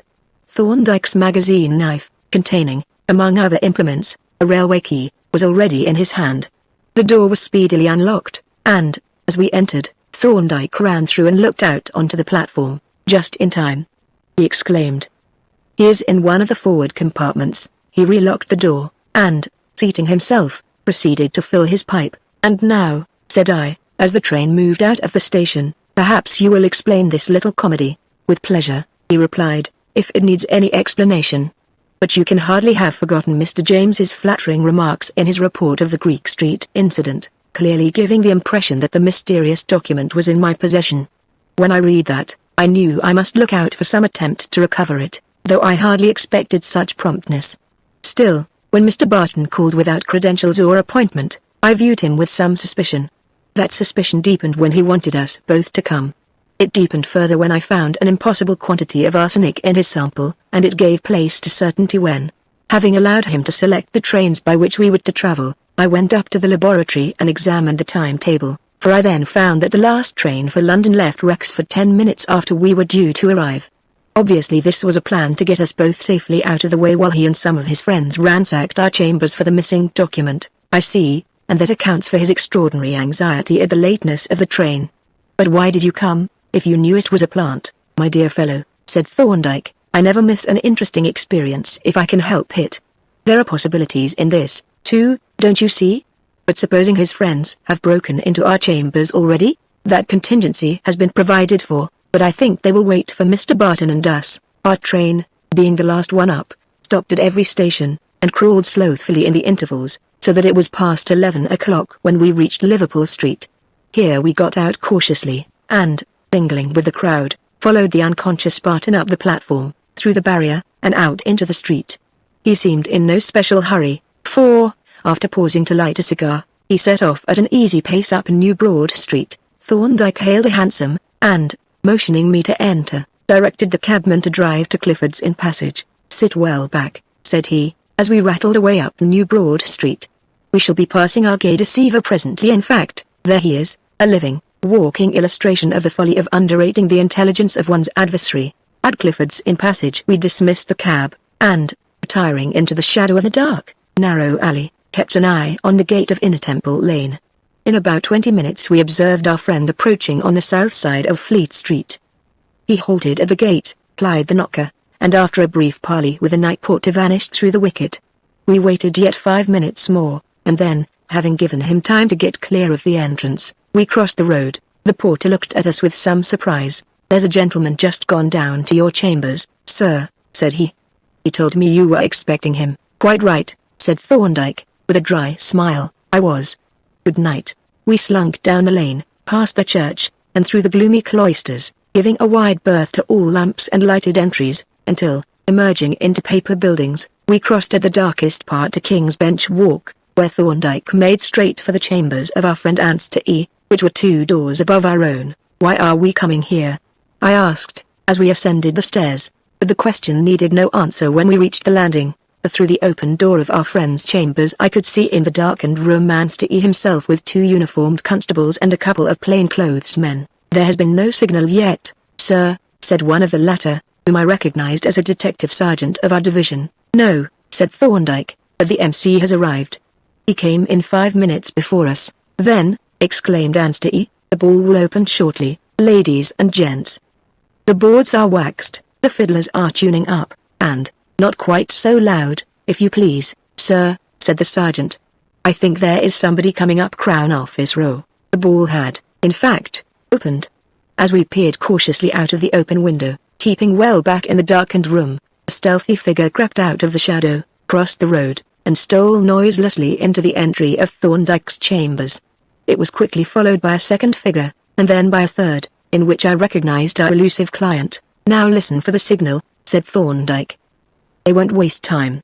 Confound that clock, the soft-voiced bell of the inner temple clock, mingling with the harsher tones of street dunstans and the law courts, slowly told out the hour of midnight, and as the last reverberations were dying away, some metallic object, apparently a coin, dropped with a sharp clink onto the pavement under our window. At the sound the watchers simultaneously sprang to their feet. You two go first, said the sergeant, addressing the uniformed men, who thereupon stole noiselessly, in their rubber-soled boots, down the stone stairs and along the pavement. The rest of us followed, with less attention to silence, and as we ran up to Thorndyke's chambers, we were aware of quick but stealthy footsteps on the stairs above. They've been at work, you see, whispered one of the constables, flashing his lantern onto the iron-bound outer door of our sitting room, on which the marks of a large jemmy were plainly visible. The sergeant nodded grimly, and, bidding the constables to remain on the landing, led the way upwards. As we ascended, faint rustlings continued to be audible from above, and on the second-floor landing we met a man descending briskly, but without hurry, from the third. It was Mr. Barton, and I could not but admire the composure with which he passed the two detectives. But suddenly his glance fell on Thorndyke, and his composure vanished. With a wild stare of incredulous horror, he halted as if petrified, then he broke away and raced furiously down the stairs, and a moment later a muffled shout and the sound of a scuffle told us that he had received a check. On the next flight we met two more men, who, more hurried and less self-possessed, endeavored to push past, but the sergeant barred the way. Why, bless me, exclaimed the latter, it's Mokey, and isn't that Tom Harris? It's all right, Sergeant, said Mokey plaintively, striving to escape from the officer's grip. We've come to the wrong house, that's all. The sergeant smiled indulgently. I know, he replied. But you're always coming to the wrong house, Mokey, and now you're just coming along with me to the right house. He slipped his hand inside his captive's coat, and adroitly fished out a large, folding jemmy, whereupon the discomfited burglar abandoned all further protest. On our return to the first floor, we found Mr. Barton sulkily awaiting us, handcuffed to one of the constables, and watched by Polton with pensive disapproval. I needn't trouble you tonight, Doctor, said the sergeant, as he marshalled his little troop of captors and captives. You'll hear from us in the morning.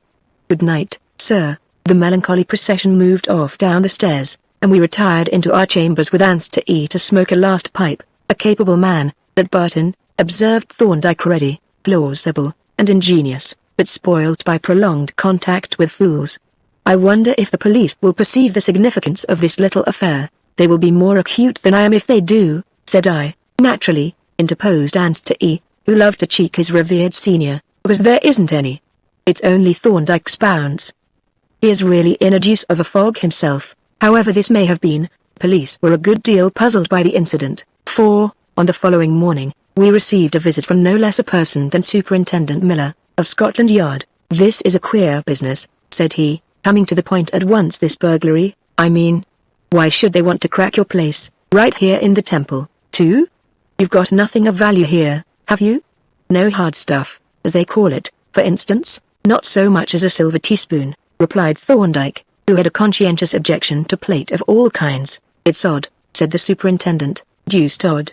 When we got your note, we thought these anarchist idiots had mixed you up with the case. You saw the papers, I suppose, and wanted to go through your rooms for some reason. We thought we had our hands on the gang, instead of which we find a party of common crooks that we're sick of the sight of. I tell you, sir, it's annoying when you think you've hooked a salmon, to bring up a blooming eel. It must be a great disappointment, Thorndyke agreed, suppressing a smile. It is, said the detective. Not but what we're glad enough to get these beggars, especially Halkett, or Barton, as he calls himself. A mighty slippery customer is Halkett, and mischievous, too, but we're not wanting any disappointments just now. There was that big jewel job in Piccadilly, Taplin and Horns. I don't mind telling you that we've not got a ghost of a clue. Then there's this anarchist affair. We're all in the dark there, too. But what about the cipher? Asked Thorndyke. Oh, hang the cipher! Exclaimed the detective irritably. This Professor Popelbaum may be a very learned man, but he doesn't help us much. He says the document is in Hebrew, and he has translated it into Double Dutch. Just listen to this. He dragged out of his pocket a bundle of papers, and, dabbing down a photograph of the document before Thorndyke, commenced to read the professor's report. The document is written in the characters of the well-known inscription of Meshor, king of Moab, who the devil's he. Never heard of him. Well known, indeed. The language is Hebrew, and the words are separated by groups of letters, which are meaningless, and obviously introduced to mislead and confuse the reader. The words themselves are not strictly consecutive, but, by the interpellation of certain other words, a series of intelligible sentences is obtained, the meaning of which is not very clear, but is no doubt allegorical. The method of decipherment is shown in the accompanying tables, and the full rendering suggested on the enclosed sheet. It is to be noted that the writer of this document was apparently quite unacquainted with the Hebrew language, as appears from the absence of any grammatical construction. That's the professor's report, Doctor, and here are the tables showing how he worked it out. It makes my head spin to look at M. He handed to Thorndyke a bundle of ruled sheets, which my colleague examined attentively for a while, and then passed on to me. This is very systematic and thorough, said he. But now let us see the final result at which he arrives. It may be all very systematic, growled the superintendent, sorting out his papers, but I tell you, sir, it's all bosh. The latter word he jerked out viciously, as he slapped down on the table the final product of the professor's labors. There, he continued, that's what he calls the full rendering, and I reckon it'll make your hair curl. It might be a message from Bedlam. Thorndyke took up the first sheet, and as he compared the constructed renderings with the literal translation, the ghost of a smile stole across his usually immovable countenance. The meaning is certainly a little obscure, he observed, though the reconstruction is highly ingenious, and, moreover, I think the professor is probably right. That is to say, the words which he has supplied are probably the omitted parts of the passages from which the words of the cryptogram were taken. What do you think, Jervis? He handed me the two papers, of which one gave the actual words of the cryptogram, and the other a suggested reconstruction, with omitted words supplied. The first read, Woe city lies robbery prey noise whip rattling wheel horse chariot day darkness gloominess cloud darkness morning mountain people strong fire them flame. Turning to the second paper, I read out the suggested rendering. Woe to the bloody city. It is full of lies and robbery, the prey departeth not. The noise of a whip, and the noise of the rattling of the wheels, and of the prancing horses, and of the jumping chariots, a day of darkness and of gloominess, a day of clouds, and of thick darkness, as the morning spread upon the mountains, a great people and a strong, a fire devoureth before them, and behind them a flame burneth. Here the first sheet ended, and, as I laid it down, Thorndyke looked at me inquiringly. There is a good deal of reconstruction in proportion to the original matter, I objected. The professor has supplied more than 3/4 of the final rendering. Exactly, burst in the superintendent. It's all professor and no cryptogram. Still, I think the reading is correct, said Thorndyke. As far as it goes, that is. Good Lord! Exclaimed the dismayed detective. Do you mean to tell me, sir, that balderdash is the real meaning of the thing? I don't say that, replied Thorndyke. I say it is correct as far as it goes, but I doubt its being the solution of the cryptogram. Have you been studying that photograph that I gave you? Demanded Miller, with sudden eagerness. I have looked at it, said Thorndyke evasively, but I should like to examine the original if you have it with you. I have, said the detective. Professor Popelbaum sent it back with a solution. You can have a look at it, though I can't leave it with you without special authority. He drew the document from his pocketbook and handed it to Thorndyke, who took it over to the window and scrutinized it closely. From the window he drifted into the adjacent office, closing the door after him, and presently the sound of a faint explosion told me that he had lighted the gas fire. Of course, said Miller, taking up the translation again, this gibberish is the sort of stuff you might expect from a parcel of crack-brained anarchists, but it doesn't seem to mean anything, not to us. I agreed, but the phrases may have some prearranged significance. And then there are the letters between the words. It is possible that they may really form a cipher. I suggested that to the professor, said Miller, but he wouldn't hear of it. He is sure they are only dummies. I think he is probably mistaken, and so, I fancy, does my colleague. But we shall hear what he has to say presently. Oh, I know what he will say, growled Miller. He will put the thing under the microscope, and tell us who made the paper, and what the ink is composed of. Then we shall be just where we were. The superintendent was evidently deeply depressed. We sat for some time pondering in silence on the vague sentences of the professor's translation, until, at length, Thorndyke reappeared, holding the document in his hand. He laid it quietly on the table by the officer, and then inquired, "Is this an official consultation?" "Certainly," replied Miller. "I was authorized to consult you respecting the translation, but nothing was said about the original. Still, if you want it for further study, I will get it for you." "No, thank you," said Thorndyke. "I have finished with it. My theory turned out to be correct." "Your theory?" exclaimed the superintendent, eagerly. "Do you mean to say, and, as you are consulting me officially, I may as well give you this?" He held out a sheet of paper, which the detective took from him and began to read. "What is this?" he asked, looking up at Thorndyke with a puzzled frown. "Where did it come from?" "It is the solution of the cryptogram," replied Thorndyke. The detective reread the contents of the paper, and, with the frown of perplexity deepening, once more gazed at my colleague. "This is a joke, sir. You are fooling me," he said sulkily. "Nothing of the kind," answered Thorndyke. "That is the genuine solution, but it's impossible," exclaimed Miller. "Just look at it, Dr. Jervis." I took the paper from his hand, and, as I glanced at it, I had no difficulty in understanding his surprise. It bore a short inscription in printed Roman capitals, thus: "The Piccadilly stuff is up the chimbley 416 Ward Rest 2nd flower back IT was hid because of old Moki's Jude Moki is a blighter." "Then that fellow wasn't an anarchist at all?" I exclaimed. "No," said Miller. "He was one of Moki's gang. We suspected Moki of being mixed up with the job, but we couldn't fix it on him. By Jove," he added, slapping his thigh, "if this is right, and I can lay my hands on the loot. Can you lend me a bag, Doctor? I'm off to Wardour Street this very moment." We furnished him with an empty suitcase, and, from the window, watched him making for Mitre Court at a smart double. "I wonder if he will find the booty," said Thorndyke. "It just depends on whether the hiding place was known to more than one of the gang." "Well, it has been a quaint case, and instructive, too. I suspect our friend Barton and the evasive Schonberg were the collaborators who produced that curiosity of literature. May I ask how you deciphered the thing?" I said. "It didn't appear to take long, it didn't. It was merely a matter of testing a hypothesis, and you ought not to have to ask that question," he added, with mock severity, "seeing that you had what turned out to have been all the necessary facts 2 days ago. But I will prepare a document and demonstrate to you tomorrow morning." "So Miller was successful in his quest," said Thorndyke, as we smoked our morning pipes after breakfast. "The entire swag, as he calls it, was up the chimbley, undisturbed. He handed me a note which had been left, with the empty suitcase, by a messenger, shortly before, and I was about to read it when an agitated knock was heard at our door. The visitor, whom I admitted, was a rather haggard and dishevelled elderly gentleman, who, as he entered, peered inquisitively through his concave spectacles from one of us to the other. "Allow me to introduce myself, gentlemen," said he.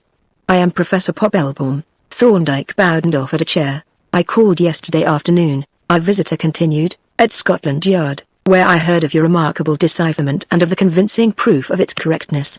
Thereupon I borrowed the cryptogram, and have spent the entire night in studying it, but I cannot connect your solution with any of the characters. I wonder if you would do me the great favor of enlightening me as to your method of decipherment, and so save me further sleepless nights? You may rely on my discretion. Have you the document with you?" asked Thorndyke. The professor produced it from his pocketbook, and passed it to my colleague. "You observe, Professor," said the latter, "that this is a laid paper, and has no watermark?" "Yes, I noticed that, and that the writing is in indelible Chinese ink?" Yes, said the servant impatiently, "but it is the inscription that interests me, not the paper and ink." "Precisely," said Thorndyke. "Now, it was the ink that interested me when I caught a glimpse of the document 3 days ago. Why, I asked myself, should anyone use this troublesome medium, for this appears to be stick ink when good writing ink is to be had. What advantages has Chinese ink over writing ink? It has several advantages as a drawing ink, but for writing purposes it has only one: it is quite unaffected by wet. The obvious inference, then, was that this document was, for some reason, likely to be exposed to wet. But this inference instantly suggested another. which I was yesterday able to put to the test. Thus, he filled a tumbler with water, and, rolling up the document, dropped it in. Immediately there began to appear on it a new set of characters of a curious grey color. In a few seconds Thorndyke lifted out the wet paper, and held it up to the light. Now there was plainly visible an inscription in transparent lettering, like a very distinct watermark. It was in printed Roman capitals, written across the other writing, and read: "The Piccadilly stuff is up the chimbley 416 Ward Rst 2nd flower back IT was hid because of old Moki's Jude Moki is a blighter." The professor regarded the inscription with profound disfavor. "How do you suppose this was done?" he asked gloomily. "I will show you," said Thorndyke. "I have prepared a piece of paper to demonstrate the process to Dr. Jervis. It is exceedingly simple." He fetched from the office a small plate of glass, and a photographic dish in which a piece of thin notepaper was soaking in water. "This paper," said Thorndyke, lifting it out and laying it on the glass, "has been soaking all night, and is now quite pulpy." He spread a dry sheet of paper over the wet one, and on the former wrote heavily with a hard pencil, "Moki is a blighter." On lifting the upper sheet, the writing was seen to be transferred in a deep grey to the wet paper, and when the latter was held up to the light the inscription stood out clear and transparent as if written with oil. "When this dries," said Thorndyke, "the writing will completely disappear, but it will reappear whenever the paper is again wetted." The professor nodded. "Very ingenious," said he, "a sort of artificial palimpsest, in fact. But I do not understand how that illiterate man could have written in the difficult Mobite script." "He did not," said Thorndyke. "The cryptogram was probably written by one of the leaders of the gang, who, no doubt, supplied copies to the other members to use instead of blank paper for secret communications. The object of the Mobite writing was evidently to divert attention from the paper itself, in case the communication fell into the wrong hands, and I must say it seems to have answered its purpose very well." The professor started, stung by the sudden recollection of his labors. "Yes," he snorted, "but I am a scholar, sir, not a policeman. Every man to his trade." He snatched up his hat, and with a curt "good morning," flung out of the room in dudgeon. Thorndyke laughed softly. "Poor professor," he murmured. "Our playful friend Barton has much to answer for." Part 6. The Mandarin's Pearl? Mr. Brodribb stretched out his toes on the curb before the blazing fire with the air of a man who is by no means insensible to physical comfort. "You are really an extraordinarily polite fellow, Thorndyke," said he. He was an elderly man, rosy-gilled, portly, and convivial, to whom a mass of bushy, white hair, an expansive double chin, and a certain prim sumptuousness of dress imparted an air of old-world distinction. Indeed, as he dipped an amethystine nose into his wineglass, and gazed thoughtfully at the glowing end of his cigar, he looked the very type of the well-to-do lawyer of an older generation. "You are really an extraordinarily polite fellow, Thorndyke," said Mr. Brodribb. "I know," replied Thorndyke. "But why this reference to an admitted fact?" "The truth has just dawned on me," said the solicitor. "Here am I, dropping in on you, uninvited and unannounced, sitting in your own armchair before your fire, smoking your cigars, drinking your Burgundy-induced good Burgundy, too, let me add, and you have not dropped a single hint of curiosity as to what has brought me here. I take the gifts of the gods, you see, and ask no questions," said Thorndyke. "Devilish handsome of you, Thorndyke, unsociable beggar like you, too," rejoined Mr. Brodribb, a fan of wrinkles spreading out genially from the corners of his eyes. "But the fact is I have come, in a sense, on business, always glad of a pretext to look you up, as you know, but I want to take your opinion on a rather queer case. It is about young Carverley. You remember Horace Carverley? Well, this is his son. Horace and I were schoolmates, you know, and after his death the boy, Fred, hung on to me rather. We're near neighbors down at Weybridge, and very good friends. I like Fred. He's a good fellow, though cranky, like all his people." "What has happened to Fred Carverley?"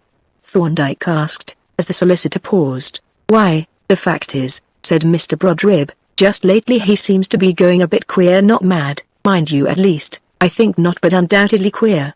Now, there is a good deal of property, and a good many highly interested relatives, and, as a natural consequence, there is some talk of getting him certified.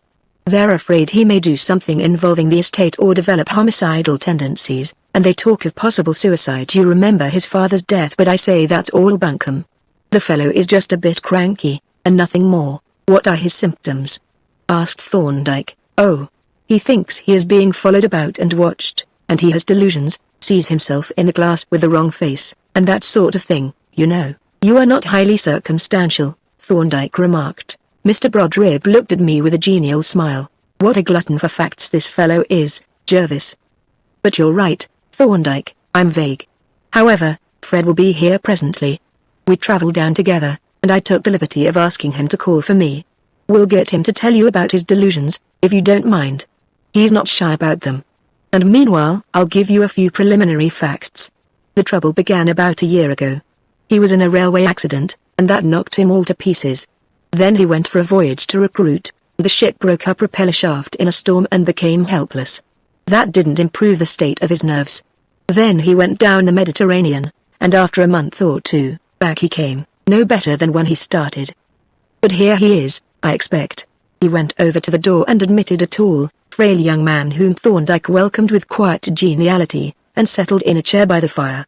I looked curiously at our visitor.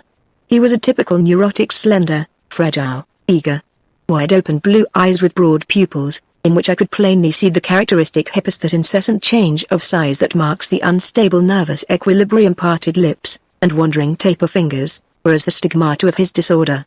He was of the stuff out of which prophets and devotees, martyrs, reformers, and third-rate poets are made. I have been telling Dr. Thorndyke about these nervous troubles of yours, said Mr. Brodribb presently. I hope you don't mind. He is an old friend, you know, and he is very much interested. It is very good of him, said Carverley. Then he flushed deeply, and added, but they are not really nervous, you know. They can't be merely subjective. You think they can't be? Said Thorndyke. No, I am sure they are not. He flushed again like a girl, and looked earnestly at Thorndyke with his big, dreamy eyes. But you doctors, he said, are so dreadfully skeptical of all spiritual phenomena. You are such materialists. Yes, said Mr. Brodribb, the doctors are not hot on the supernatural, and that's the fact. Supposing you tell us about your experiences, said Thorndyke persuasively. Give us a chance to believe. If we can't explain away. Carverley reflected for a few moments, then, looking earnestly at Thorndyke, he said, very well, if it won't bore you, I will. It is a curious story. I have told Dr. Thorndyke about your voyage and your trip down the Mediterranean, said Mr. Brodribb. Then, said Carverley, I will begin with the events that are actually connected with these strange visitations. The first of these occurred in Marseille. I was in a curio shop there, looking over some Algerian and Moorish tilings, when my attention was attracted by a sort of charm or pendant that hung in a glass case. It was not particularly beautiful, but its appearance was quaint and curious, and took my fancy. It consisted of an oblong block of ebony in which was set a single pear-shaped pearl more than 3/4 of an inch long. The sides of the ebony block were lacquered probably to conceal a joint and bore a number of Chinese characters, and at the top was a little gold image with a hole through it, presumably for a string to suspend it by. Excepting for the pearl, the whole thing was uncommonly like one of those ornamental tablets of Chinese ink. Now, I had taken a fancy to the thing, and I can afford to indulge my fancies in moderation. The man wanted £5 for it. He assured me that the pearl was a genuine one of fine quality, and obviously did not believe it himself. To me, however, it looked like a real pearl, and I determined to take the risk, so I paid the money, and he bowed me out with a smile, I may almost say a grin of satisfaction. He would not have been so well pleased if he had followed me to a jeweller's to whom I took it for an expert opinion, for the jeweller pronounced the pearl to be undoubtedly genuine, and worth anything up to £1,000. A day or two later, I happened to show my new purchase to some men whom I knew, who had dropped in at Marseille in their yacht. They were highly amused at my having bought the thing, and when I told them what I had paid for it, they positively howled with derision. Why, you silly guffin, said one of them, a man named Halliwell, I could have had it 10 days ago for half a sovereign, or probably 5 shillings. I wish now I had bought it, then I could have sold it to you. It seemed that a sailor had been hawking the pendant round the harbour, and had been on board the yacht with it. Deuced anxious the beggar was to get rid of it, too, said Halliwell, grinning at the recollection. Swore it was a genuine pearl of priceless value, and was willing to deprive himself of it for the trifling sum of half a jimmy. But we'd heard that sort of thing before. However, the curio man seems to have speculated on the chance of meeting with a greenhorn, and he seems to have pulled it off. Lucky curio man. I listened patiently to their jibes, and when they had talked themselves out I told them about the jeweller. They were most frightfully sick, and when we had taken the pendant to a dealer in gems who happened to be staying in the town, and he had offered me £500 for it, their language wasn't fit for a divinity students' debating club. Naturally the story got noised abroad, and when I left, It was the talk of the place. The general opinion was that the sailor, who was traced to a tea ship that had put into the harbor, had stolen it from some Chinese passenger, and no less than 17 different Chinamen came forward to claim it as their stolen property. Soon after this I returned to England, and, as my nerves were still in a very shaky state, I came to live with my cousin Alfred, who has a large house at Weybridge. At this time he had a friend staying with him, a certain Captain Raggerton, and the two men appeared to be on very intimate terms. I did not take to Raggerton at all. He was a good-looking man, pleasant in his manners, and remarkably plausible. But the fact is I am speaking in strict confidence. Of course he was a bad egg. He had been in the Guards, and I don't quite know why he left, but I do know that he played bridge and baccarat pretty heavily at several clubs, and that he had a reputation for being a rather uncomfortably lucky player. He did a good deal at the race meetings, too, and was in general such an obvious undesirable that I could never understand my cousin's intimacy with him, though I must say that Alfred's habits had changed somewhat for the worse since I had left England. The fame of my purchase seems to have preceded me, for when, one day, I produced the pendant to show them, I found that they knew all about it. Raggerton had heard the story from a naval man, and I gathered vaguely that he had heard something that I had not, and that he did not care to tell me. When my cousin and he talked about the pearl, which they did pretty often, certain significant looks passed between them, and certain veiled references were made which I could not fail to notice. One day I happened to be telling them of a curious incident that occurred on my way home. I had travelled to England on one of Holt's big China boats, not liking the crowd and bustle of the regular passenger lines. Now, one afternoon, when we had been at sea a couple of days, I took a book down to my berth, intending to have a quiet read till tea time. Soon, however, I dropped off into a doze, and must have remained asleep for over an hour. I awoke suddenly, and as I opened my eyes, I perceived that the door of the stateroom was half open, and a well-dressed Chinaman, in native costume, was looking in at me. He closed the door immediately, and I remained for a few moments paralyzed by the start that he had given me. Then I leapt from my bunk, opened the door, and looked out. But the alleyway was empty. The Chinaman had vanished as if by magic. This little occurrence made me quite nervous for a day or two, which was very foolish of me, but my nerves were all on edge and I am afraid they are still. Yes, said Thorndyke. There was nothing mysterious about the affair. These boats carry a Chinese crew, and the man you saw was probably a serang, or whatever they call the gang captains on these vessels. Or he may have been a native passenger who had strayed into the wrong part of the ship. Exactly, agreed our client. But to return to Raggerton. He listened with quite extraordinary interest as I was telling this story, and when I had finished he looked very queerly at my cousin. A deuced odd thing, this, Carverley, said he. Of course, it may be only a coincidence, but it really does look as if there was something, after all, in that. Shut up, Raggerton, said my cousin. We don't want any of that rot. What is he talking about? I asked. Oh, it's only a rotten, silly yarn that he has picked up somewhere. You're not to tell him, Raggerton. I don't see why I am not to be told, I said, rather sulkily. I'm not a baby. No, said Alfred, but you're an invalid. You don't want any horrors. In effect, he refused to go into the matter any further, and I was left on tenterhooks of curiosity. However, the very next day I got Raggerton alone in the smoking room, and had a little talk with him. He had just dropped £100 on a double event that hadn't come off, and I expected to find him pliable. Nor was I disappointed, for, when we had negotiated the little loan, he was entirely at my service, and willing to tell me everything, on my promising not to give him away to Alfred. Now, you understand, he said, that this yarn about your pearl is nothing but a damn silly fable that's been going the round in Marseille. I don't know where it came from, or what sort of demented rotter invented it. I had it from a Johnny in the Mediterranean squadron, and you can have a copy of his letter if you want it. I said that I did want it. Accordingly, that same evening he handed me a copy of the narrative extracted from his friend's letter, the substance of which was this. About 4 months ago there was lying in Canton Harbour a large English bark. Her name is not mentioned, but that is not material to the story. She had got her cargo stowed and her crew signed on, and was only waiting for certain official formalities to be completed before putting to sea on her homeward voyage.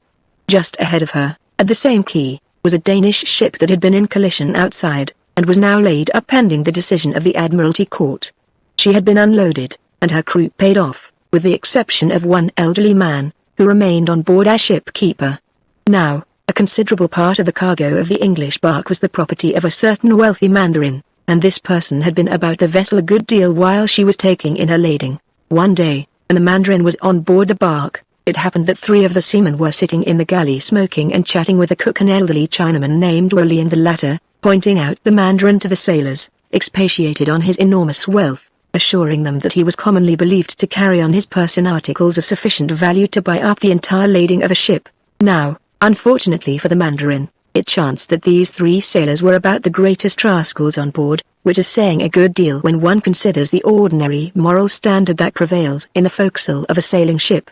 Nor was Woli himself an angel. In fact, he was a consummate villain, and seems to have been the actual originator of the plot which was presently devised to rob the Mandarin. This plot was as remarkable for its simplicity as for its cold-blooded barbarity. On the evening before the bark sailed, the 3 seamen, Nielsen, Foucault, and Barrett, proceeded to the Danish ship with a supply of whiskey, made the shipkeeper royally drunk, and locked him up in an empty berth. Meanwhile Woli made a secret communication to the Mandarin to the effect that certain stolen property, believed to be his, had been secreted in the hold of the empty ship. Thereupon the Mandarin came down hot-foot to the quayside, and was received on board by the 3 seamen, who had got the covers off the after hatch in readiness. Parrott now ran down the iron ladder to show the way, and the Mandarin followed, but when they reached the lower deck, and looked down the hatch into the black darkness of the lower hold, he seems to have taken fright, and begun to climb up again. Meanwhile Nielsen had made a running bowline in the end of a loose halyard that was rove through a block aloft, and had been used for hoisting out the cargo. As the Mandarin came up, he leaned over the coaming of the hatch, dropped the noose over the Chinaman's head, jerked it tight, and then he and Foucault hove on the fall of the rope. The unfortunate Chinaman was dragged from the ladder, and, as he swung clear, the 2 rascals let go the rope, allowing him to drop through the hatches into the lower hold. Then they belayed the rope, and went down below. Parrott had already lighted a slush lamp, by the glimmer of which they could see the Mandarin swinging to and fro like a pendulum within a few feet of the ballast, and still quivering and twitching in his death throes. They were now joined by Woli, who had watched the proceedings from the quay, and the 4 villains proceeded, without loss of time, to rifle the body as it hung. To their surprise and disgust, they found nothing of value excepting an ebony pendant set with a single large pearl. But Woli, though evidently disappointed at the nature of the booty, assured his comrades that this alone was well worth the hazard, pointing out the great size and exceptional beauty of the pearl. As to this, the seamen know nothing about pearls, but the thing was done, and had to be made the best of, so they made the rope fast to the lower deck beams, cut off the remainder and unrove it from the block, and went back to their ship. It was 24 hours before the shipkeeper was sufficiently sober to break out of the berth in which he had been locked, by which time the bark was well out to sea, and it was another 3 days before the body of the Mandarin was found. An active search was then made for the murderers, but as they were strangers to the shipkeeper, no clues to their whereabouts could be discovered. Meanwhile, the 4 murderers were a good deal exercised as to the disposal of the booty. Since it could not be divided, it was evident that it must be entrusted to the keeping of one of them. The choice in the first place fell upon Woli, in whose chest the pendant was deposited as soon as the party came on board, it being arranged that the Chinaman should produce the jewel for inspection by his confederates whenever called upon. For 6 weeks nothing out of the common occurred, but then a very singular event befell. The 4 conspirators were sitting outside the galley one evening, when suddenly the cook uttered a cry of amazement and horror. The other 3 turned to see what it was that had so disturbed their comrade, and then they, too, were struck dumb with consternation, for, standing at the door of the companion hatch the bark was a flush-decked vessel was the Mandarin whom they had left for dead. He stood quietly regarding them for fully a minute, while they stared at him transfixed with terror. Then he beckoned to them, and went below. So petrified were they with astonishment and mortal fear that they remained for a long time motionless and dumb. At last they plucked up courage, and began to make furtive inquiries among the crew, but no one, not even the steward, knew anything of any passengers, or, indeed, of any Chinaman, on board the ship, excepting Woli. At daybreak the next morning, when the cook's mate went to the galley to fill the coppers, he found Woli hanging from a hook in the ceiling. The cook's body was stiff and cold, and had evidently been hanging several hours. The report of the tragedy quickly spread through the ship, and the 3 conspirators hurried off to remove the pearl from the dead man's chest before the officers should come to examine it. The cheap lock was easily picked with a bent wire, and the jewel abstracted, but now the question arose as to who should take charge of it. The eagerness to be the actual custodian of the precious bauble, which had been at first displayed, now gave place to equally strong reluctance. But someone had to take charge of it, and after a long and angry discussion Nielsen was prevailed upon to stow it in his chest. A fortnight passed. The three conspirators went about their duties soberly, like men burdened with some secret anxiety, and in their leisure moments they would sit and talk with bated breath of the apparition at the companion hatch, and the mysterious death of their late comrade. At last the blow fell. It was at the end of the second dog watch that the hands were gathered on the forecastle, preparing to make sail after a spell of bad weather. Suddenly Nielsen gave a husky shout, and rushed at Barrett, holding out the key of his chest. "Here you, Barrett," he exclaimed, "go below and take that accursed thing out of my chest." "What for?" demanded Barrett, and then he and Foucault, who was standing close by, looked aft to see what Nielsen was staring at. Instantly they both turned white as ghosts, and fell trembling so that they could hardly stand. There was the Mandarin, standing calmly by the companion, returning with a steady, impassive gaze their looks of horror. And even as they looked he beckoned and went below. "Do ye hear, Barrett?" gasped Nielsen. "Take my key and do what I say, or else." But at this moment the order was given to go aloft and set all plain sail. The three men went off to their respective posts, Nielsen going up the foretopmast rigging, and the other two to the maintop. Having finished their work aloft, Foucault and Barrett, who were both in the port watch, came down on deck, and then, it being their watch below, they went and turned in. When they turned out with their watch at midnight, they looked about for Nielsen, who was in the starboard watch, but he was nowhere to be seen. Thinking he might have slipped below unobserved, they made no remark, though they were very uneasy about him. But when the starboard watch came on deck at 4 o'clock, and Nielsen did not appear with his mates, the two men became alarmed, and made inquiries about him. It was now discovered that no one had seen him since 8 o'clock on the previous evening, and, this being reported to the officer of the watch, the latter ordered all hands to be called. But still Nielsen did not appear. A thorough search was now instituted, both below and aloft, and as there was still no sign of the missing man, it was concluded that he had fallen overboard. But at 8 o'clock 2 men were sent aloft to shake out the foreoil. They reached the yard almost simultaneously, and were just stepping onto the foot ropes when one of them gave a shout. Then the pair came sliding down a backstay, with faces as white as tallow. As soon as they reached the deck, they took the officer of the watch forward, and, standing on the heel of the bowsprit, pointed aloft. Several of the hands, including Foucault and Barrett, had followed, and all looked up, and there they saw the body of Nielsen, hanging on the front of the foretop-gallant sail. He was dangling at the end of a gasket, and bouncing up and down on the taut belly of the sail as the ship rose and fell to the send of the sea. The two survivors were now in some doubt about having anything further to do with the pearl. But the great value of the jewel, and the consideration that it was now to be divided between 2 instead of 4, tempted them.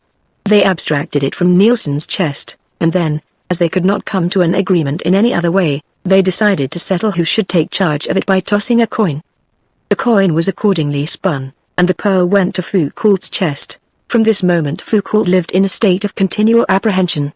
When on deck, his eyes were forever wandering towards the companion hatch, and during his watch below, when not asleep, he would sit moodily on his chest, lost in gloomy reflection. But a fortnight passed, then 3 weeks, and still nothing happened. Land was sighted, the Straits of Gibraltar passed, and the end of the voyage was but a matter of days. And still the dreaded Mandarin made no sign. At length the ship was within 24 hours of Marseille, to which port a large part of the cargo was consigned. Active preparations were being made for entering the port, and among other things the shore tackle was being overhauled. A share in this latter work fell to Foucault and Barrett, and about the middle of the second dog watch 7 o'clock in the evening they were sitting on the deck working an ice plice in the end of a large rope. Suddenly Foucault, who was facing forward, saw his companion turn pale and stare aft with an expression of terror. He immediately turned and looked over his shoulder to see what Barrett was staring at. It was the Mandarin, standing by the companion, gravely watching them, and as Foucault turned and met his gaze, the Chinaman beckoned and went below. For the rest of that day Barrett kept close to his terrified comrade, and during their watch below he endeavored to remain awake, that he might keep his friend in view. Nothing happened through the night, and the following morning, when they came on deck for the forenoon watch, their port was well in sight. The 2 men now separated for the first time, Barrett going aft to take his trick at the wheel, and Foucault being set to help in getting ready the ground tackle. Half an hour later Barrett saw the mate stand on the rail and lean outboard, holding on to the mizzen shrouds while he stared along the ship's side. Then he jumped onto the deck and shouted angrily, "Forward, there! "What the deuce is that man up to under the starboard cathead?" The men on the forecastle rushed to the side and looked over. Two of them leaned over the rail with the bight of a rope between them, and a third came running aft to the mate. "It's Foucault, sir," Parrot heard him say. "He's hanged himself from the cathead." As soon as he was off duty, Parrot made his way to his dead comrade's chest, and, opening it with his picklock, took out the pearl. It was now his sole property, and, as the ship was within an hour or two of her destination, he thought he had little to fear from its murdered owner. As soon as the vessel was alongside the wharf, he would slip ashore and get rid of the jewel, even if he sold it at a comparatively low price. The thing looked perfectly simple. In actual practice, however, it turned out quite otherwise. He began by accosting a well-dressed stranger and offering the pendant for £50, but the only reply that he got was a knowing smile and a shake of the head. When this experience had been repeated a dozen times or more, and he had been followed up and down the streets for nearly an hour by a suspicious gendarme, he began to grow anxious. He visited quite a number of ships and yachts in the harbor, and at each refusal the price of his treasure came down, until he was eager to sell it for a few francs. But still no one would have it. Everyone took it for granted that the pearl was a sham, and most of the persons whom he accosted assumed that it had been stolen. The position was getting desperate. Evening was approaching the time of the dreaded dog watches, and still the pearl was in his possession. Gladly would he now have given it away for nothing, but he dared not try, for this would lay him open to the strongest suspicion. At last, in a by-street, he came upon the shop of a curio dealer. Putting on a careless and cheerful manner, he entered and offered the pendant for 10 francs. The dealer looked at it, shook his head, and handed it back. "What will you give me for it?" demanded Parrot, breaking out into a cold sweat at the prospect of a final refusal. The dealer felt in his pocket, drew out a couple of francs, and held them out. "Very well," said Parrot. He took the money as calmly as he could, and marched out of the shop, the gasp of relief, leaving the pendant in the dealer's hand. The jewel was hung up in a glass case, and nothing more was thought about it until some 10 days later, when an English tourist, who came into the shop, noticed it and took a liking to it. Thereupon the dealer offered it to him for £5, assuring him that it was a genuine pearl, a statement that, to his amazement, the stranger evidently believed. He was then deeply afflicted at not having asked a higher price, but the bargain had been struck, and the Englishman went off with his purchase. This was the story told by Captain Raggeton's friend, and I have given it to you in full detail.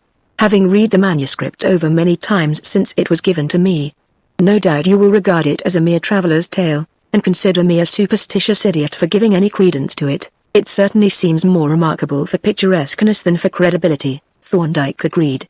"May I ask," he continued, "whether Captain Raggeton's friend gave any explanation as to how this singular story came to his knowledge, or to that of anybody else?" "Oh yes," replied Carverley, "I forgot to mention that the seaman, Parrot, very shortly after he had sold the pearl, fell down the hatch into the hold as the ship was unloading, and was very badly injured. He was taken to the hospital, where he died on the following day, and it was while he was lying there in a dying condition that he confessed to the murder, and gave this circumstantial account of it." "I see," said Thorndyke, "and I understand that you accept the story as literally true?" "Undoubtedly."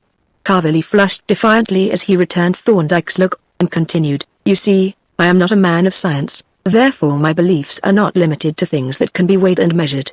There are things, Dr. Thorndyke, which are outside the range of our puny intellects, things that science, with its arrogant materialism, puts aside and ignores with close-shut eyes.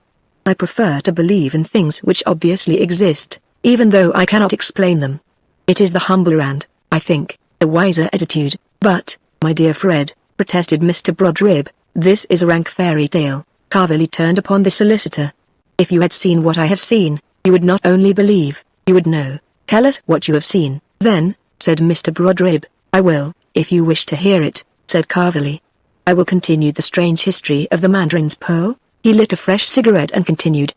"The night I came to Beechhurst, that is my cousin's house, you know a rather absurd thing happened, which I mention on account of its connection with what has followed.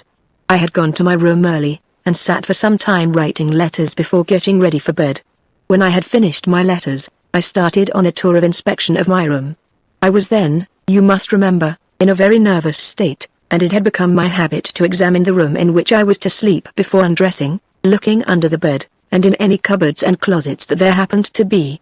Now, on looking round my new room, I perceived that there was a second door, and I at once proceeded to open it to see where it led to.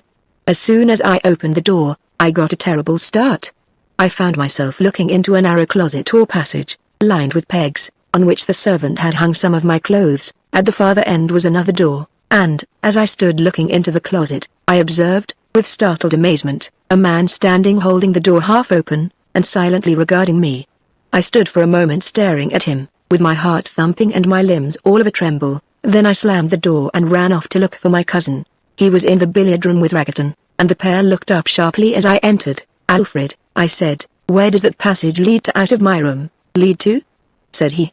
"Why, it doesn't lead anywhere. It used to open into a cross corridor, but when the house was altered, the corridor was done away with, and this passage closed up. It is only a cupboard now. Well, there's a man in it, or there was just now." "Nonsense!" he exclaimed. "Impossible. Let us go and look at the place." He and Raggerton rose, and we went together to my room. As we flung open the door of the closet and looked in, we all three burst into a laugh. There were 3 men now looking at us from the open door at the other end, and the mystery was solved. A large mirror had been placed at the end of the closet to cover the partition which cut it off from the cross corridor. This incident naturally exposed me to a good deal of chaff from my cousin and Captain Raggerton, but I often wished that the mirror had not been placed there, for it happened over and over again that, going to the cupboard hurriedly, and not thinking of the mirror, I got quite a bad shock on being confronted by a figure apparently coming straight at me through an open door. In fact, it annoyed me so much, in my nervous state, that I even thought of asking my cousin to give me a different room, but, happening to refer to the matter when talking to Raggerton, I found the captain so scornful of my cowardice that my pride was touched, and I let the affair drop. And now I come to a very strange occurrence, which I shall relate quite frankly, although I know beforehand that you will set me down as a liar or a lunatic. I had been away from home for a fortnight, and as I returned rather late at night, I went straight to my room. Having partly undressed, I took my clothes in one hand and a candle in the other, and opened the cupboard door. I stood for a moment looking nervously at my double, standing, candle in hand, looking at me through the open door at the other end of the passage. Then I entered, and, setting the candle on a shelf, proceeded to hang up my clothes. I had hung them up, and had just reached up for the candle, when my eye was caught by something strange in the mirror. It no longer reflected the candle in my hand, but instead of it, a large colored paper lantern. I stood petrified with astonishment, and gazed into the mirror, and then I saw that my own reflection was changed, too, that, in place of my own figure, was that of an elderly Chinaman, who stood regarding me with stony calm. I must have stood for near upon a minute, unable to move and scarce able to breathe, face to face with that awful figure. At length I turned to escape, and, as I turned, he turned also, and I could see him, over my shoulder, hurrying away. As I reached the door, I halted for a moment, looking back with the door in my hand, holding the candle above my head, and even so he halted, looking back at me, with his hand upon the door and his lantern held above his head. I was so much upset that I could not go to bed for some hours, but continued to pace the room, in spite of my fatigue. Now and again I was impelled, irresistibly, to peer into the cupboard, but nothing was to be seen in the mirror save my own figure, candle in hand, peeping in at me through the half-open door. And each time that I looked into my own white, horror-stricken face, I shut the door hastily and turned away with a shudder, for the pegs, with the clothes hanging on them, seemed to call to me. I went to bed at last, and before I fell asleep I formed the resolution that, if I was spared until the next day, I would write to the British consul at Canton, and offer to restore the pearl to the relatives of the murdered mandarin. On the following day I wrote and dispatched the letter, after which I felt more composed, though I was haunted continually by the recollection of that stony, impassive figure, and from time to time I felt an irresistible impulse to go and look in at the door of the closet, at the mirror and the pegs with the clothes hanging from them. I told my cousin of the visitation that I had received, but he merely laughed, and was frankly incredulous, while the captain bluntly advised me not to be a superstitious donkey. For some days after this I was left in peace, and began to hope that my letter had appeased the spirit of the murdered man, but on the 5th day, about 6 o'clock in the evening, happening to want some papers that I had left in the pocket of a coat which was hanging in the closet, I went in to get them. I took in no candle, as it was not yet dark, but left the door wide open to light me. The coat that I wanted was near the end of the closet, not more than 4 paces from the mirror, and as I went towards it I watched my reflection rather nervously as it advanced to meet me. I found my coat, and as I felt for the papers, I still kept a suspicious eye on my double. And, even as I looked, a most strange phenomenon appeared. The mirror seemed for an instant to darken or cloud over, and then, as it cleared again, I saw, standing dark against the light of the open door behind him, the figure of the Mandarin. After a single glance, I ran out of the closet, shaking with agitation, but as I turned to shut the door, I noticed that it was my own figure that was reflected in the glass. The Chinaman had vanished in an instant. It now became evident that my letter had not served its purpose, and I was plunged in despair, the more so since, on this day, I felt again the dreadful impulse to go and look at the pegs on the walls of the closet. There was no mistaking the meaning of that impulse, and each time that I went, I dragged myself away reluctantly, though shivering with horror.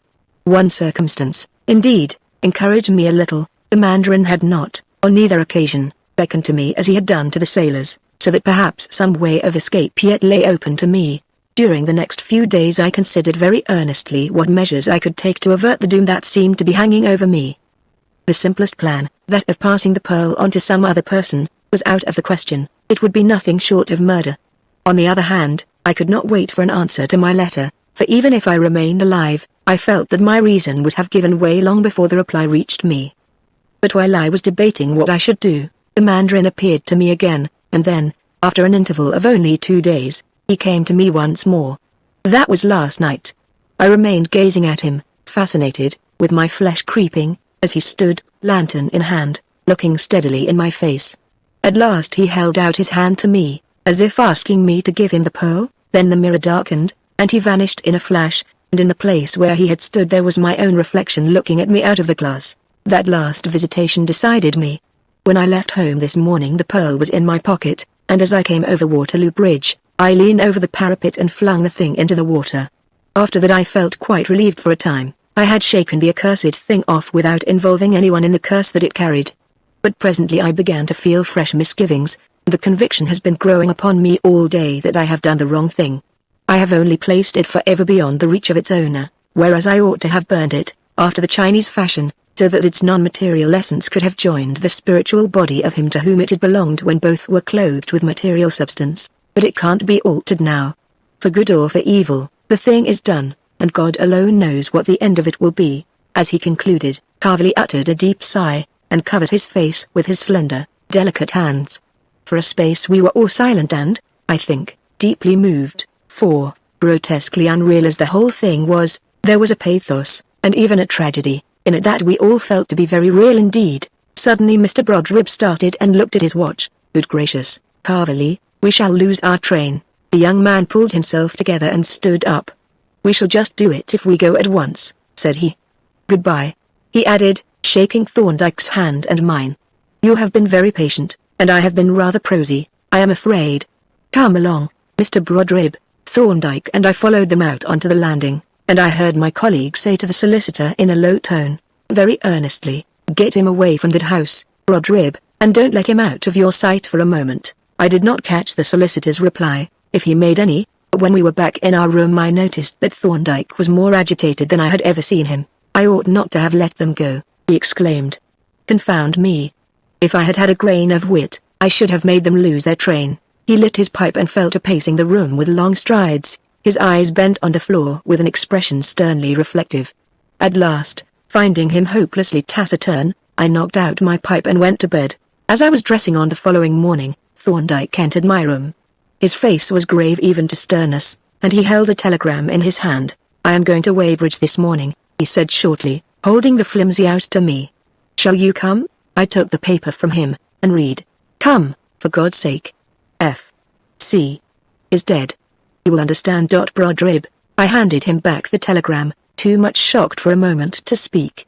The whole dreadful tragedy summed up in that curt message rose before me in an instant, and a wave of deep pity swept over me at this miserable end to the sad, empty life. What an awful thing, Thorndyke! I exclaimed at length. To be killed by a mere grotesque delusion, do you think so? He asked dryly. Well, we shall see, but you will come? Yes, I replied, and as he retired, I proceeded hurriedly to finish dressing. Half an hour later, as we rose from a rapid breakfast, Polton came into the room, carrying a small roll-up case of tools and a bunch of skeleton keys. Will you have them in a bag, sir? He asked. No, replied Thorndyke, in my overcoat pocket. Oh, and here is a note, Polton, which I want you to take round to Scotland Yard.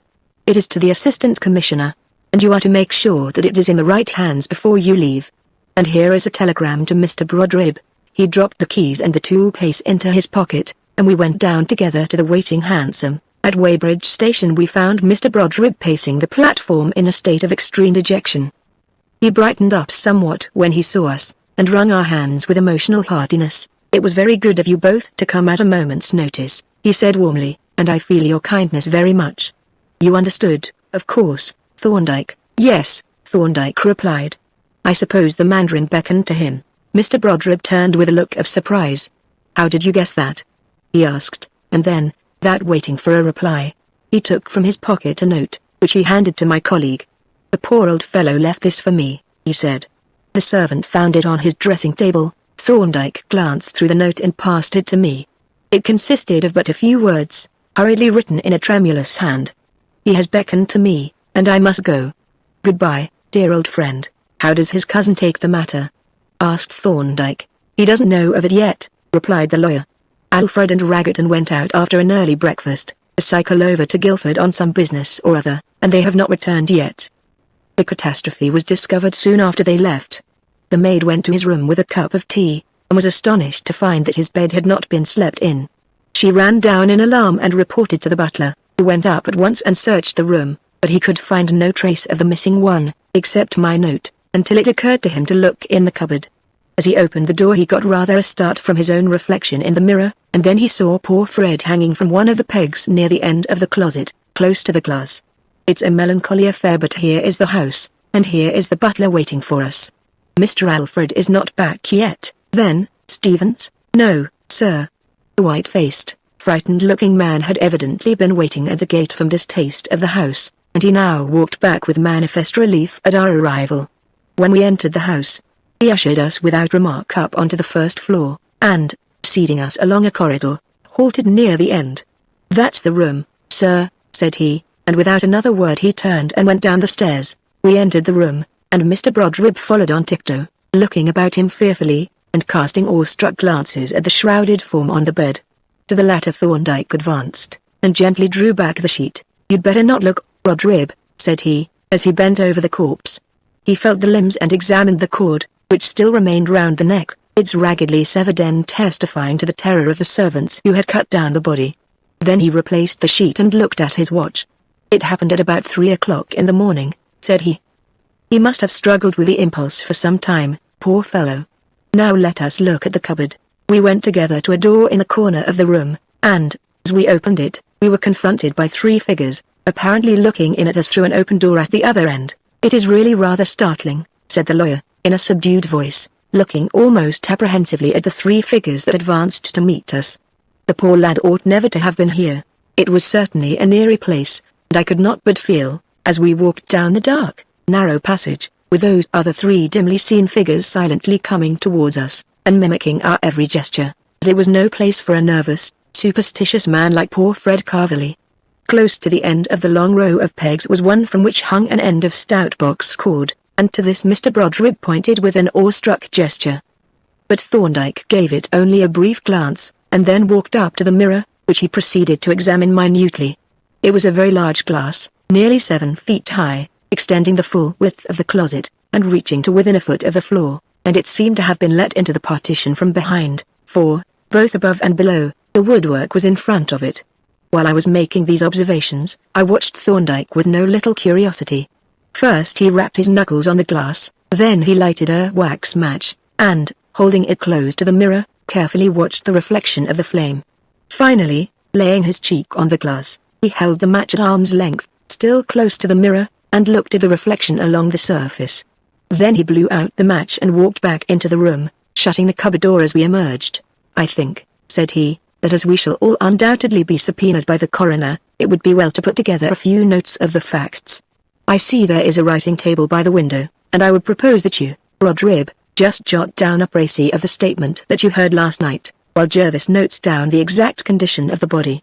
While you are doing this, I will take a look round. We might find a more cheerful place to write in," grumbled Mr. Brodrib. However, without finishing the sentence, he sat down at the table, and, having found some sermon paper, dipped a pen in the ink by way of encouraging his thoughts. At this moment Thorndyke quietly slipped out of the room, and I proceeded to make a detailed examination of the body, in which occupation I was interrupted at intervals by requests from the lawyer that I should refresh his memory. We had been occupied thus for about a quarter of an hour. A quick step was heard outside, the door was opened abruptly, and a man burst into the room. Brodribb rose and held out his hand. "This is a sad homecoming for you, Alfred," said he. "Yes, my God," the newcomer exclaimed. "It's awful." He looked askance at the corpse on the bed, and wiped his forehead with his handkerchief. Alfred Carverley was not extremely prepossessing. Like his cousin, he was obviously neurotic, but there were signs of dissipation in his face, which, just now, was pale and ghastly, and wore an expression of abject fear. Moreover, his entrance was accompanied by that of a perceptible odor of brandy. He had walked over, without noticing me, to the writing table, and as he stood there, talking in subdued tones with the lawyer, I suddenly found Thorndyke at my side. He had stolen in noiselessly through the door that Carverley had left open. "Show him Brodribb's note," he whispered, "and then make him go in and look at the peg." With this mysterious request, he slipped out of the room as silently as he had come, unperceived either by Carverley or the lawyer. "Has Captain Raggerton returned with you?" Brodribb was inquiring. "No. He has gone into the town," was the reply, "but he won't be long. This will be a frightful shock to him." At this point I stepped forward. "Have you shown Mr. Carverley the extraordinary letter that the deceased left for you?" I asked. "What letter was that?" demanded Carverley, with a start. Mr. Brodribb drew forth the note and handed it to him. As he read it through, Carverley turned white to the lips, and the paper trembled in his hand. "He has beckoned to me, and I must go," he read. Then, with a furtive glance at the lawyer, who had beckoned. "What did he mean?" Mr. Brodribb briefly explained the meaning of the allusion, adding, "I thought you knew all about it." Yes, said Carverley, with some confusion, "I remember the matter now you mention it. But it's all so dreadful and bewildering." At this point I again interposed. "There is a question," I said, "that may be of some importance. It refers to the cord with which the poor fellow hanged himself. Can you identify that cord, Mr. Carverley?" He exclaimed, staring at me, and wiping the sweat from his white face. "How should I? Where is the cord? Part of it is still hanging from the peg in the closet. Would you mind looking at it? If you would very kindly fetch it. You know I naturally have a. It must not be disturbed before the inquest," said I. "But surely you are not afraid?" "I didn't say I was afraid," he retorted angrily. "Why should I be?" With a strange, tremulous swagger, he strode across to the closet, flung open the door, and plunged in. A moment later we heard a shout of horror, and he rushed out, livid and gasping. "What is it, Carverley?" exclaimed Mr. Brodribb, starting up in alarm, but Carverley was incapable of speech. Dropping limply into a chair, he gazed at us for a while in silent terror, then he fell back uttering a wild shriek of laughter. Mr. Brodribb looked at him in amazement. "What is it, Carverley?" he asked again. As no answer was forthcoming, he stepped across to the open door of the closet and entered, peering curiously before him. Then he, too, uttered a startled exclamation, and backed out hurriedly, looking pale and flurried. "Bless my soul!" he ejaculated. "Is the place bewitched?" He sat down heavily and stared at Carverley, who was still shaking with hysteric laughter, while I, now consumed with curiosity, walked over to the closet to discover the cause of their singular behavior.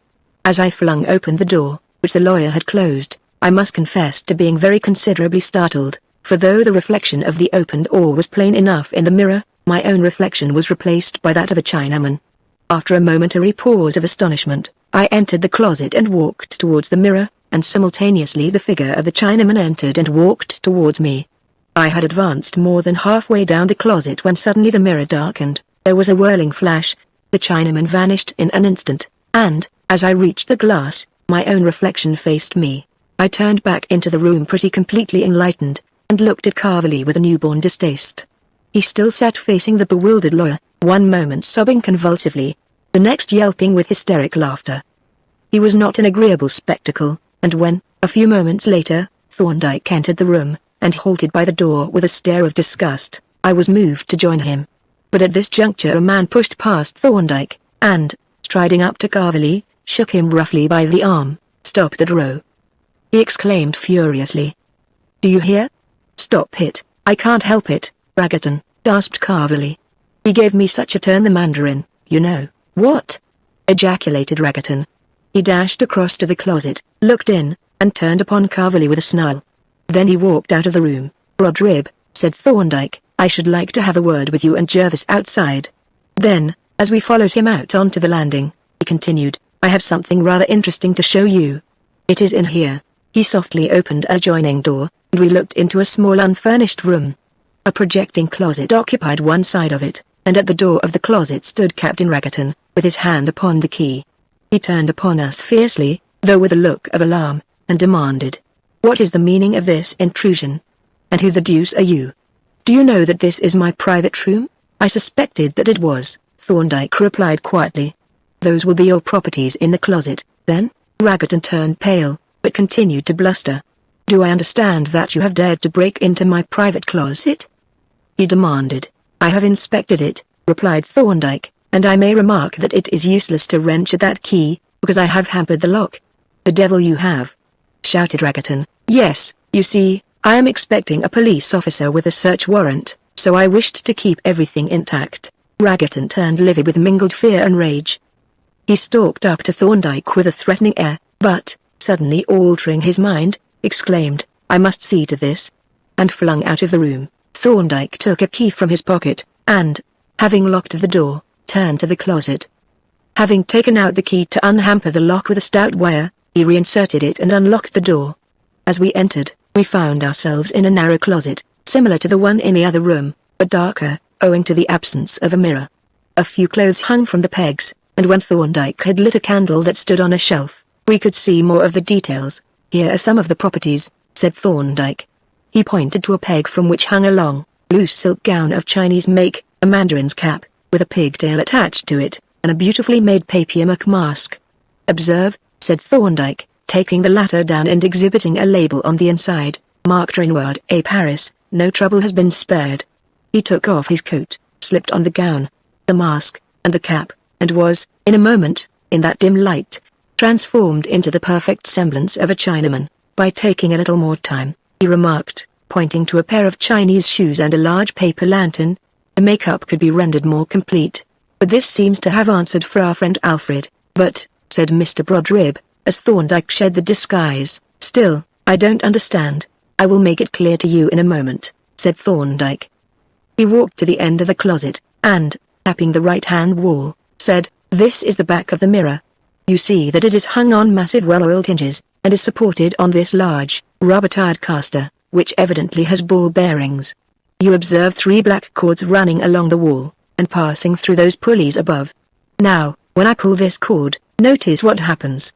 He pulled one cord firmly, and immediately the mirror swung noiselessly inwards on its great caster, until it stood diagonally across the closet, where it was stopped by a rubber buffer. "Bless my soul!"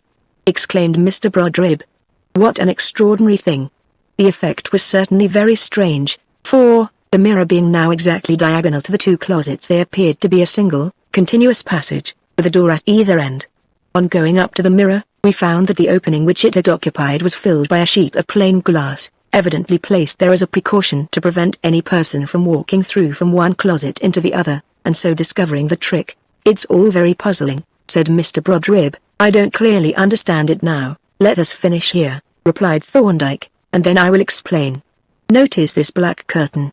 When I pull the second cord, it slides across the closet and cuts off the light. The mirror now reflects nothing into the other closet, it simply appears dark. And now I pull the third cord."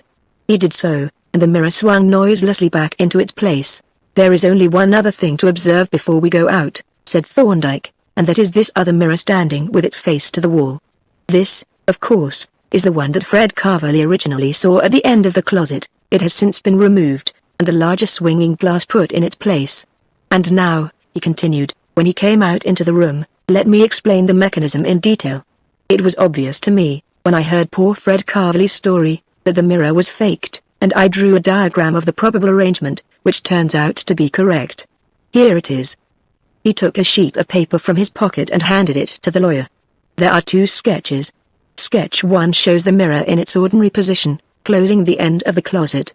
A person standing at A, of course, sees his reflection facing him at, apparently, A1. Sketch 2 shows the mirror swung across. Now a person standing at A does not see his own reflection at all. But if some other person is standing in the other closet at B, A sees the reflection of B apparently at B1, that is, the identical position that his own reflection occupied when the mirror was straight across. I see now, said Brodrib, but who set up this apparatus, and why was it done? Let me ask you a question, said Thorndyke. Is Alfred Carvely the next of kin? No, there is Fred's younger brother. But I may say that Fred has made a will quite recently very much in Alfred's favor. There is the explanation, then, said Thorndyke. These two scoundrels have conspired to drive the poor fellow to suicide, and Raggerton was clearly the leading spirit. He was evidently concocting some story with which to work on poor Fred's superstitions when the mention of the Chinaman on the steamers gave him his cue. He then invented the very picturesque story of the murdered mandarin and the stolen pearl. You remember that these visitations did not begin until after that story had been told, and Fred had been absent from the house on a visit. Evidently, during his absence, Raggerton took down the original mirror, and substituted this swinging arrangement, and at the same time procured the Chinaman's dress and mask from the theatrical property dealers. No doubt he reckoned on being able quietly to remove the swinging glass and other properties and replace the original mirror before the inquest. By God! Exclaimed Mr. Brodrib, it's the most infamous, cowardly plot I have ever heard of. They shall go to jail for it, the villains, as sure as I am alive. But in this Mr. Brodrib was mistaken, for immediately on finding themselves detected, the two conspirators had left the house, and by nightfall were safely across the channel, and the only satisfaction that the lawyer obtained was the setting aside of the will on facts disclosed at the inquest. As to Thorndyke, he has never to this day forgiven himself for having allowed Fred Carvely to go home to his death. Part 7. The Aluminium Dagger. The urgent call, the instant, peremptory summons to professional duty is an experience that appertains to the medical rather than the legal practitioner, and I had supposed, when I abandoned the clinical side of my profession in favor of the forensic, that henceforth I should know it no more, that the interrupted meal, the broken leisure, and the jangle of the night bell, were things of the past, but in practice it was otherwise. The medical jurist is, so to speak, on the borderland of the two professions, and exposed to the vicissitudes of each calling, and so it happened from time to time that the professional services of my colleague or myself were demanded at a moment's notice. And thus it was in the case that I am about to relate. The sacred rite of the tub had been duly performed, and the freshly dried person of the present narrator was about to be insinuated into the first installment of clothing, when a hurried step was heard upon the stair, and a voice of our laboratory assistant, Polton, arose at my colleague's door. There's a gentleman downstairs, sir, who says he must see you instantly on most urgent business. He seems to be in a rare twitter, sir. Polton was proceeding to descriptive particulars, when a second and more hurried step became audible, and a strange voice addressed Thorndyke. I have come to beg your immediate assistance, sir. A most dreadful thing has happened. A horrible murder has been committed. Can you come with me now? I will be with you almost immediately, said Thorndyke. Is the victim quite dead? Quite. Cold and stiff. The police think. Do the police know that you have come for me? Interrupted Thorndyke. Yes. Nothing is to be done until you arrive. Very well. I will be ready in a few minutes, and if you would wait downstairs, sir, Polton added persuasively, I could help the doctor to get ready. With this crafty appeal, he lured the intruder back to the sitting room, and shortly after stole softly up the stairs with a small breakfast tray, the contents of which he deposited firmly in our respective rooms, with a few timely words on the folly of undertaking murders on an empty stomach. Thorndyke and I had meanwhile clothed ourselves with a celerity known only to medical practitioners and quick-change artists, and in a few minutes descended the stairs together, calling in at the laboratory for a few appliances that Thorndyke usually took with him on a visit of investigation. As we entered the sitting room, our visitor, who was feverishly pacing up and down, seized his hat with a gasp of relief. You are ready to come? He asked. My carriage is at the door, and, without waiting for an answer, he hurried out, and rapidly preceded us down the stairs.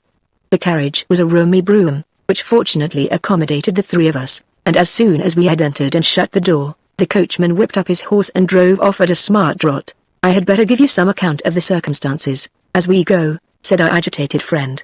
In the first place, my name is Curtis, Henry Curtis. Here is my card. Ah. And here is another card, which I should have given you before. My solicitor, Mr. Marchmont, was with me when I made this dreadful discovery, and he sent me to you. He remained in the rooms to see that nothing is disturbed until you arrive. That was wise of him, said Thorndyke. But now tell us exactly what has occurred. I will, said Mr. Curtis. The murdered man was my brother-in-law, Alfred Hartridge, and I am sorry to say he was he was a bad man. It grieves me to speak of him thus to mortuaries, you know, but, still, we must deal with the facts, even though they be painful. Undoubtedly, agreed Thorndyke. I have had a great deal of very unpleasant correspondence with him. Marchmont will tell you about that, and yesterday I left a note for him, asking for an interview, to settle the business, naming 8 o'clock this morning as the hour, because I had to leave town before noon. He replied, in a very singular letter, that he would see me at that hour, and Mr. Marchmont very kindly consented to accompany me. Accordingly, we went to his chambers together this morning, arriving punctually at 8 o'clock. We rang the bell several times, and knocked loudly at the door, but as there was no response, we went down and spoke to the hall porter. This man, it seems, had already noticed, from the courtyard, that the electric lights were full on in Mr. Hartridge's sitting room, as they had been all night, according to the statement of the night porter. So now, suspecting that something was wrong, he came up with us, and rang the bell and battered at the door. Then, as there was still no sign of life within, he inserted his duplicate key and tried to open the door unsuccessfully, however, as it proved to be bolted on the inside. Thereupon the porter fetched a constable, and, after a consultation, we decided that we were justified in breaking open the door. The porter produced a crowbar, and by our unified efforts the door was eventually burst open. We entered, and my God, Dr. Thorndyke, what a terrible sight it was that met our eyes. My brother-in-law was lying dead on the floor of the sitting room. He had been stabbed to death, and the dagger had not even been withdrawn. It was still sticking out of his back. He mopped his face with his handkerchief, and was about to continue his account of the catastrophe when the carriage entered a quiet side street between Westminster and Victoria, and drew up before a block of tall, new, red brick buildings. A flurried hall porter ran out to open the door, and we alighted opposite the main entrance. My brother-in-law's chambers are on a second floor, said Mr. Curtis. We can go up in the lift. The porter had hurried before us, and already stood with his hand upon the rope. We entered the lift, and in a few seconds were discharged onto the second floor, the porter, with furtive curiosity, following us down the corridor. At the end of the passage was a half-open door, considerably battered and bruised. Above the door, painted in white lettering, was the inscription, Mr. Hartridge, and through the doorway protruded the rather foxy countenance of Inspector Badger. I am glad you have come, sir, said he, as he recognized my colleague. Mr. Marchmont is sitting inside like a watchdog, and he growls if any of us even walks across the room. The words formed a complaint, but there was a certain geniality in the speaker's manner which made me suspect that Inspector Badger was already navigating his craft on a lee shore. We entered a small lobby or hall, and from thence passed into the sitting room, where we found Mr. Marchmont keeping his vigil, in company with a constable and a uniformed inspector. The three rose softly as we entered, and greeted us in a whisper, and then, with one accord, we all looked towards the other end of the room, and so remained for a time without speaking. There was, in an entire aspect of the room, something very grim and dreadful. An atmosphere of tragic mystery enveloped the most commonplace objects, and sinister suggestions lurked in the most familiar appearances. Especially impressive was the air of suspense of ordinary, everyday life suddenly arrested, cut short in the twinkling of an eye. The electric lamps, still burning dim and red, though the summer sunshine streamed in through the windows, the half-emptied tumbler and open book by the empty chair, had each its whispered message of swift and sudden disaster, as had the hushed voices and stealthy movements of the waiting men, and, above all, an awesome shape that was but a few hours since a living man, and that now sprawled, prone and motionless, on the floor. This is a mysterious affair, observed Inspector Badger, breaking the silence at length, though it is clear enough up to a certain point. The body tells its own story. We stepped across and looked down at the corpse. It was that of a somewhat elderly man, and lay, in an open space of floor before the fireplace, face downwards, with the arms extended. The slender hilt of a dagger projected from the back below the left shoulder, and, with the exception of a trace of blood upon the lips, this was the only indication of the mode of death. A little way from the body a clock key lay on the carpet, and, glancing up at the clock on the mantelpiece, I perceived that the glass front was open. You see, pursued the inspector, noting my glance, he was standing in front of the fireplace, winding the clock. Then the murderer stole up behind him. The noise of the turning key must have covered his movements and stabbed him. And you see, from the position of the dagger on the left side of the back, that the murderer must have been left-handed. That is all clear enough. What is not clear is how he got in, and how he got out again. The body has not been moved, I suppose, said Thorndyke. "No. We sent for Dr. Edgerton, the police surgeon, and he certified that the man was dead. He will be back presently to see you and arrange about the post-mortem." "Then," said Thorndyke, "we will not disturb the body till he comes, except to take the temperature and dust the dagger hilt." He took from his bag a long, registering chemical thermometer and an insufflator or powder blower. The former he introduced under the dead man's clothing against the abdomen, and with the latter blew a stream of fine yellow powder onto the black leather handle of the dagger. Inspector Badger stooped eagerly to examine the handle, as Thorndyke blew away the powder that had settled evenly on the surface. "No fingerprints," said he, in a disappointed tone. "He must have worn gloves. But that inscription gives a pretty broad hint." He pointed, as he spoke, to the metal guard of the dagger, on which was engraved, in clumsy lettering, the single word, "Traditore." "That's the Italian for traitor," continued the inspector, "and I got some information from the porter that fits in with that suggestion. We'll have him in presently, and you shall hear." "Meanwhile," said Thorndyke, "as the position of the body may be of importance in the inquiry, I will take 1 or 2 photographs and make a rough plan to scale." "Nothing has been moved, you say? Who opened the windows?" "They were open when he came in," said Mr. Marchmont. "Last night was very hot, you remember." "Nothing whatever has been moved." Thorndyke produced from his bag a small folding camera, a telescopic tripod, a surveyor's measuring tape, a boxwood scale, and a sketch block. He set up the camera in a corner, and exposed a plate, taking a general view of the room, and including the corpse. Then he moved to the door and made a second exposure. "Will you stand in front of the clock, Jervis?" he said, "and raise your hand as if winding it?" "Thanks, keep like that while I expose a plate." I remained thus, in the position that the dead man was assumed to have occupied at the moment of the murder, while the plate was exposed. Then, before I moved, Thorndyke marked the position of my feet with a blackboard chalk. He next set up the tripod over the chalk marks, and took 2 photographs from that position, and finally photographed the body itself. The photographic operations being concluded, he next proceeded, with remarkable skill and rapidity, to lay out on the sketch block a ground plan of the room, showing the exact position of the various objects, on a scale of 1/4 of an inch to the foot, a process that the inspector was inclined to view with some impatience. "You don't spare trouble, Doctor," he remarked, "nor time either," he added, with a significant glance at his watch. "No," answered Thorndyke, as he detached the finished sketch from the block, "I try to collect all the facts that may bear on a case. They may prove worthless, or they may turn out of vital importance, one never knows beforehand, so I collect them all. But here, I think, is Dr. Edgerton." The police surgeon greeted Thorndyke with respectful cordiality, and we proceeded at once to the examination of the body. Drawing out the thermometer, my colleague noted the reading, and passed the instrument to Dr. Edgerton. "Dead about 10 hours, remarked the latter, after a glance at it. "This was a very determined and mysterious murder." "Very," said Thorndyke. "Feel that dagger, Jervis." I touched the hilt, and felt the characteristic grating of bone. "It is through the edge of the rib," I exclaimed. "Yes, it must have been used with extraordinary force. And you notice that the clothing is screwed up slightly, as if the blade had been rotated as it was driven in. That is a very peculiar feature, especially when taken together with the violence of the blow." "It is singular, certainly," said Dr. Edgerton, "though I don't know that it helps us much. Shall we withdraw the dagger before moving the body?" "Certainly," replied Thorndyke, "or the movement may produce fresh injuries. But wait." He took a piece of string from his pocket, and, having drawn a dagger out a couple of inches, stretched the string in a line parallel to the flat of the blade. Then, giving me the ends to hold, he drew the weapon out completely. As the blade emerged, the twist in the clothing disappeared. "Observe," said he, "that the string gives the direction of the wound, and that the cut in the clothing no longer coincides with it.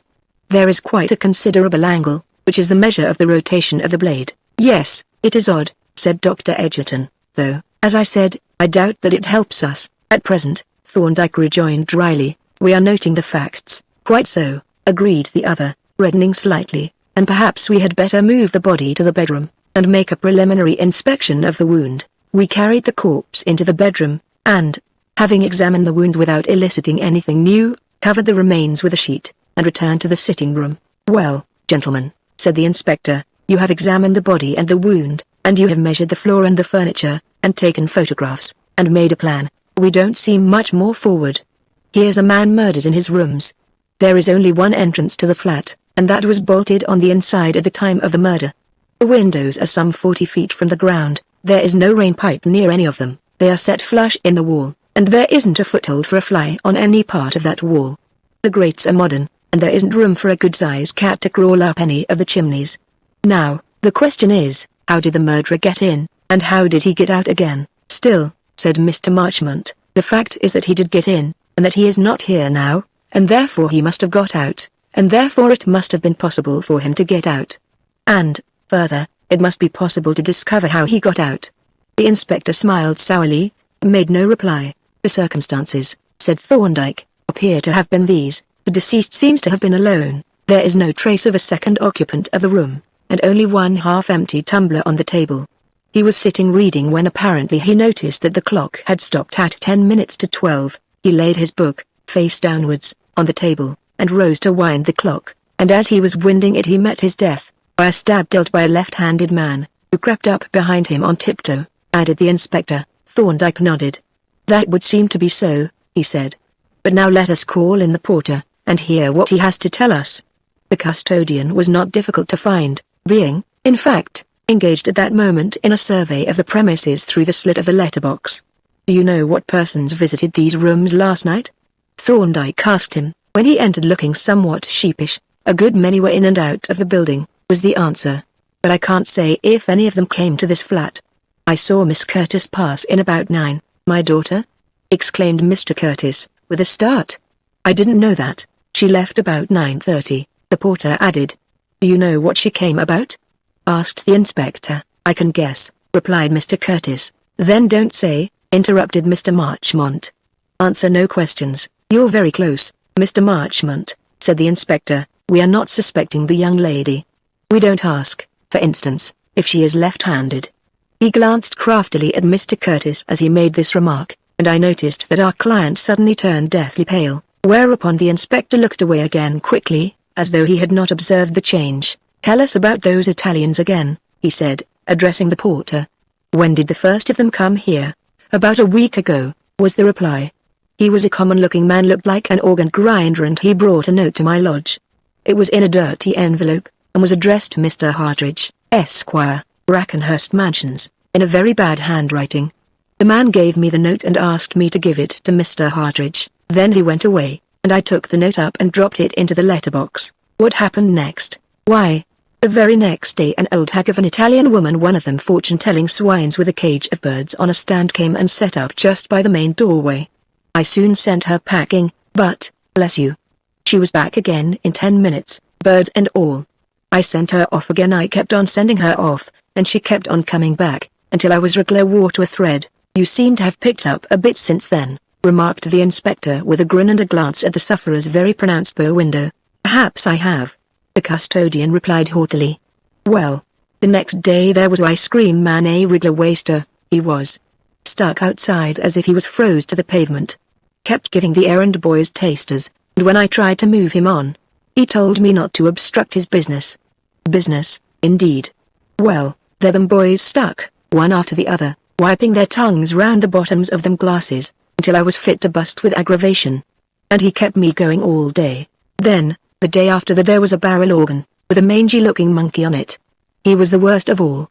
Profane, too, he was. Kept mixing up sacred tunes and comic songs, Rock of Ages, Bill Bailey, Pugeous Animal, and Over the Garden Wall. And when I tried to move him on, that little blighter of a monkey made a run at my leg, and then the man grinned and started playing, Wait Till the Clouds Roll By.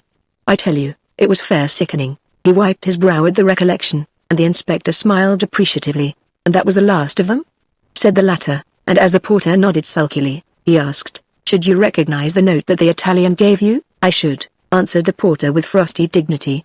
The inspector bustled out of the room, and returned a minute later with a letter case in his hand. This was in his breast pocket, said he, laying the bulging case on the table, and drawing up a chair. Now, here are 3 letters tied together. Ah, this will be the one. He untied the tape, and held out a dirty envelope addressed in a sprawling, illiterate hand to Mr. Hardridge, Esquire. Is that the note the Italian gave you? The porter examined it critically. Yes, said he, that is the one. The inspector drew the letter out of the envelope, and, as he opened it, his eyebrows went up. What do you make of that, doctor?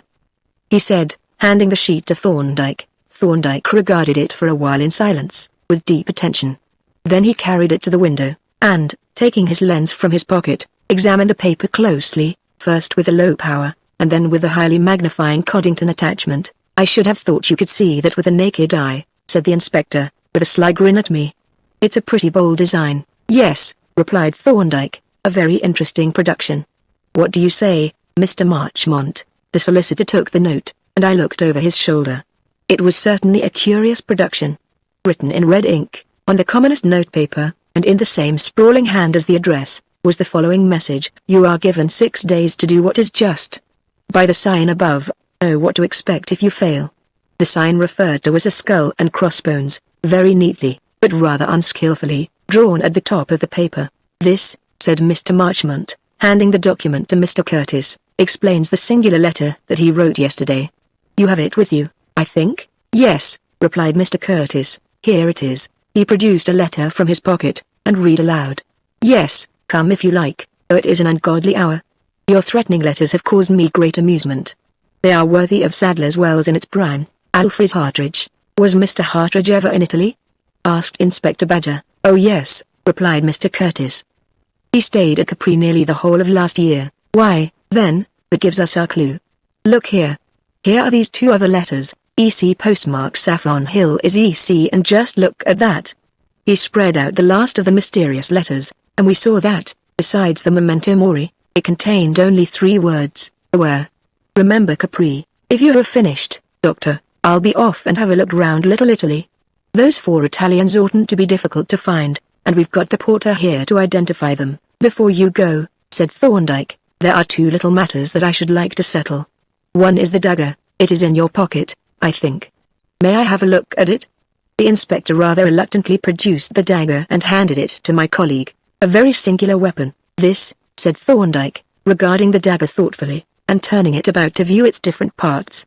"Singular both in shape and material. I have never seen an aluminium hilt before, and bookbinder's morocco is a little unusual. The aluminium was for lightness," explained the inspector, "and it was made narrow to carry up the sleeve, I expect." "Perhaps so," said Thorndyke. He continued his examination, and presently, to the inspector's delight, brought forth his pocket lens. "I never saw such a man!" exclaimed the jocose detective. "His motto ought to be, 'We magnify thee.' I suppose he'll measure it next." The inspector was not mistaken. Having made a rough sketch of the weapon on his block, Thorndyke produced from his bag a folding rule and a delicate caliper gauge. With these instruments he proceeded, with extraordinary care and precision, to take the dimensions of the various parts of the dagger, entering each measurement in its place on the sketch. "The few brief, descriptive details, the other matter," said he at length, handing the dagger back to the inspector, "refers to the houses opposite." He walked to the window, and looked out at the backs of a row of tall buildings similar to the one we were in.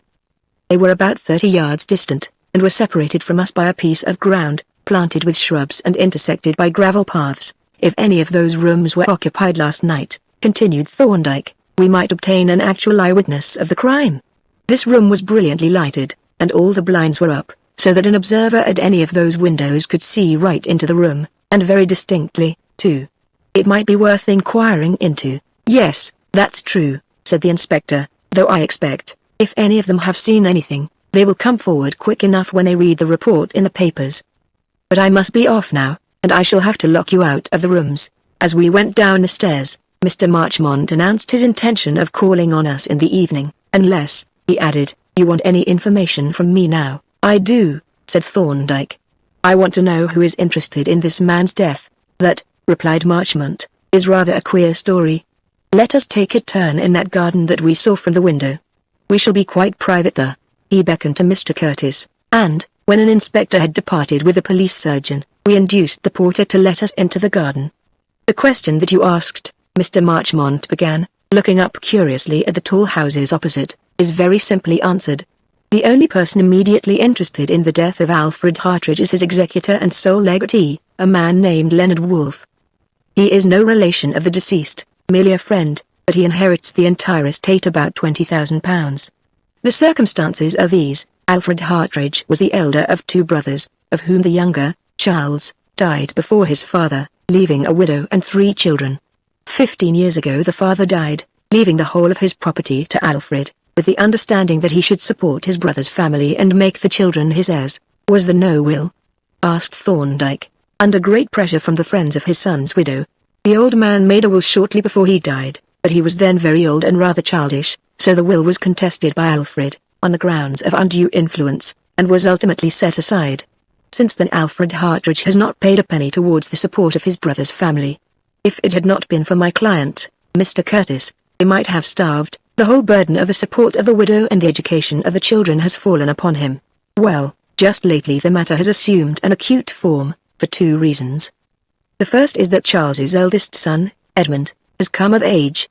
Mr. Curtis had him articled to a solicitor, and, as he is now fully qualified, and a most advantageous proposal for a partnership has been made, we have been putting pressure on Alfred to supply the necessary capital in accordance with his father's wishes. This he had refused to do, and it was with reference to this matter that we were calling on him this morning. The second reason involves a curious and disgraceful story. There is a certain Leonard Wolfe, who has been an intimate friend of the deceased. He is, I may say, a man of bad character, and their association has been of a kind creditable to neither. There is also a certain woman named Hester Green, who had certain claims upon the deceased, which we need not go into at present. Now, Leonard Wolfe and the deceased, Alfred Hartridge, entered into an agreement, the terms of which were these: 1. Wolfe was to marry Hester Green, and in consideration of this service, 2. Alfred Hartridge was to assign to Wolfe the whole of his property, absolutely, the actual transfer to take place on the death of Hartridge. And has this transaction been completed? Asked Thorndyke. Yes, it has, unfortunately. But we wished to see if anything could be done for the widow and the children during Hartridge's lifetime.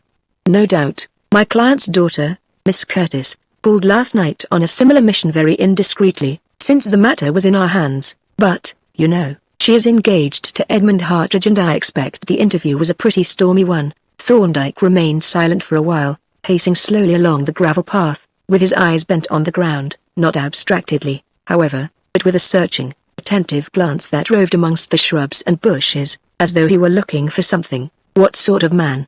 He asked presently. Is this Leonard Wolfe?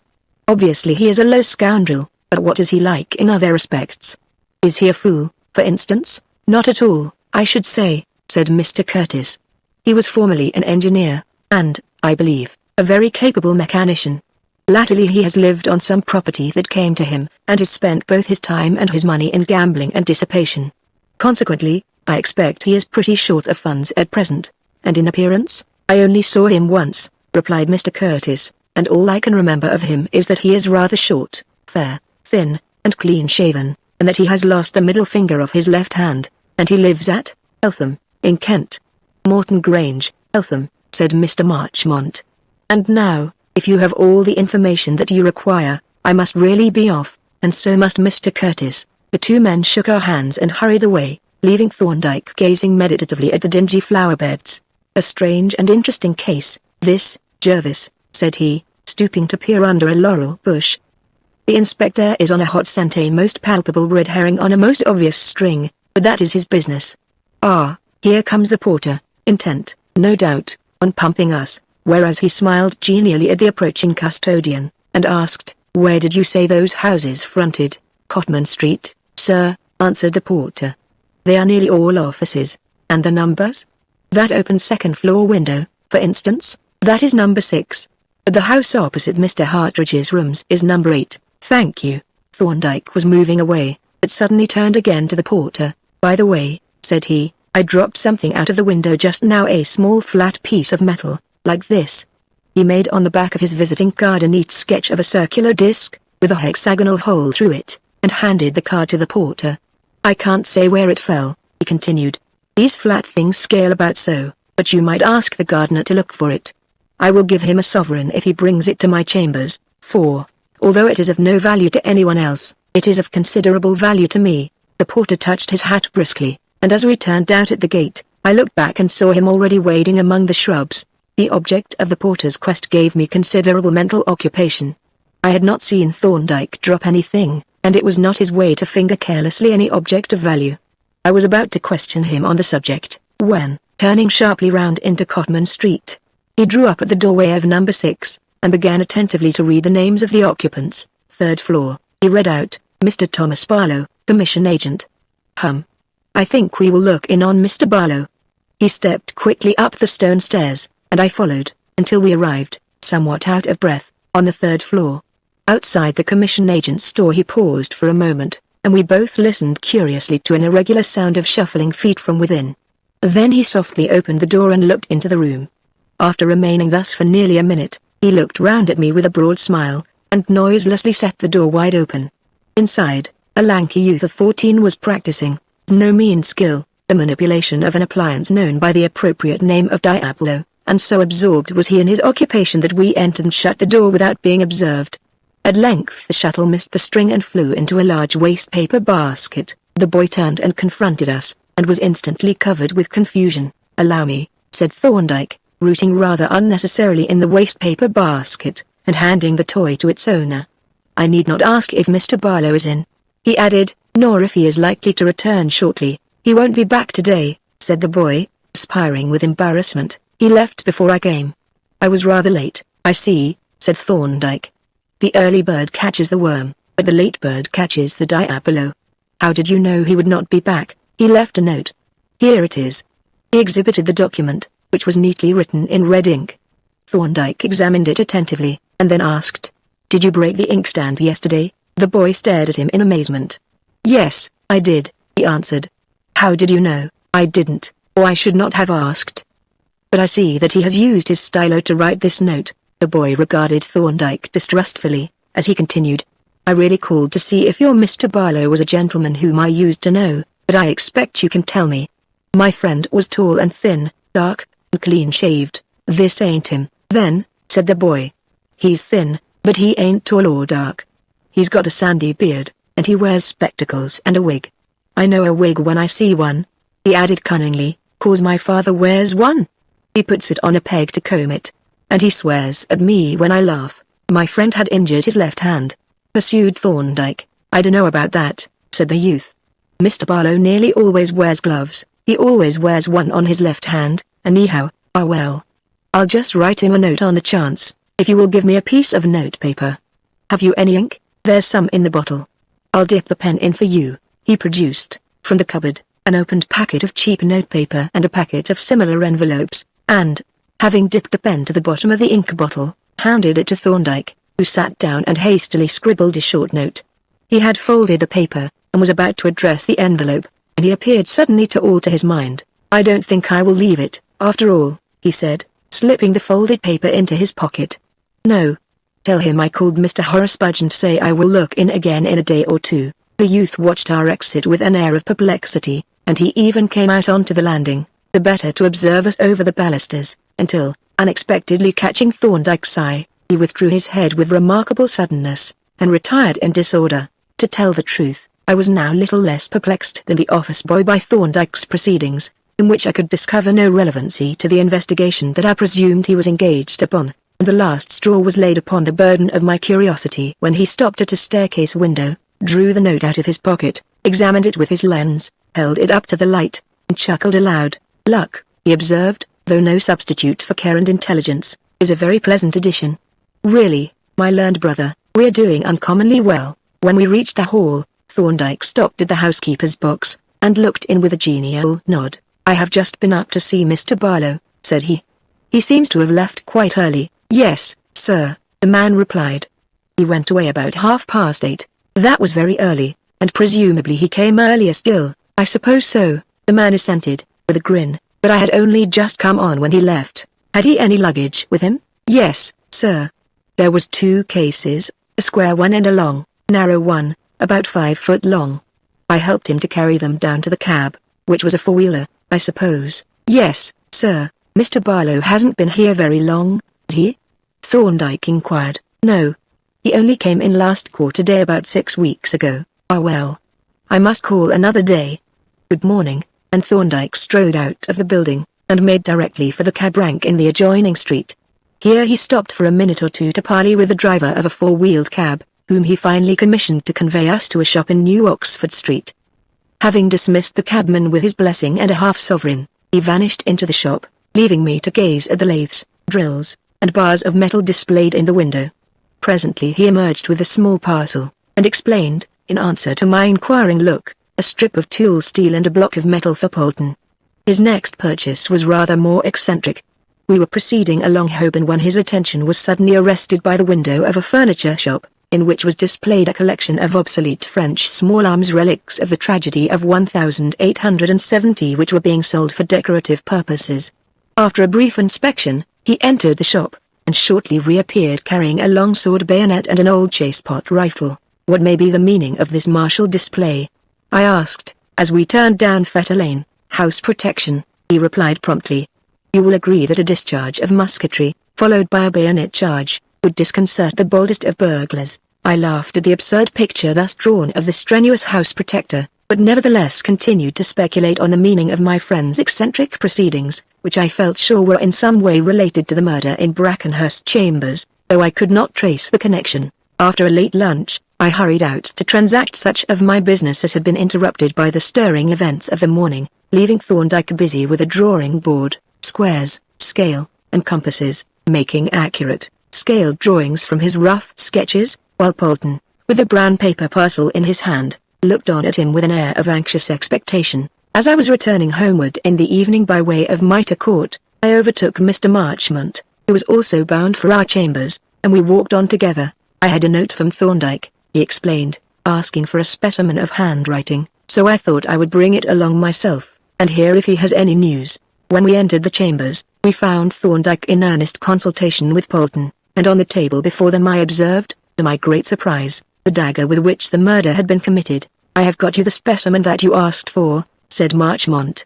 I didn't think I should be able to, but, by a lucky chance, Curtis kept the only letter he ever received from the party in question. He drew the letter from his wallet, and handed it to Thorndyke, who looked at it attentively and with evident satisfaction. By the way, said Marchmont, taking up the dagger, I thought the inspector took this away with him.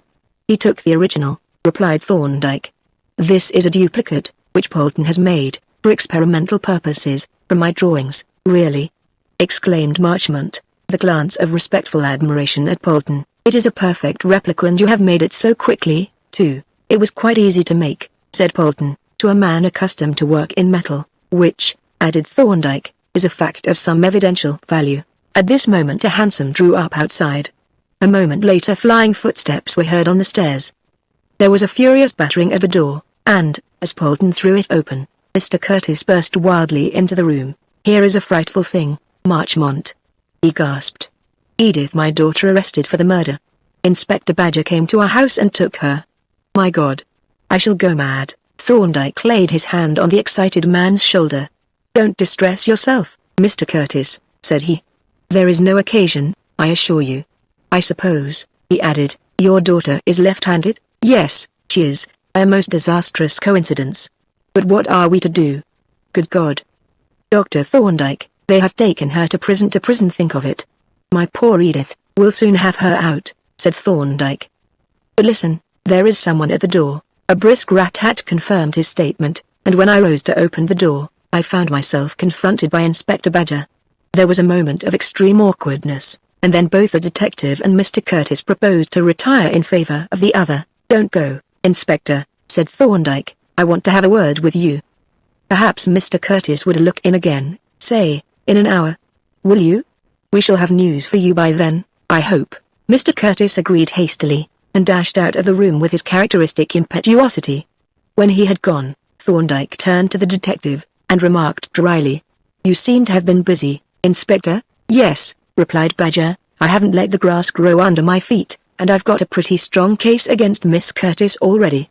You see, she was the last person seen in the company of the deceased. She had a grievance against him. She is left-handed, and you remember that the murder was committed by a left-handed person. Anything else? Yes. I have seen those Italians, and the whole thing was a put-up job.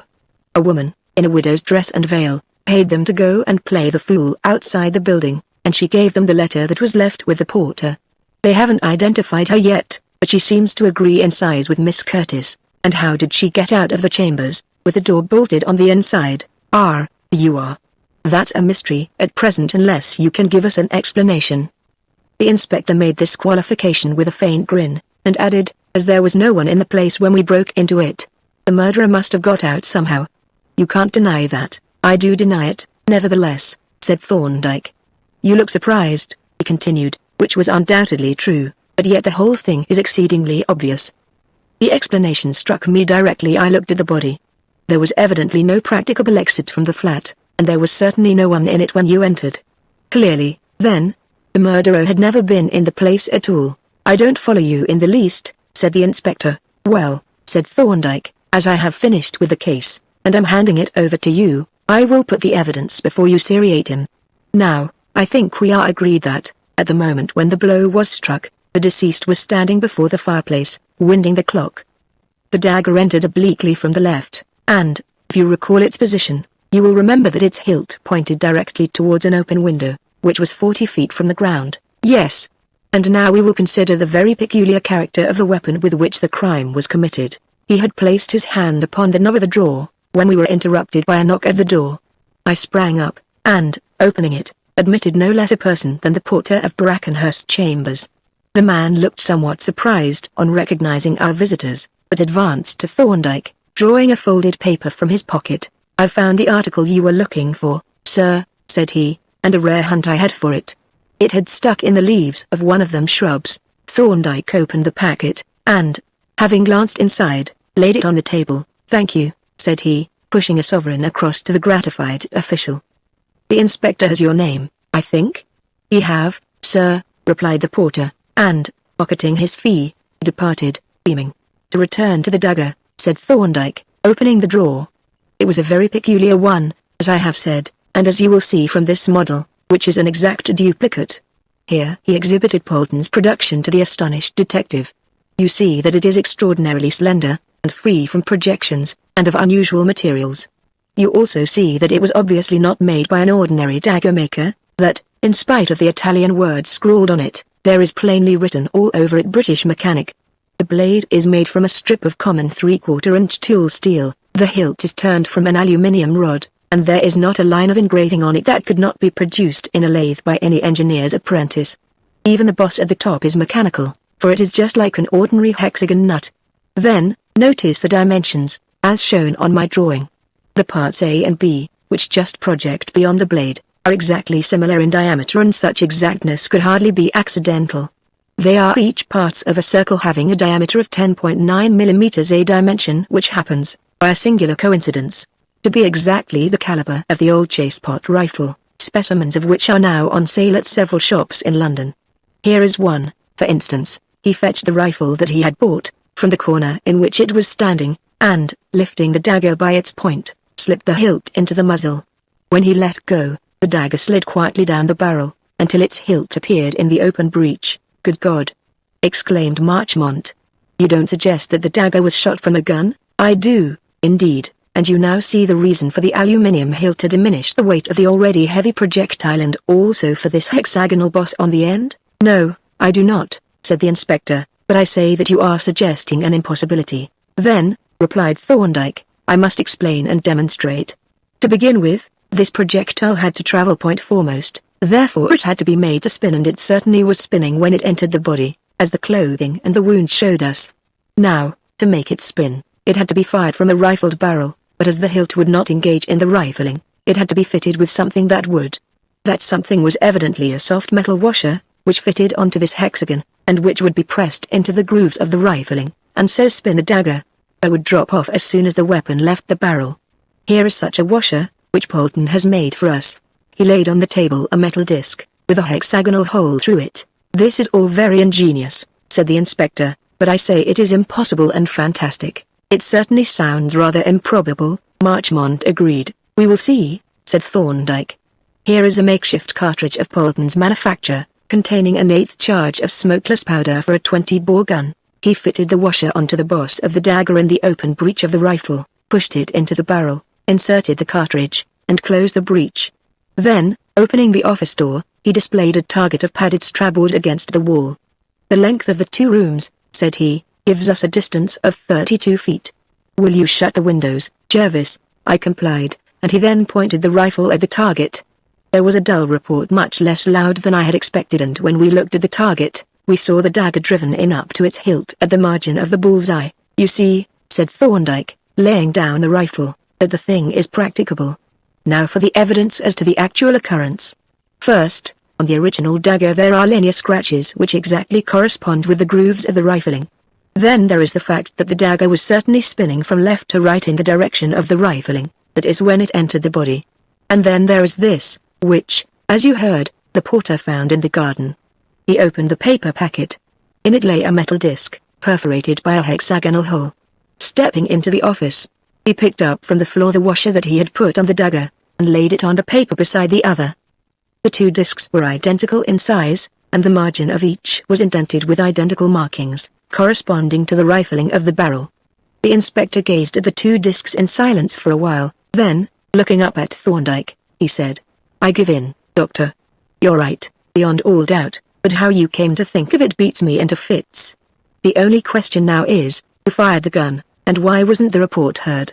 "As to the latter," said Thorndyke, "it is probable that he used a compressed air attachment, not only to diminish the noise, but also to prevent any traces of the explosive from being left on the dagger. As to the former, I think I can give you the murderer's name, but we had better take the evidence in order. You may remember," he continued, "that when Dr. Jervis stood as if winding the clock, he chalked a mark on the floor where he stood. Now, standing on that marked spot, and looking out of the open window, I could see two of the windows of a house nearly opposite. They were the second and third floor windows of number 6, Cotman Street. The second floor is occupied by a firm of architects. The third floor by a commission agent named Thomas Barlow. I called on Mr. Barlow. But before describing my visit, I will refer to another matter. You haven't those threatening letters about you, I suppose?" "Yes, I have," said the inspector, and he drew forth a wallet from his breast pocket. "Let us take the first one, then," said Thorndyke. "You see that the paper and envelope are of the very commonest, and the writing illiterate. But the ink does not agree with this. Illiterate people usually buy their ink in penny bottles. Now, this envelope is addressed with Draper's Dichroic Ink, a superior office ink, sold only in large bottles, and the red ink in which the note is written is an unfixed, scarlet ink, such as is used by draftsmen, and has been used, as you can see, in a stylographic pen. But the most interesting thing about this letter is the design drawn at the top. In an artistic sense, the man could not draw, and the anatomical details of the skull are ridiculous. Yet the drawing is very neat. It has the clean, wiry line of machine drawing, and is done with a steady, practiced hand. It is also perfectly symmetrical. The skull, for instance, is exactly in the center, and, when we examine it through a lens, we see why it is so, for we discover traces of a penciled center line and ruled cross lines. Moreover, the lens reveals a tiny particle of draftsman's soft, red, rubber, with which the pencil lines were taken out, and all these facts, taken together, suggest that the drawing was made by someone accustomed to making accurate mechanical drawings. And now we will return to Mr. Barlow. He was out when I called, but I took the liberty of glancing round the office, and this is what I saw. On the mantelshelf was a 12-inch flat boxwood rule, such as engineers use, a piece of soft, red rubber, and a stone bottle of Draper's Dichroic ink. I obtained, by a simple ruse, a specimen of the office notepaper and the ink. We will examine it presently. I found that Mr. Barlow is a new tenant, that he is rather short, wears a wig and spectacles, and always wears a glove on his left hand. He left the office at 8:30 this morning, and no one saw him arrive. He had with him a square case, and a narrow, oblong one about 5 feet in length, and he took a cab to Victoria, and apparently caught the 8:51 train to Chatham. "Ah!" exclaimed the inspector. "But," continued Thorndyke, "now examine those 3 letters, and compare them with this note that I wrote in Mr. Barlow's office. You see that the paper is of the same make, with the same watermark, but that is of no great significance. What is of crucial importance is this: you see, in each of these letters, 2 tiny indentations near the bottom corner. Somebody has used compasses or drawing pins over the packet of notepaper, and the points have made little indentations, which have marked several of the sheets. Now, notepaper is cut to its size after it is folded, and if you stick a pin into the top sheet of a section, the indentations on all the underlying sheets will be at exactly similar distances from the edges and corners of the sheet. But you see that these little dents are all at the same distance from the edges and the corner." He demonstrated the fact with a pair of compasses. "And now look at this sheet, which I obtained at Mr. Barlow's office. There are 2 little indentations, rather faint, but quite visible near the bottom corner, and when we measure them with the compasses, we find that they are exactly the same distance apart as the others, and the same distance from the edges and the bottom corner. The irresistible conclusion is that these 4 sheets came from the same packet. The inspector started up from his chair, and faced Thorndyke. "Who is this Mr. Barlow?" he asked. "That," replied Thorndyke, "is for you to determine, but I can give you a useful hint. There is only one person who benefits by the death of Alfred Hartridge, but he benefits to the extent of £20,000. His name is Leonard Wolfe, and I learn from Mr. Marchmont that he is a man of indifferent character, a gambler and a spendthrift. By profession he is an engineer, and he is a capable mechanician. In appearance he is thin, short, fair, and clean-shaven, and he has lost the middle finger of his left hand. Mr. Barlow is also short, thin, and fair, but wears a wig, a board, and spectacles, and always wears a glove on his left hand. I have seen the handwriting of both these gentlemen, and should say that it would be difficult to distinguish one from the other." "That's good enough for me," said the inspector. "Give me his address, and I'll have Miss Curtis released at once." The same night Leonard Wolfe was arrested at Eltham, in the very act of burying in his garden a large and powerful compressed air rifle. He was never brought to trial, however, for he had in his pocket a more portable weapon, a large-bore Derringer pistol with which he managed to terminate an exceedingly ill-spent life. "And, after all," was Thorndyke's comment, when he heard of the event, "he had his uses. He has relieved society of 2 very bad men, and he has given us a most instructive case. He has shown us how a clever and ingenious criminal may take endless pains to mislead and delude the police, and yet, by inattention to trivial details, may scatter clues broadcast. We can only say to the criminal class generally, in both respects, go thou and do likewise." Part 8, A Message from the Deep Sea. The Whitechapel Road, redeemed by scattered relics of a more picturesque past from the utter desolation of its neighbour the commercial road, is hardly a gay thoroughfare. Especially at its eastern end, where its sordid modernity seems to reflect the colourless lives of its inhabitants, does its grey and dreary length depress the spirits of the wayfarer.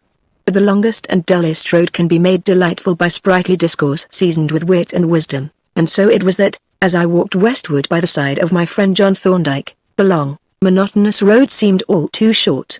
We had been to the London hospital to see a remarkable case of acromegaly, and, as we returned, we discussed this curious affection, and the allied condition of gigantism, in all their bearings, from the origin of the Gibson chin to the physique of Og, King of Bashan. "It would have been interesting," Thorndyke remarked as we passed up Aldgate High Street, "to have put one's finger into His Majesty's pituitary fossa after his decease, of course.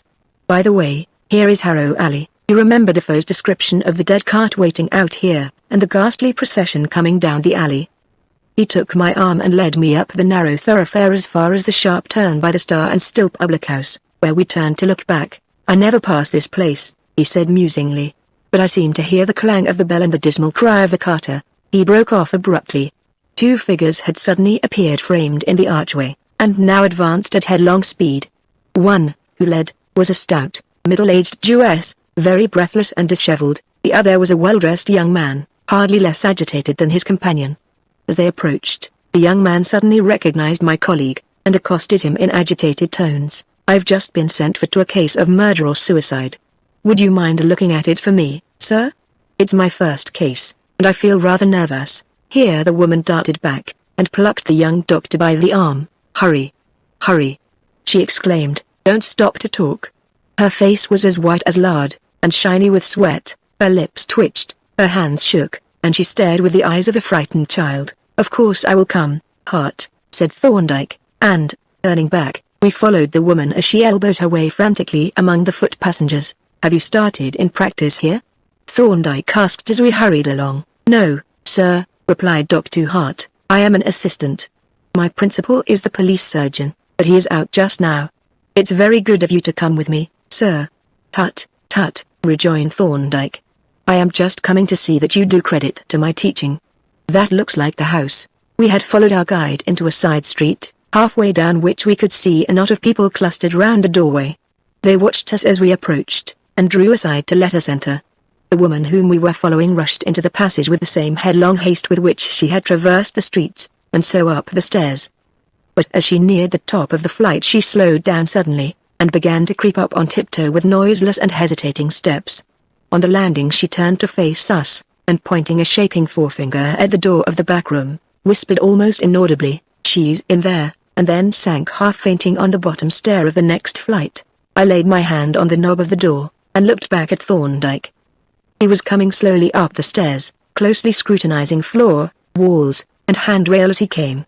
When he reached the landing, I turned the handle, and we entered the room together, closing the door after us. The blind was still down, and in the dim, uncertain light nothing out of the common was, at first, to be seen. The shabby little room looked trim and orderly enough, save for a heap of cast-off feminine clothing piled upon a chair. The bed appeared undisturbed except by the half-seen shape of its occupant, and the quiet face, dimly visible in its shadowy corner, might have been that of a sleeper but for its utter stillness and for a dark stain on the pillow by its side. Dr. Hart stole on tiptoe to the bedside, while Thorndyke drew up the blind, and as the garish daylight poured into the room, the young surgeon fell back with a gasp of horror. "Good God!" he exclaimed, "poor creature. But this is a frightful thing, sir." The light streamed down upon the white face of a handsome girl of 25, a face peaceful, placid, and beautiful with the austere and almost unearthly beauty of the youthful dead. The lips were slightly parted, the eyes half closed and drowsy, shaded with sweeping lashes, and a wealth of dark hair in massive plaits served as a foil to the translucent skin.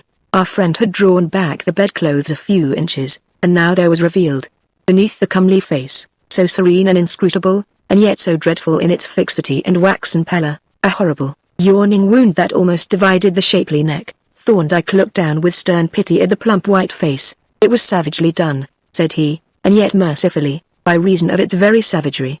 She must have died without waking." "The brute!" exclaimed Hart, clenching his fists and turning crimson with wrath. "The infernal cowardly beast! He shall hang. By God, he shall hang."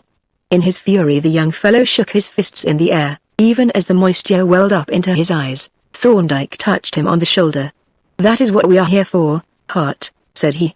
"Get out your notebook," and with this he bent down over the dead girl. At the friendly reproof the young surgeon pulled himself together, and, with open notebook, commenced his investigation, while I, at Thorndyke's request, occupied myself in making a plan of the room, with a description of its contents and their arrangements.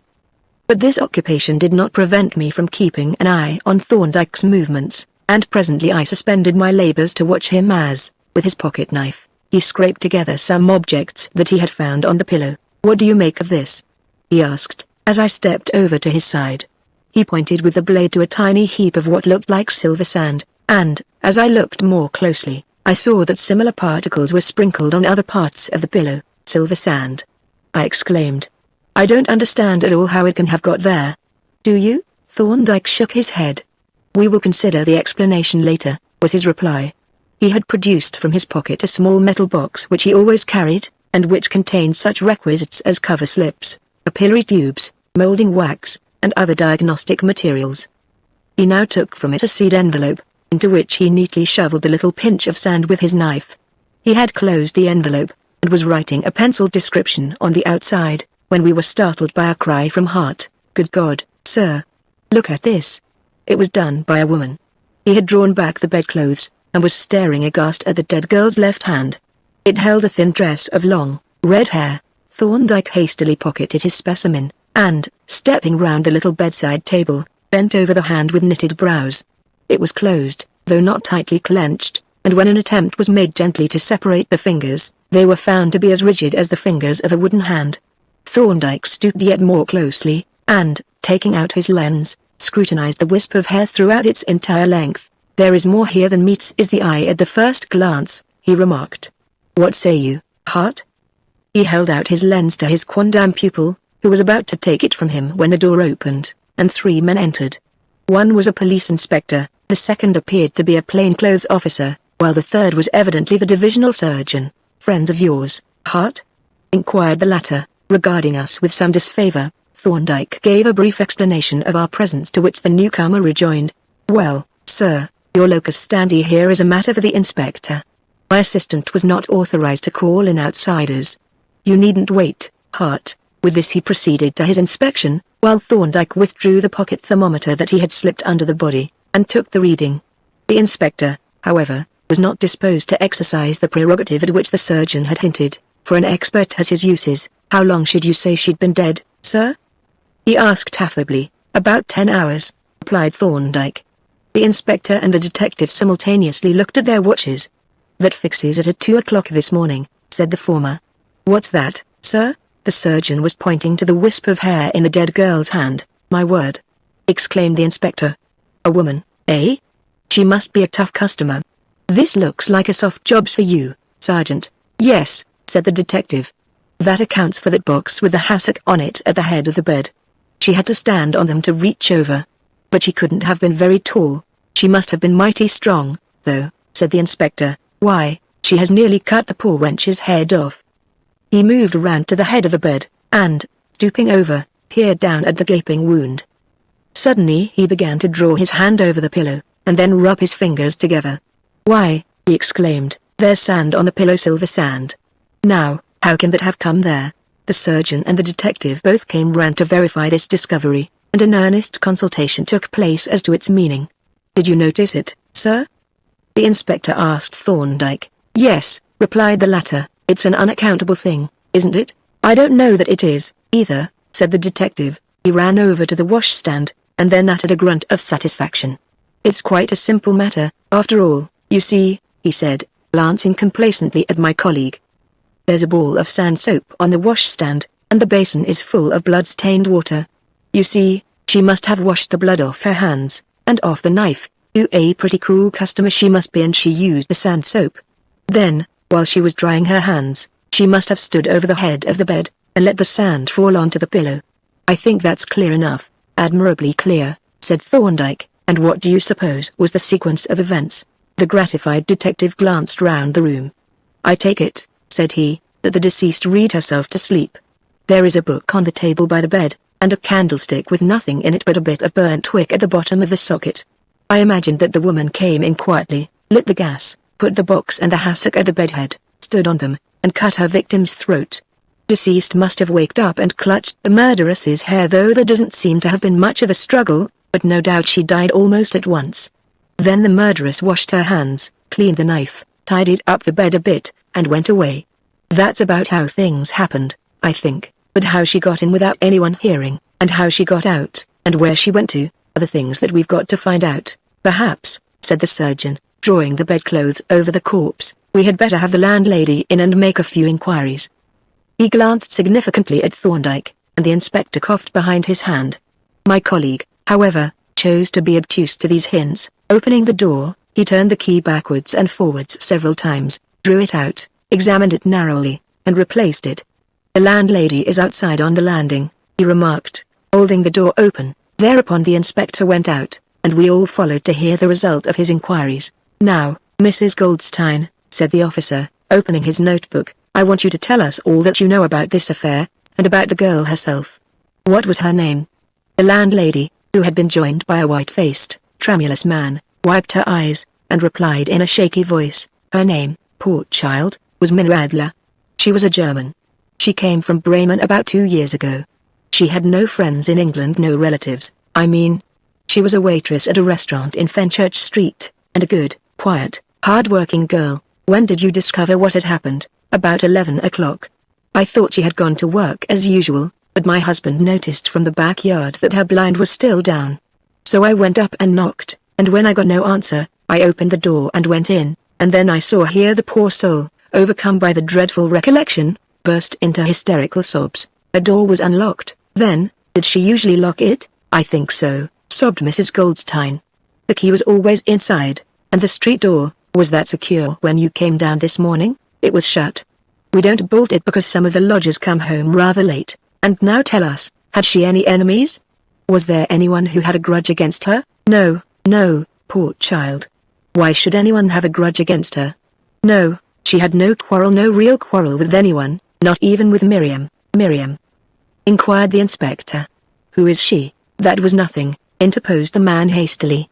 "That was not a quarrel, just a little unpleasantness, I suppose, Mr. Goldstein?" suggested the inspector. "Just a little foolishness about a young man," said Mr. Goldstein. "That was all. Miriam was a little jealous. But it was nothing." No. Of course. We all know that young women are apartment to." A soft footstep had been for some time audible, slowly descending the stair above, and at this moment a turn of the staircase brought the newcomer into view. And at that vision the inspector stopped short as if petrified, and a tense, startled silence fell upon us all. Down the remaining stairs there advanced towards us a young woman, powerful though short, wild-eyed, disheveled, horror-stricken, and of a ghastly pallor, and her hair was a fiery red. Stock-still and speechless we all stood as this apparition came slowly towards us, but suddenly the detective slipped back into the room, closing the door after him, to reappear a few moments later holding a small paper packet, which, after a quick glance at the inspector, he placed in his breast pocket. "This is my daughter Miriam that we spoke about, gentlemen," said Mr. Goldstein. "Miriam, those are the doctors and the police." The girl looked at us from one to the other. "You have seen her, then?" she said in a strange, muffled voice, and added, "She isn't dead, is she? Not really dead?" The question was asked in a tone at once coaxing and despairing, such as a distracted mother might use over the corpse of her child. It filled me with vague discomfort, and, unconsciously, I looked round towards Thorndyke. To my surprise he had vanished, noiselessly backing towards the head of the stairs, where I could command a view of the hall, or passage. I looked down, and saw him in the act of reaching up to a shelf behind the street door. He caught my eye, and beckoned, whereupon I crept away unnoticed by the party on the landing. When I reached the hall, he was wrapping up 3 small objects, each in a separate cigarette paper, and I noticed that he handled them with more than ordinary tenderness. "We didn't want to see that poor devil of a girl arrested," said he, as he deposited the 3 little packets gingerly in his pocket box. "Let us be off." He opened the door noiselessly, and stood for a moment, turning the latch backwards and forwards, and closely examining its bolt. I glanced up at the shelf behind the door. On it were 2 flat china candlesticks, in one of which I had happened to notice, as we came in, a short end of candle lying in the tray, and I now looked to see if that was what Thorndyke had annexed. But it was still there. I followed my colleague out into the street, and for some time we walked on without speaking. "You guessed what the sergeant had in that paper, of course," said Thorndyke at length. "Yes. It was the hair from the dead woman's hand, and I thought that he had much better have left it there, undoubtedly. But that is the way in which well-meaning policemen destroy valuable evidence. Not that it matters much in this particular instance, but it might have been a fatal mistake. Do you intend to take any active part in this case?" I asked. "That depends on circumstances. I have collected some evidence, but what it is worth I don't yet know. Neither do I know whether the police have observed the same set of facts, but I need not say that I shall do anything that seems necessary to assist the authorities. That is a matter of common citizenship.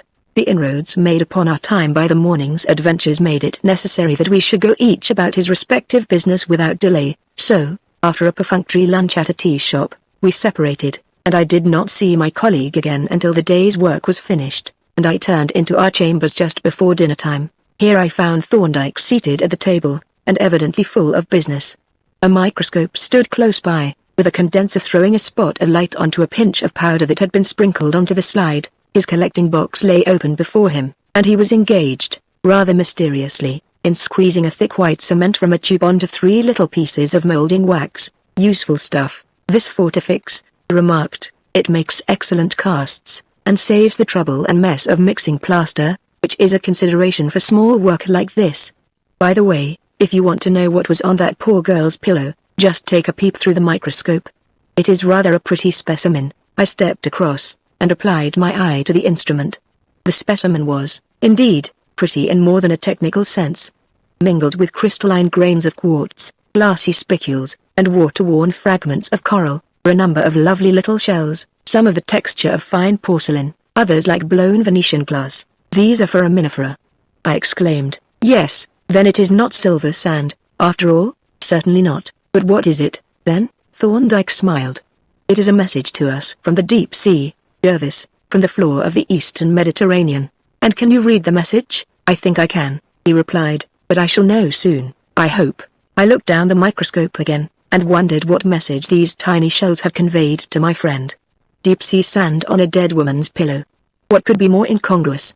What possible connection could there be between this sordid crime in the east of London and the deep bed of the tideless sea? Meanwhile Thorndyke squeezed out more cement onto the 3 little pieces of moulding wax, which I suspected to be the objects that I had seen him wrapping up with such care in the hall of the Goldsteins' house. Then, laying one of them down on a glass slide, with its cemented side uppermost, he stood the other 2 upright on either side of it. Finally he squeezed out a fresh load of the thick cement, apparently to bind the 3 objects together, and carried the slide very carefully to a cupboard, where he deposited it, together with the envelope containing the sand and the slide from the stage of the microscope. He was just locking the cupboard when a sharp rat-tat on our knocker sent him hurriedly to the door. A messenger boy, standing on the threshold, held out a dirty envelope. "Mr. Goldstein kept me an awful long time, sir," said he. "I haven't been loitering." Thorndyke took the envelope over to the gaslight, and, opening it, drew forth a sheet of paper, which he scanned quickly and almost eagerly, and, though his face remained as inscrutable as a mask of stone, I felt a conviction that the paper had told him something that he wished to know. The boy having been sent on his way rejoicing, Thorndyke turned to the bookshelves, along which he ran his eye thoughtfully until it alighted on a shabbily bound volume near one end. This he reached down, and as he laid it open on the table, I glanced at it, and was surprised to observe that it was a bilingual work, the opposite pages being apparently in Russian and Hebrew, the Old Testament in Russian and Yiddish, he remarked, noting my surprise. "I am going to get Polton to photograph a couple of specimen pages. Is that the postman or a visitor?" It turned out to be the postman, and as Thorndyke extracted from the letterbox a blue official envelope, he glanced significantly at me. "This answers your question, I think, Jervis," said he. "Yes, coroner's subpoena and a very civil letter. Sorry to trouble you, but I had no choice under the circumstances. Of course he hadn't. Dr. Davidson has arranged to make the autopsy tomorrow at 4 p.m., and I should be glad if you could be present. The mortuary is in Barker Street, next to the school. Well, we must go, I suppose, though Davidson will probably resent it." He took up the testament, and went off with it to the laboratory. We lunched at our chambers on the following day, and, after the meal, drew up our chairs to the fire and lit our pipes. Thorndyke was evidently preoccupied, for he laid his open notebook on his knee, and, gazing meditatively into the fire, made occasional entries with his pencil as though he were arranging the points of an argument. Assuming that the Aldgate murder was the subject of his cogitations, I ventured to ask, "Have you any material evidence to offer the coroner?" He closed his notebook and put it away. "The evidence that I have," he said, "is material and important, but it is disjointed and rather inconclusive. If I can join it up into a coherent whole, as I hope to do before I reach the court, it will be very important indeed. But here is my invaluable familiar with the instruments of research." He turned with a smile towards Polton, who had just entered the room, and master and man exchanged a friendly glance of mutual appreciation. The relations of Thorndyke and his assistant were a constant delight to me. On the one side, service, loyal and wholehearted; on the other, frank and full recognition. "I should think those will do, sir," said Polton, handing his principal a small cardboard box such as playing cards are carried in. Thorndyke pulled off the lid, and I then saw that the box was fitted internally with grooves for plates, and contained 2 mounted photographs. The latter were very singular productions indeed. They were copies each of a page of the Testament, one Russian and the other Yiddish. The lettering appeared white on a black ground, of which it occupied only quite a small space in the middle, leaving a broad black margin. Each photograph was mounted on a stiff card, and each card had a duplicate photograph pasted on the back. Thorndyke exhibited them to me with a provoking smile, holding them daintily by their edges, before he slid them back into the grooves of their box. "We are making a little digression into philology, you see," he remarked, as he pocketed the box. "But we must be off now, or we shall keep Davidson waiting." "Thank you, Polton." The district railway carried us swiftly eastward, and we emerged from Aldgate station a full half-hour before we were due. Nevertheless, Thorndyke stepped out briskly, but instead of making directly for the mortuary, he strayed off unaccountably into Mansell Street, scanning the numbers of the houses as he went. A row of old houses, picturesque but grimy, on our right seemed specially to attract him, and he slowed down as we approached them. "There is a quaint survival, Jervis," he remarked, pointing to a crudely painted, wooden effigy of an Indian standing on a bracket at the door of a small old-fashioned tobacconist's shop. We halted to look at the little image, and at that moment the side door opened, and a woman came out onto the doorstep, where she stood gazing up and down the street. Thorndyke immediately crossed the pavement, and addressed her, apparently with some question, for I heard her answer presently. "6:15 is his time, sir, and he is generally punctual to the minute." "Thank you," said Thorndyke, "I'll bear that in mind," and, lifting his hat, he walked on briskly, turning presently up a side street which brought us out into Aldgate. It was now but 5 minutes to 4, so we strode off quickly to keep our tryst at the mortuary. But although we arrived at the gate as the hour was striking, when we entered the building we found Dr. Davidson hanging up his apron and preparing to depart. "Sorry I couldn't wait for you," he said, with no great show of sincerity, "but a post-mortem is a mere farce in a case like this. You have seen all that there was to see. However, there is the body. Hart hasn't closed it up yet." With this and a curt good afternoon he departed. "I must apologize for Dr. Davidson, sir," said Hart, looking up with a vexed face from the desk at which he was writing out his notes. "You needn't," said Thorndyke. "You didn't supply him with manners, and don't let me disturb you. I only wanted to verify 1 or 2 points." Accepting the hint, Hart and I remained at the desk, while Thorndyke, removing his hat, advanced to the long slate table, and bent over its burden of pitiful tragedy. For some time he remained motionless, running his eye gravely over the corpse, in search, no doubt, of bruises and indications of a struggle. Then he stooped and narrowly examined the wound, especially at its commencement and end. Suddenly he drew nearer, peering intently as if something had attracted his attention, and having taken out his lens, fetched a small sponge, with which he dried an exposed process of the spine. Holding his lens before the dried spot, he again scrutinized it closely, and then, with a scalpel and forceps, detached some object, which he carefully washed, and then once more examined through his lens as it lay in the palm of his hand. Finally, as I expected, he brought forth his collecting box, took from it a seed envelope, into which he dropped the object, evidently something quite small, closed up the envelope, wrote on the outside of it, and replaced it in the box. "I think I have seen all that I wanted to see," he said, as he pocketed the box and took up his hat. "We shall meet tomorrow morning at the inquest." He shook hands with Hart, and we went out into the relatively pure air. On one pretext or another, Thorndyke lingered about the neighborhood of Aldgate until a church bell struck 6, when he bent his steps towards Harrow Alley. Through the narrow, winding passage he walked, slowly and with a thoughtful mien, along Little Somerset Street and out into Mansell Street, until just on the stroke of 1/4 we found ourselves opposite the little tobacconist's shop. Thorndyke glanced at his watch and halted, looking keenly up the street. A moment later he hastily took from his pocket the cardboard box, from which he extracted the 2 mounted photographs which had puzzled me so much. They now seemed to puzzle Thorndyke equally, to judge by his expression, for he held them close to his eyes, scrutinizing them with an anxious frown, and backing by degrees into the doorway at the side of the tobacconist's. At this moment I became aware of a man who, as he approached, seemed to eye my friend with some curiosity and more disfavor, a very short, burly young man, apparently a foreign Jew, whose face, naturally sinister and unprepossessing, was further disfigured by the marks of smallpox. "Excuse me," he said brusquely, pushing past Thorndyke. "I live here." "I am sorry," responded Thorndyke. He moved aside, and then suddenly asked, "By the way, I suppose you do not by any chance understand Yiddish?" "Why do you ask?" the newcomer demanded gruffly. "Because I have just had these 2 photographs of lettering given to me. One is in Greek, I think, and one in Yiddish, but I have forgotten which is which." He held out the 2 cards to the stranger, who took them from him, and looked at them with scowling curiosity. "This one is Yiddish," said he, raising his right hand, "and this other is Russian, not Greek."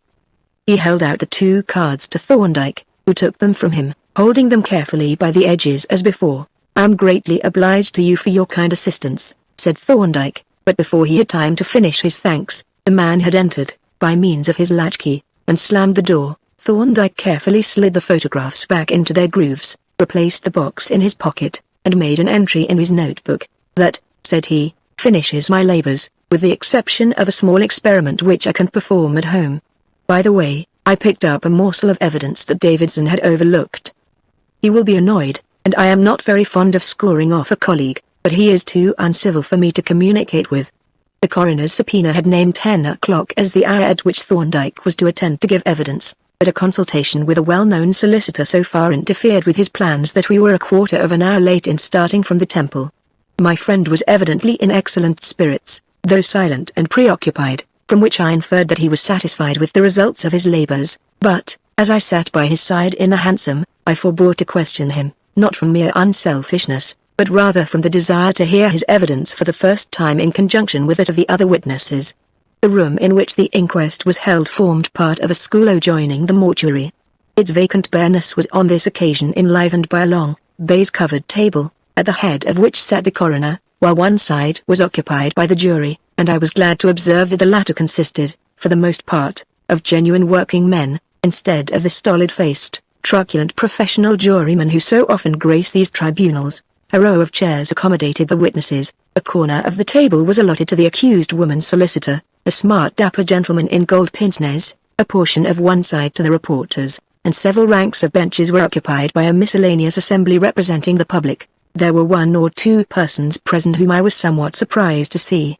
There was, for instance, our pockmarked acquaintance of Mansell Street, who greeted us with a stare of hostile surprise, and there was Superintendent Miller of Scotland Yard, in whose manner I seemed to detect some kind of private understanding with Thorndyke.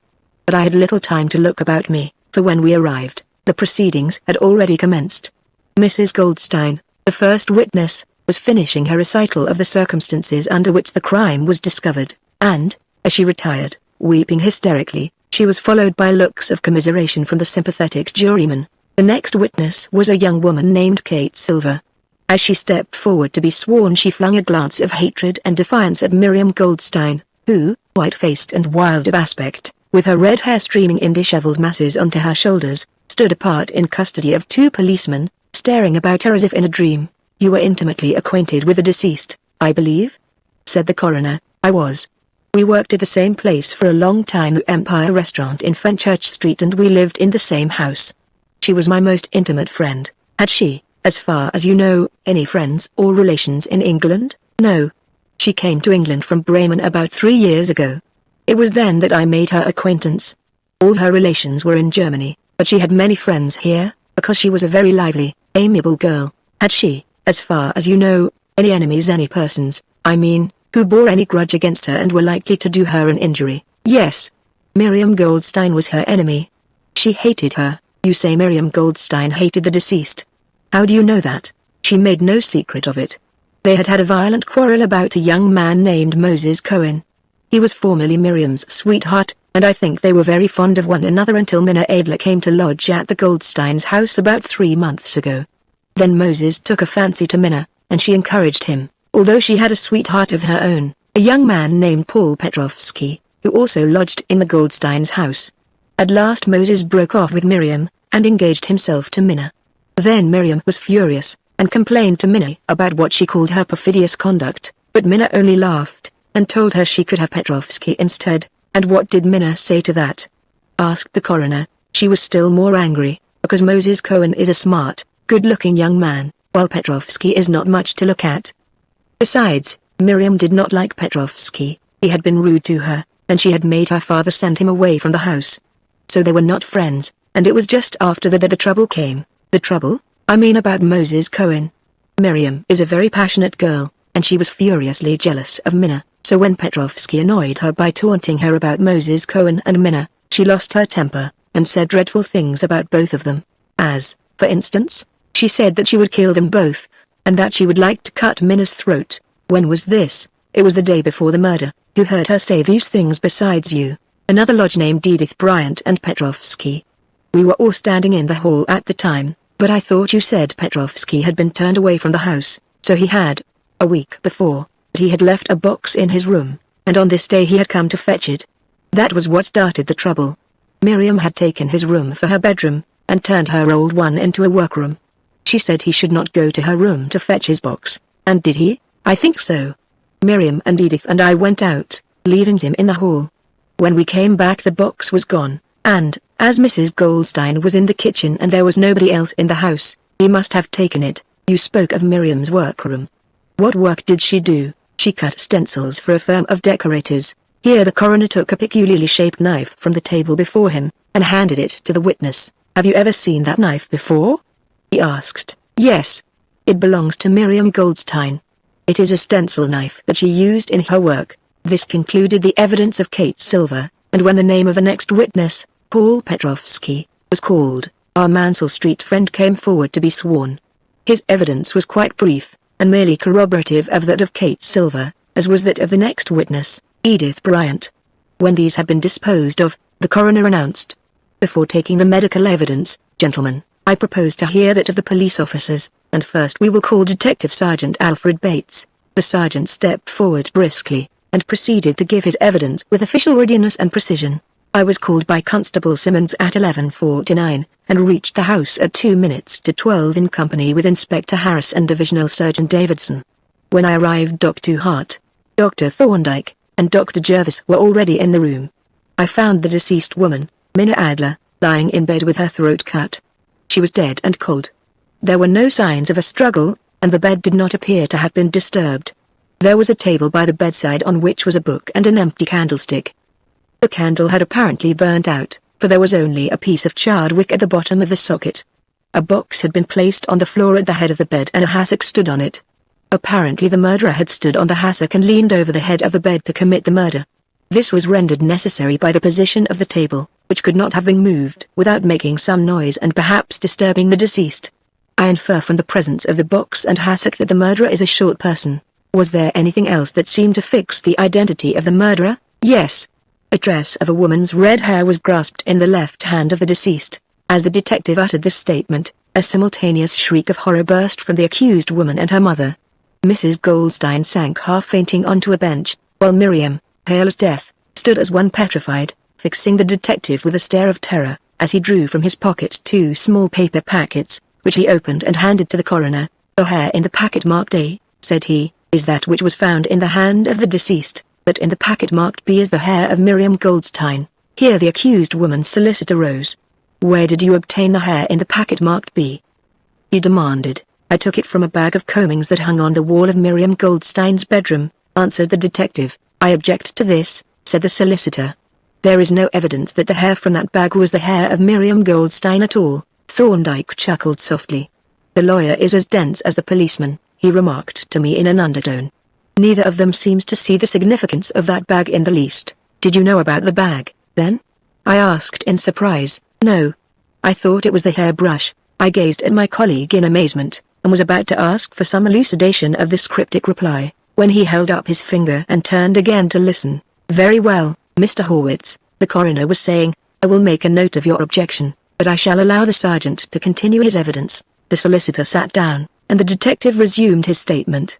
"I have examined and compared the 2 samples of hair, and it is my opinion that they are from the head of the same person.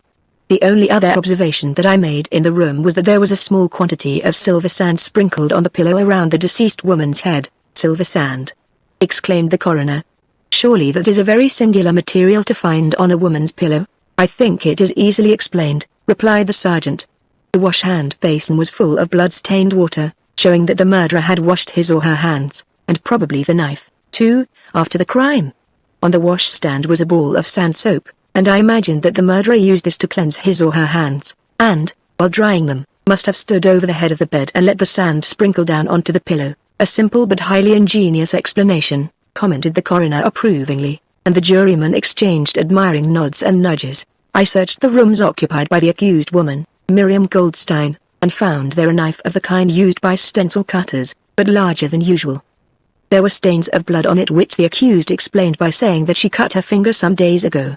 She admitted that the knife was hers." This concluded the sergeant's evidence, and he was about to sit down when the solicitor rose. "I should like to ask this witness 1 or 2 questions," said he. The coroner having nodded assent, he proceeded. "Has the finger of the accused been examined since her arrest?" "I believe not," replied the sergeant.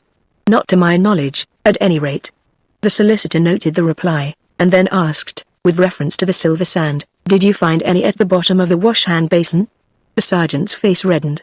"I did not examine the wash-hand basin," he answered. "Did anybody examine it?" "I think not, thank you." Mr. Horwitz sat down, and the triumphant squeak of his quill pen was heard above the muttered disapproval of the jury. "We shall now take the evidence of the doctors, gentlemen," said the coroner, "and we will begin with that of the divisional surgeon.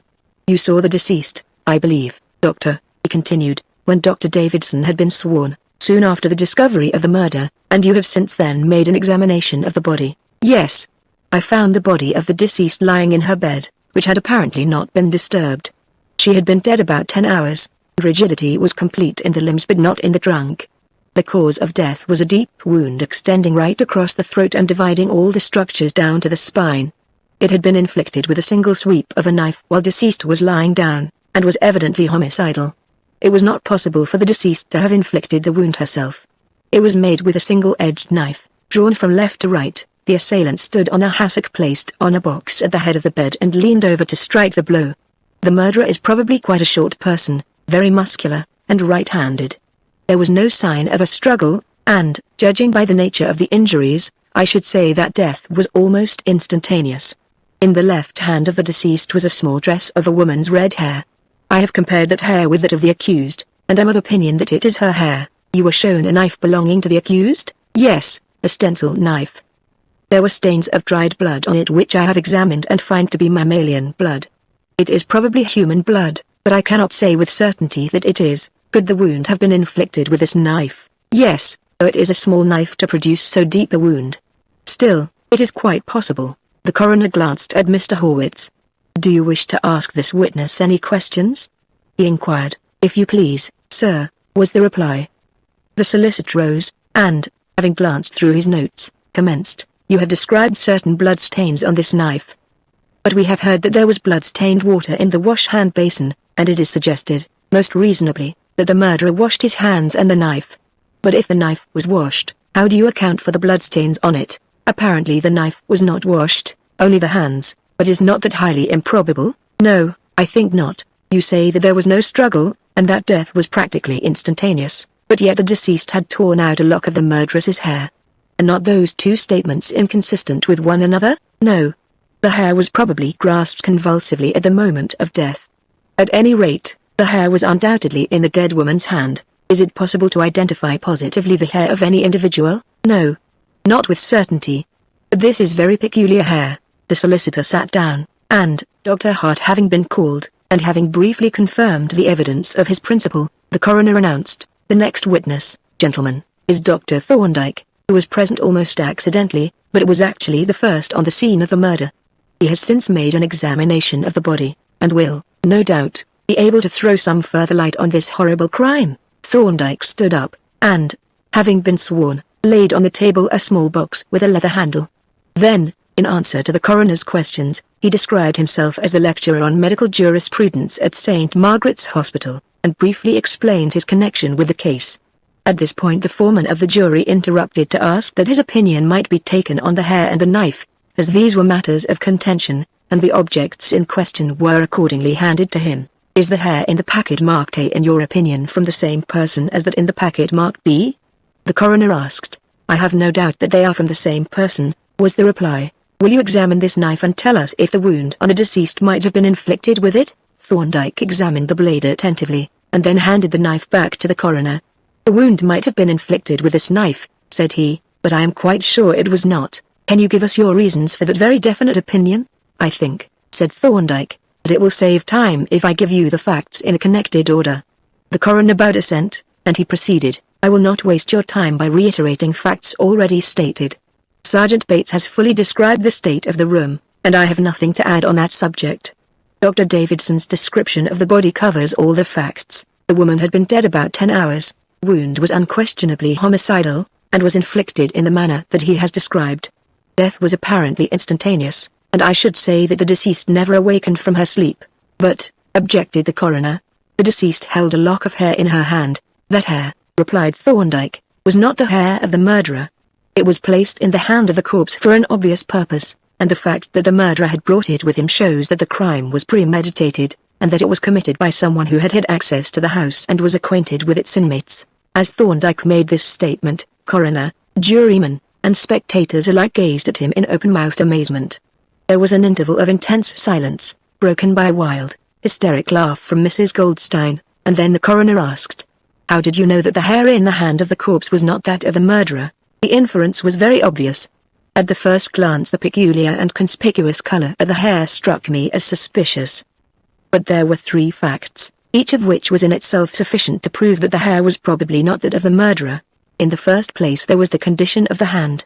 When a person, at the moment of death, grasps any object firmly, there is set up a condition known as cadaveric spasm. The muscular contraction passes immediately into rigor mortis, or death stiffening, and the object remains grasped by the dead hand until the rigidity passes off. In this case the hand was perfectly rigid, but it did not grasp the hair at all. The little dress lay in the palm quite loosely and the hand was only partially closed. Obviously the hair had been placed in it after death. The other 2 facts had reference to the condition of the hair itself. Now, when a lock of hair is torn from the head, it is evident that all the roots will be found at the same end of the lock. But in the present instance this was not the case. The lock of hair which lay in the dead woman's hand had roots at both ends, and so could not have been torn from the head of the murderer. But the third fact that I observed was still more conclusive. The hairs of which that little dress was composed had not been pulled out at all. They had fallen out spontaneously. They were, in fact, shed hairs, probably combings. Let me explain the difference. When a hair is shed naturally, it drops out of the little tube in the skin called the root sheath.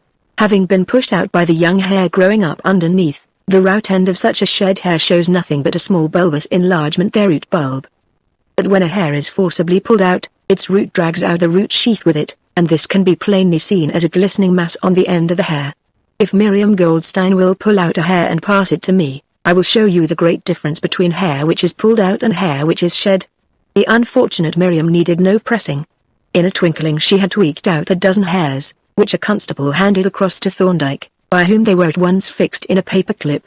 A second clip being produced from the box, half a dozen hairs taken from the dress which had been found in the dead woman's hand were fixed in it. Then Thorndyke handed the two clips, together with a lens, to the coroner. "Remarkable!" exclaimed the latter, "and most conclusive." He passed the objects on to the foreman, and there was an interval of silence while the jury examined them with breathless interest and much facial contortion. "The next question," resumed Thorndyke, "was, whence did the murderer obtain these hairs? I assumed that they had been taken from Miriam Goldstein's hairbrush, but the sergeant's evidence makes it pretty clear that they were obtained from the very bag of combings from which he took a sample for comparison. I think, Doctor," remarked the coroner, "you have disposed of the hair clue pretty completely.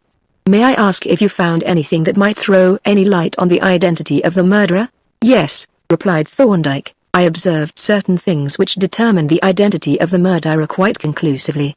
He turned a significant glance on Superintendent Miller, who immediately rose, stepped quietly to the door, and then returned, putting something into his pocket. "When I entered the hall," Thorndyke continued, "I noted the following facts. Behind the door was a shelf on which were two china candlesticks. Each was fitted with a candle, and in one was a short candle end, about an inch long, lying in the tray. On the floor, close to the mat, was a spot of candle wax and some faint marks of muddy feet. The oilcloth on the stairs also bore faint footmarks, made by wet galoshes. They were ascending the stairs, and grew fainter towards the top. There were two more spots of candle wax on the stairs, and one on the handrail, a burnt end of a wax match halfway up the stairs, and another on the landing. There were no descending footmarks, but one of the spots of wax close to the balusters had been trodden on while warm and soft, and bore the mark of the front of the heel of a galosh descending the stairs. The lock of the street door had been recently oiled, as had also that of the bedroom door, and the latter had been unlocked from outside with a bent wire, which had made a mark on the key. Inside the room I made two further observations. One was that the dead woman's pillow was lightly sprinkled with sand, somewhat like silver sand, but greyer and less gritty. I shall return to this presently. The other was that the candlestick on the bedside table was empty. It was a peculiar candlestick, having a skeleton socket formed of 8 flat strips of metal.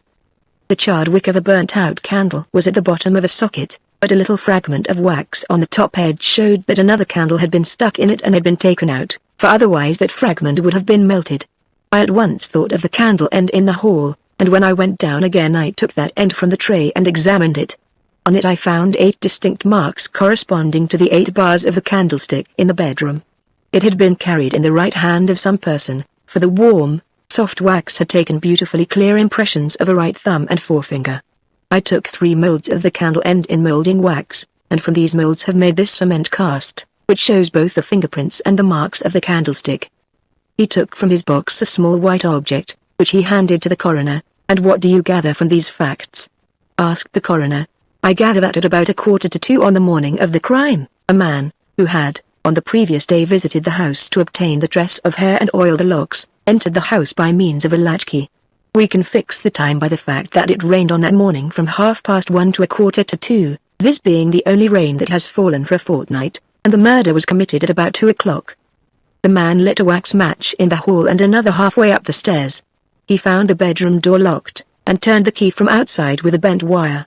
He entered, lit the candle, placed the box and hassock, murdered his victim, washed his hands and knife, took the candle end from the socket and went downstairs, where he blew out the candle and dropped it into the tray. The next clue is furnished by the sand on the pillow.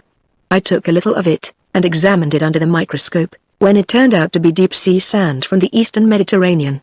It was full of the minute shells called foraminifera, and as one of these happened to belong to a species which is found only in the Levant, I was able to fix the locality. This is very remarkable, said the coroner. How on earth could deep-sea sand have got onto this woman's pillow? The explanation, replied Thorndyke, is really quite simple. Sand of this kind is contained in considerable quantities in Turkey sponges. The warehouses in which the sponges are unpacked are often strewn with it ankle deep. The men who unpack the cases become dusted over with it, their clothes saturated and their pockets filled with it. If such a person, with his clothes and pockets full of sand, had committed this murder, it is pretty certain that in leaning over the head of the bed in a partly inverted position he would have let fall a certain quantity of the sand from his pockets and the interstices of his clothing. Now, as soon as I had examined this sand and ascertained its nature, I sent a message to Mr. Goldstein asking him for a list of the persons who were acquainted with the deceased, with their addresses and occupations. He sent me the list by return, and among the persons mentioned was a man who was engaged as a packer in a wholesale sponge warehouse in the Minories. I further ascertained that the new season's crop of Turkey sponges had arrived a few days before the murder. The question that now arose was, whether this sponge packer was the person whose fingerprints I had found on the candle end. To settle this point, I prepared 2 mounted photographs, and having contrived to meet the man at his door on his return from work, I induced him to look at them and compare them. He took them from me, holding each one between a forefinger and thumb. When he returned them to me, I took them home and carefully dusted each on both sides with a certain surgical dusting powder. The powder adhered to the places where his fingers and thumbs had pressed against the photographs, showing the fingerprints very distinctly. Those of the right hand were identical with the prints on the candle, as you will see if you compare them with the cast. He produced from the box the photograph of the Yiddish lettering, on the black margin of which there now stood out with startling distinctness a yellowish-white print of a thumb. Thorndyke had just handed the card to the coroner when a very singular disturbance arose. While my friend had been giving the latter part of his evidence, I had observed the man Petrovsky rise from his seat and walk stealthily across to the door. He turned the handle softly and pulled, at first gently, and then with more force. But the door was locked. As he realized this, Petrovsky seized the handle with both hands and tore at it furiously, shaking it to and fro with the violence of a madman, and his shaking limbs, his starting eyes, glaring insanely at the astonished spectators, his ugly face, dead white, running with sweat and hideous with terror, made a picture that was truly shocking. Suddenly he let go the handle, and with a horrible cry thrust his hand under the skirt of his coat and rushed at Thorndyke. But the superintendent was ready for this.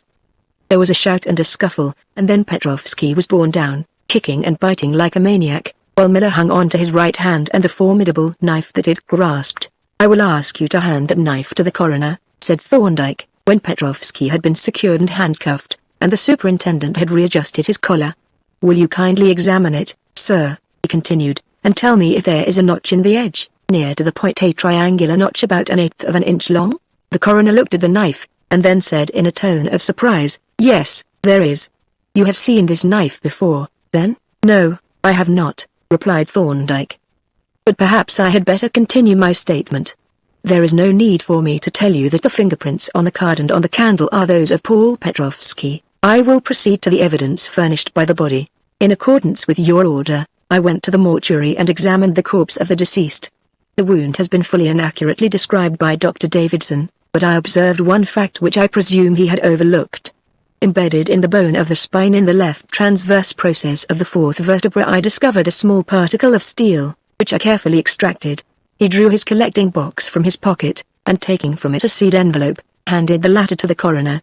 "That fragment of steel is in this envelope," he said, "and it is possible that it may correspond to the notch in the knife blade." Amidst an intense silence the coroner opened the little envelope, and let the fragment of steel drop onto a sheet of paper. Laying the knife on the paper, he gently pushed the fragment towards the notch. Then he looked up at Thorndyke. "It fits exactly," said he. There was a heavy thud at the other end of the room and we all looked round. Petrovsky had fallen onto the floor insensible. "An instructive case, Jervis," remarked Thorndyke, as we walked homewards. "A case that reiterates the lesson that the authorities still refuse to learn." "What is that?" I asked. "It is this. When it is discovered that a murder has been committed, the scene of that murder should instantly become as the palace of the Sleeping Beauty. Not a grain of dust should be moved, not a soul should be allowed to approach it, until the scientific observer has seen everything in situ and absolutely undisturbed. No tramplings of excited constables, no rummaging by detectives, no scrambling to and fro of bloodhounds. Consider what would have happened in this case if we had arrived a few hours later. The corpse would have been in the mortuary, the hair in the sergeant's pocket, the bed rummaged and the sand scattered abroad, the candle probably removed, and the stairs covered with fresh tracks. There would not have been the vestige of a clue, and, I added, the deep sea would have uttered its message in vain.